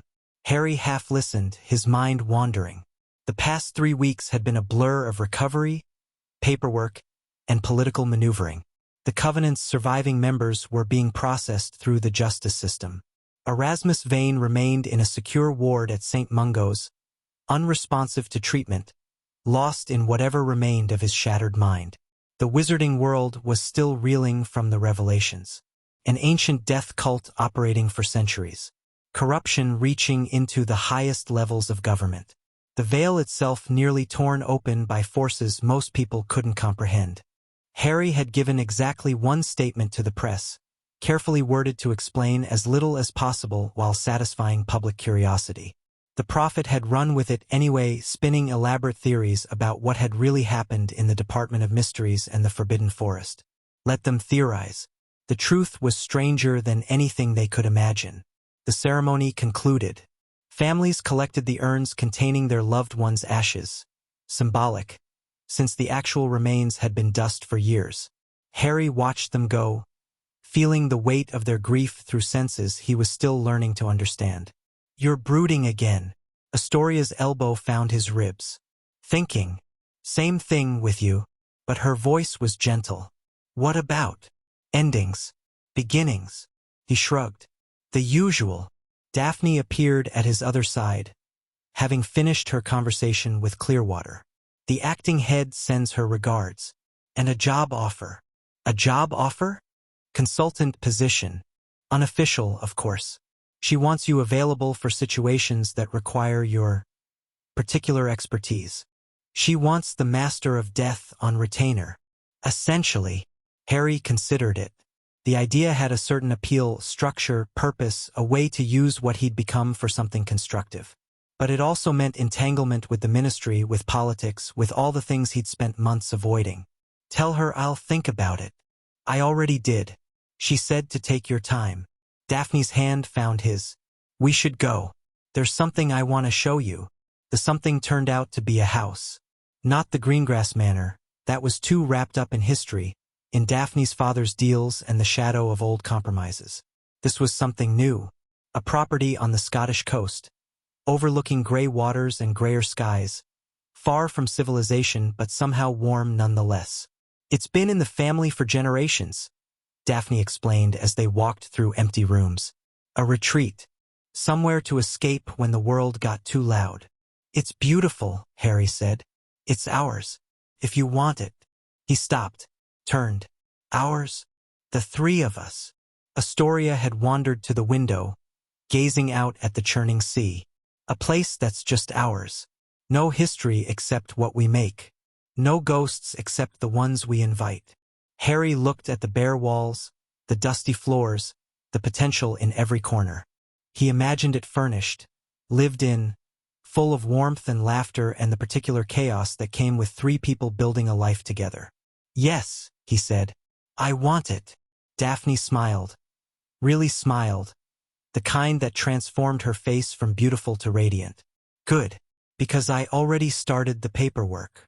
Of course you did. I'm efficient. They spent the rest of the day exploring their new home. The grounds were extensive, gardens gone wild, a greenhouse that needed restoration, a cliff path leading down to a private beach. Every room had windows facing the water. Every space felt like possibility. That night, they sat on the floor of what would become the main living area, sharing a bottle of wine and watching the sunset paint the waves in orange and gold. So, Astoria said, what now? What do you mean? I mean, the world didn't end. The bad guys are dealt with. We have a house and each other and presumably the rest of our very long lives ahead of us. She took a sip of wine. What do we actually do with all that? It was a good question. Harry had spent so long fighting. First Voldemort, then the Covenant, then the hunger itself. He'd never really thought about what came after. What a life without existential threats might look like. Whatever we want, I suppose. That's terrifyingly open-ended. Is it? We could travel, learn new magic, help people, or just exist. Be happy. He looked at them both. I've never really tried being happy before. Might be interesting. Radical concept, Daphne agreed dryly. Harry Potter choosing joy. The prophet will have a field day. The prophet can go hang. Astoria laughed, bright and free. I love this plan. Happiness and telling journalists to sod off. Various. They clinked glasses. Three people who'd found each other through darkness and emerged into light. The bond hummed between them, warm and steady and permanent. Whatever came next, they'd face it together. 2 months later, Harry finally visited the burrow. He'd been putting it off. The Weasleys represented everything he'd walked away from when he'd vanished after the war. The expectations, the scrutiny, the weight of being Harry Potter. But they were also family, the closest thing he'd had to one before Daphne and Astoria. He owed them an explanation. Molly Weasley's hug nearly broke his ribs. Harry James Potter, you foolish, wonderful boy. She was crying, which made him want to cry too. 6 months without a word. We were worried sick. I know. I'm sorry. You'd better be.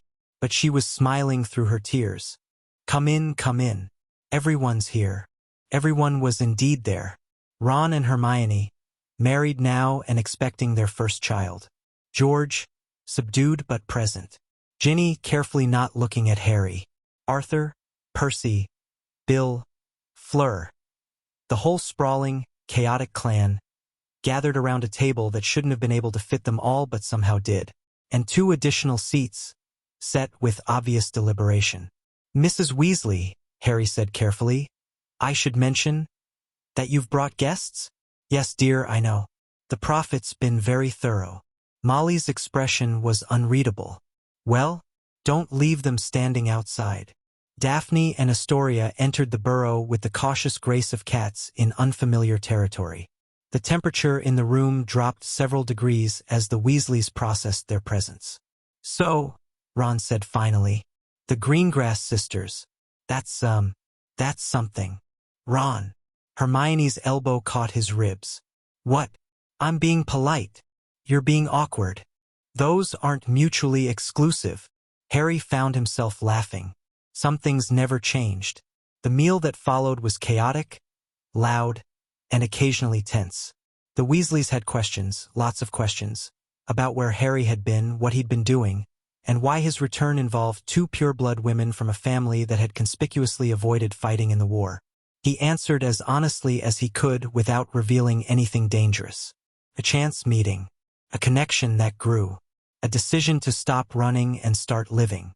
"And the Master of Death stuff?" George asked bluntly. "Because the prophet's been running some interesting theories." "George!" Molly looked horrified. "What?" "We're all thinking it." Harry exchanged glances with Daphne and Astoria. They discussed this, how much to share, who to trust. The Weasleys were family. They deserved truth or as much of it as was safe. "The theories are mostly wrong," Harry said carefully. "But not entirely. Something changed when I died in the forest. I'm still figuring out what. And these 2. Ginny's voice was sharp, controlled. "They're helping you figure it out?" "They're helping me with everything." He met her eyes, seeing the hurt she was trying to hide. "Gin, I'm sorry. I should have." "Don't." She held up a hand. "We were over a long time ago. I made my peace with that. She took a breath. "I want you to be happy, Harry. I really do. It's just strange, seeing you happy with someone else." "Someone's else," Astoria corrected helpfully. Ginny snorted despite herself. "Right? Someone's. Plural." She looked at Daphne, at Astoria, something assessing in her gaze. "You'd better take care of him." "We intend to," Daphne said quietly. "Good. Because if you don't, you'll answer to every Weasley at this table. And there are a lot of us." "Noted." The tension eased after that. Not entirely. There were too many years of history, too many unspoken things, but enough. By the time dessert arrived, Ron was actually laughing at something Astoria said, and Hermione and Daphne had fallen into a deep discussion about magical theory that went entirely over Harry's head. Later, as they were preparing to leave, Molly pulled Harry aside. "She seems good for you," she said quietly. "Both of them do. They are. I won't pretend to understand it. 2 women, from that family." She shook her head. "But you look happier than I've ever seen you. Lighter, like you've finally put down whatever you were carrying." "I think I have." "Then that's enough for me." She hugged him again, gentler this time. "Come back soon. Bring them. Let us get to know the women who finally caught Harry Potter." "I will." The trials began in October. Harry had hoped to avoid them. The Covenant's crimes were extensive, the proceedings would be long, and his involvement would inevitably draw attention. But Clearwater insisted. His testimony was crucial, she argued. Without it, some of the worst offenders might escape justice on technicalities. So he testified. The Wisengamot chamber was packed for his appearance. Harry sat in the witness chair, the bond humming in the back of his mind, Daphne and Astoria's steady presence anchoring him even from the gallery. "Mr. Potter." The chief warlock, a stern witch named Adelaide Cromwell, peered at him over spectacles. "You claim direct knowledge of the Covenant of Ending's activities. Can you describe how you came to possess this knowledge?" "I investigated them, infiltrated their headquarters, recovered documents detailing their crimes. And these documents included evidence of murder? Among other things, the Covenant maintained records going back centuries. Names, dates, methods. They were very thorough. Murmurs rippled through the chamber. Harry continued his testimony, laying out what he'd learned, what he'd seen, what he'd done to stop them. He kept the details vague where he could, no mention of the hunger, no explanation of his powers, nothing that would raise more questions than it answered. But the Covenant's lawyers were persistent. Mr. Potter, the defense advocate, a sleek wizard named Thornton, rose for cross-examination. You claim to have personally confronted Erasmus Vane on multiple occasions. Yes. Can you describe these confrontations? I can describe what's relevant to this trial. Surely everything is relevant. The Wizengamot deserves a complete picture. The Wizengamot deserves to know that Vane and his followers murdered innocent people in pursuit of an apocalyptic agenda. The specifics of how I stopped them aren't relevant to their guilt. Thornton's smile thinned. Some might say you're hiding something, Mr. Potter. Some might say that. They'd be right. Harry met the man's eyes steadily. There are things I know that the public isn't ready to hear. Things that would cause panic, confusion, possibly harm. I've shared everything relevant to these proceedings. The rest stays private. That's not your decision to make. Actually, it is. I'm not on trial here. Your clients are. The chief warlock intervened before things could escalate further. The cross-examination continued, but Thornton never regained his footing. By the end of Harry's testimony, the outcome was essentially decided. Guilty verdicts across the board. The surviving Covenant members would spend the rest of their lives in Azkaban. Reformed now, guarded by living wizards rather than dementors, but still inescapable. Justice of a sort. Harry left the chamber feeling hollow. The trials had been necessary, but they'd also been exhausting. Reliving everything, even in sanitized form, had taken more out of him than he'd expected.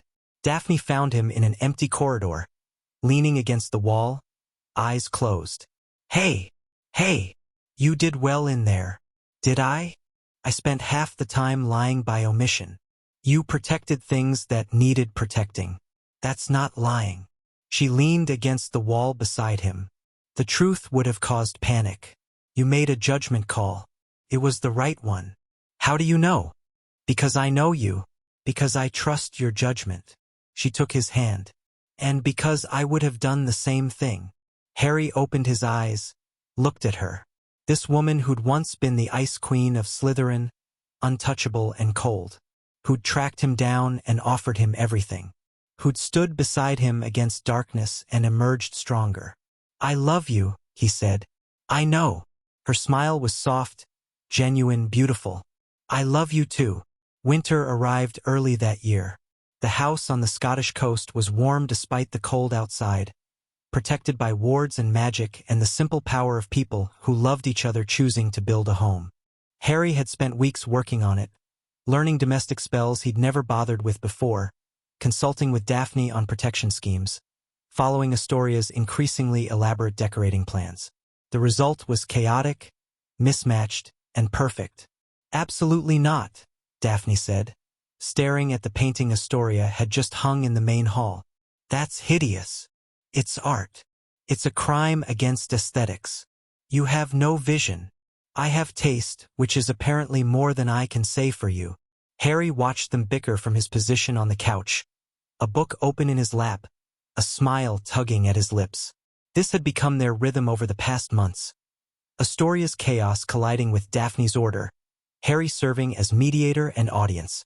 He'd never been happier. The painting stays, he declared. Both sisters turned to him, united for once in their outrage. You can't be serious, Daphne said. I like it. It has character. It has nothing of the sort. Told you, Astoria said smugly. You're both impossible. But Daphne was smiling as she said it. The painting stayed. New Year's Eve found them on the cliff path, wrapped in warming charms, watching fireworks explode over distant villages. The wizarding world was celebrating, not just the new year, but the first year in living memory without the shadow of either Voldemort or the Covenant hanging over it. So, Astoria said, breath fogging in the cold. Any resolutions? Keep you two out of trouble, Harry offered. That's boring. It's also impossible, Daphne added. We're constitutionally incapable of staying out of trouble. Then I resolve to handle whatever trouble you get into. Better. Astoria leaned into him. My resolution is to actually learn to cook. Properly, not just toast and tea. Ambitious. Daphne was quiet for a moment, watching the fireworks paint the sky in color. When she spoke, her voice was soft. I resolved to stop waiting for the other shoe to drop. Harry turned to look at her. Through the bond, he felt the complicated tangle of emotions behind the words. The old fear, the learned expectation that happiness was temporary, that good things always ended. The shoes dropped, he said gently. Multiple shoes. Whole wardrobes of shoes. And we're still here. I know. Rationally, I know. She sighed. But part of me keeps expecting to wake up and find out this was all a dream. That I'm still the girl whose sister is dying, whose father sold pieces of their family's honor, whose future was arranged by men who saw her as a bargaining chip. You're not that girl anymore. No, I'm not. She turned to face him, eyes bright with unshed tears. I'm someone who chose her own path, who bound herself to a man because she wanted to, not because she had to, who found family in the last place she expected. So what are you afraid of? That I don't deserve it. The words came out barely above a whisper. That I'm not enough for this, for you. Harry pulled her close, held her tight. Astoria moved to complete the embrace. The three of them huddled together against the cold and the dark and all the old fears that still lingered. You're enough, Harry said firmly. You've always been enough. Both of you. You're the reason I survived what I survived. The reason I'm standing here instead of lost in the void. You are my anchor, Daphne Greengrass, and I'm not letting you go. Never, Astoria agreed. You're stuck with us. Daphne laughed, watery and broken and healing. I suppose I am. You suppose? I am. I'm stuck with you. She pulled back, wiped her eyes. Both of you. Forever. Was that so hard to admit? Yes, actually. But I'm working on it. The fireworks reached their crescendo, exploding in great bursts of light and color. Harry held his women close, felt the bond singing between them, and allowed himself to believe that this life, this love, this improbable happiness was real. It was a good way to start a new year. Spring brought visitors. The keeper arrived on a morning heavy with rain, stepping out of nowhere into the manor's sitting room as if she'd always been there. Harry felt her presence a moment before she appeared, that ancient power brushing against his senses. Master of Death. Her voice hadn't changed. Still layered, still musical, still slightly unsettling. You look well, Keeper. He set down his tea, trying not to show how much her sudden appearance had startled him. I thought you dissolved into the void. I made a choice, like you did. She smiled, and it was almost warm. Watching you succeed where I failed inspired me to try again, to remember why existence matters. And why does it matter? Connection. Her shifting eyes found Daphne and Astoria, who'd entered the room at the first hint of disturbance. The bonds we make, the love we choose, the way we reach for each other even in the darkest places. She looked back at Harry. You taught me that. Reminded me. I didn't teach you anything. I just did what seemed right. Sometimes that's the most powerful teaching of all. The keeper moved toward the window, gazing out at the rain. I came to tell you something. A gift, of sorts, for what you've accomplished. What kind of gift? Information. About your nature, your future, what you will become. She paused.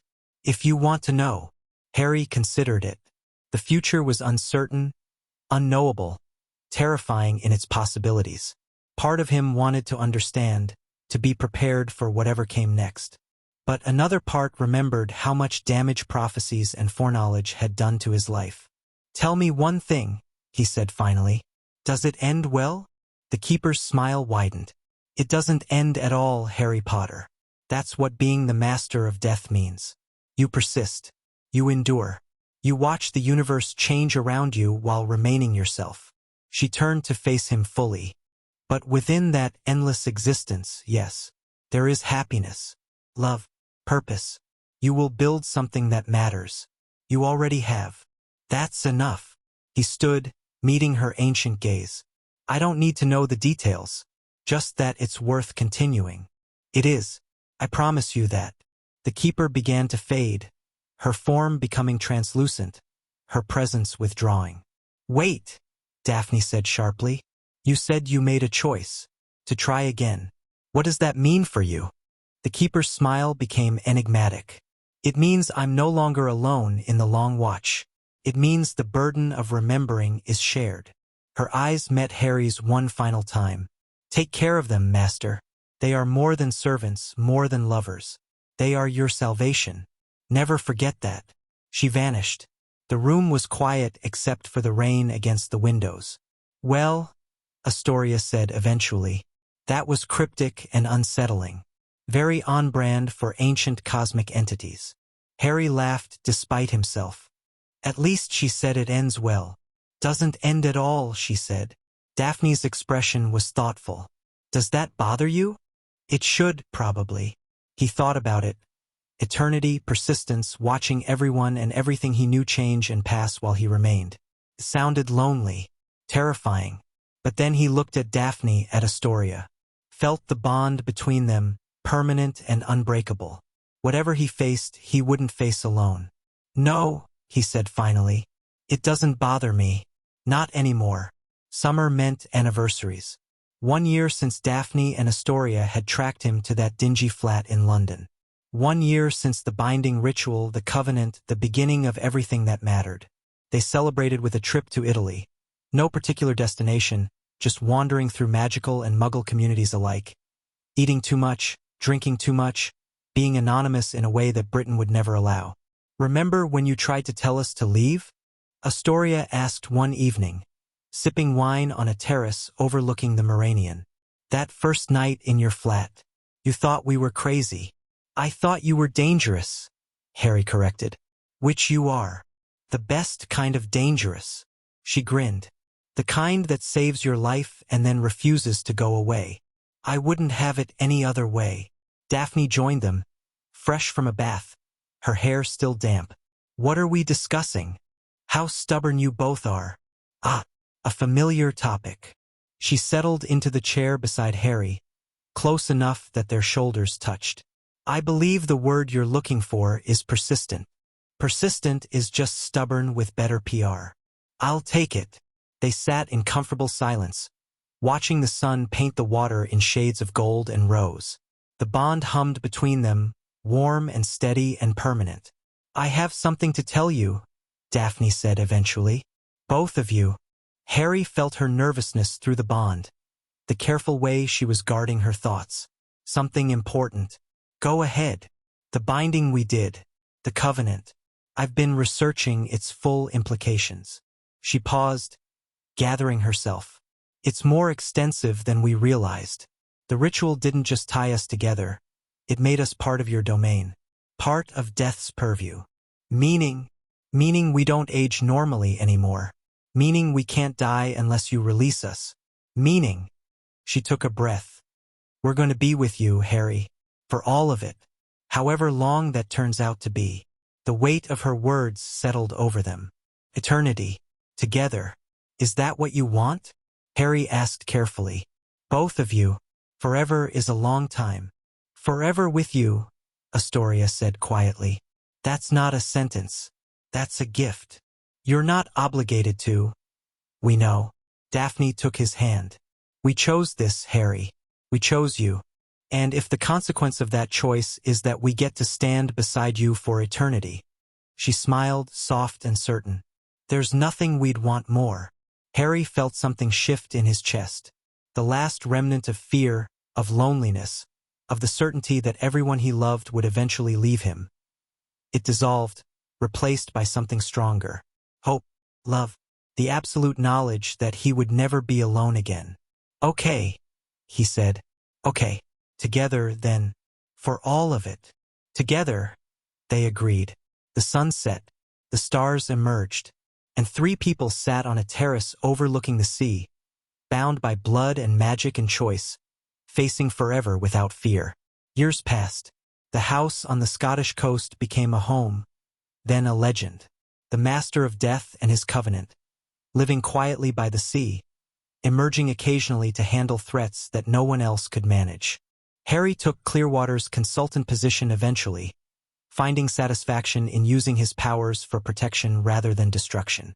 Daphne built something of her own, a network of information and influence that spanned the wizarding world, used not for political gain but for justice.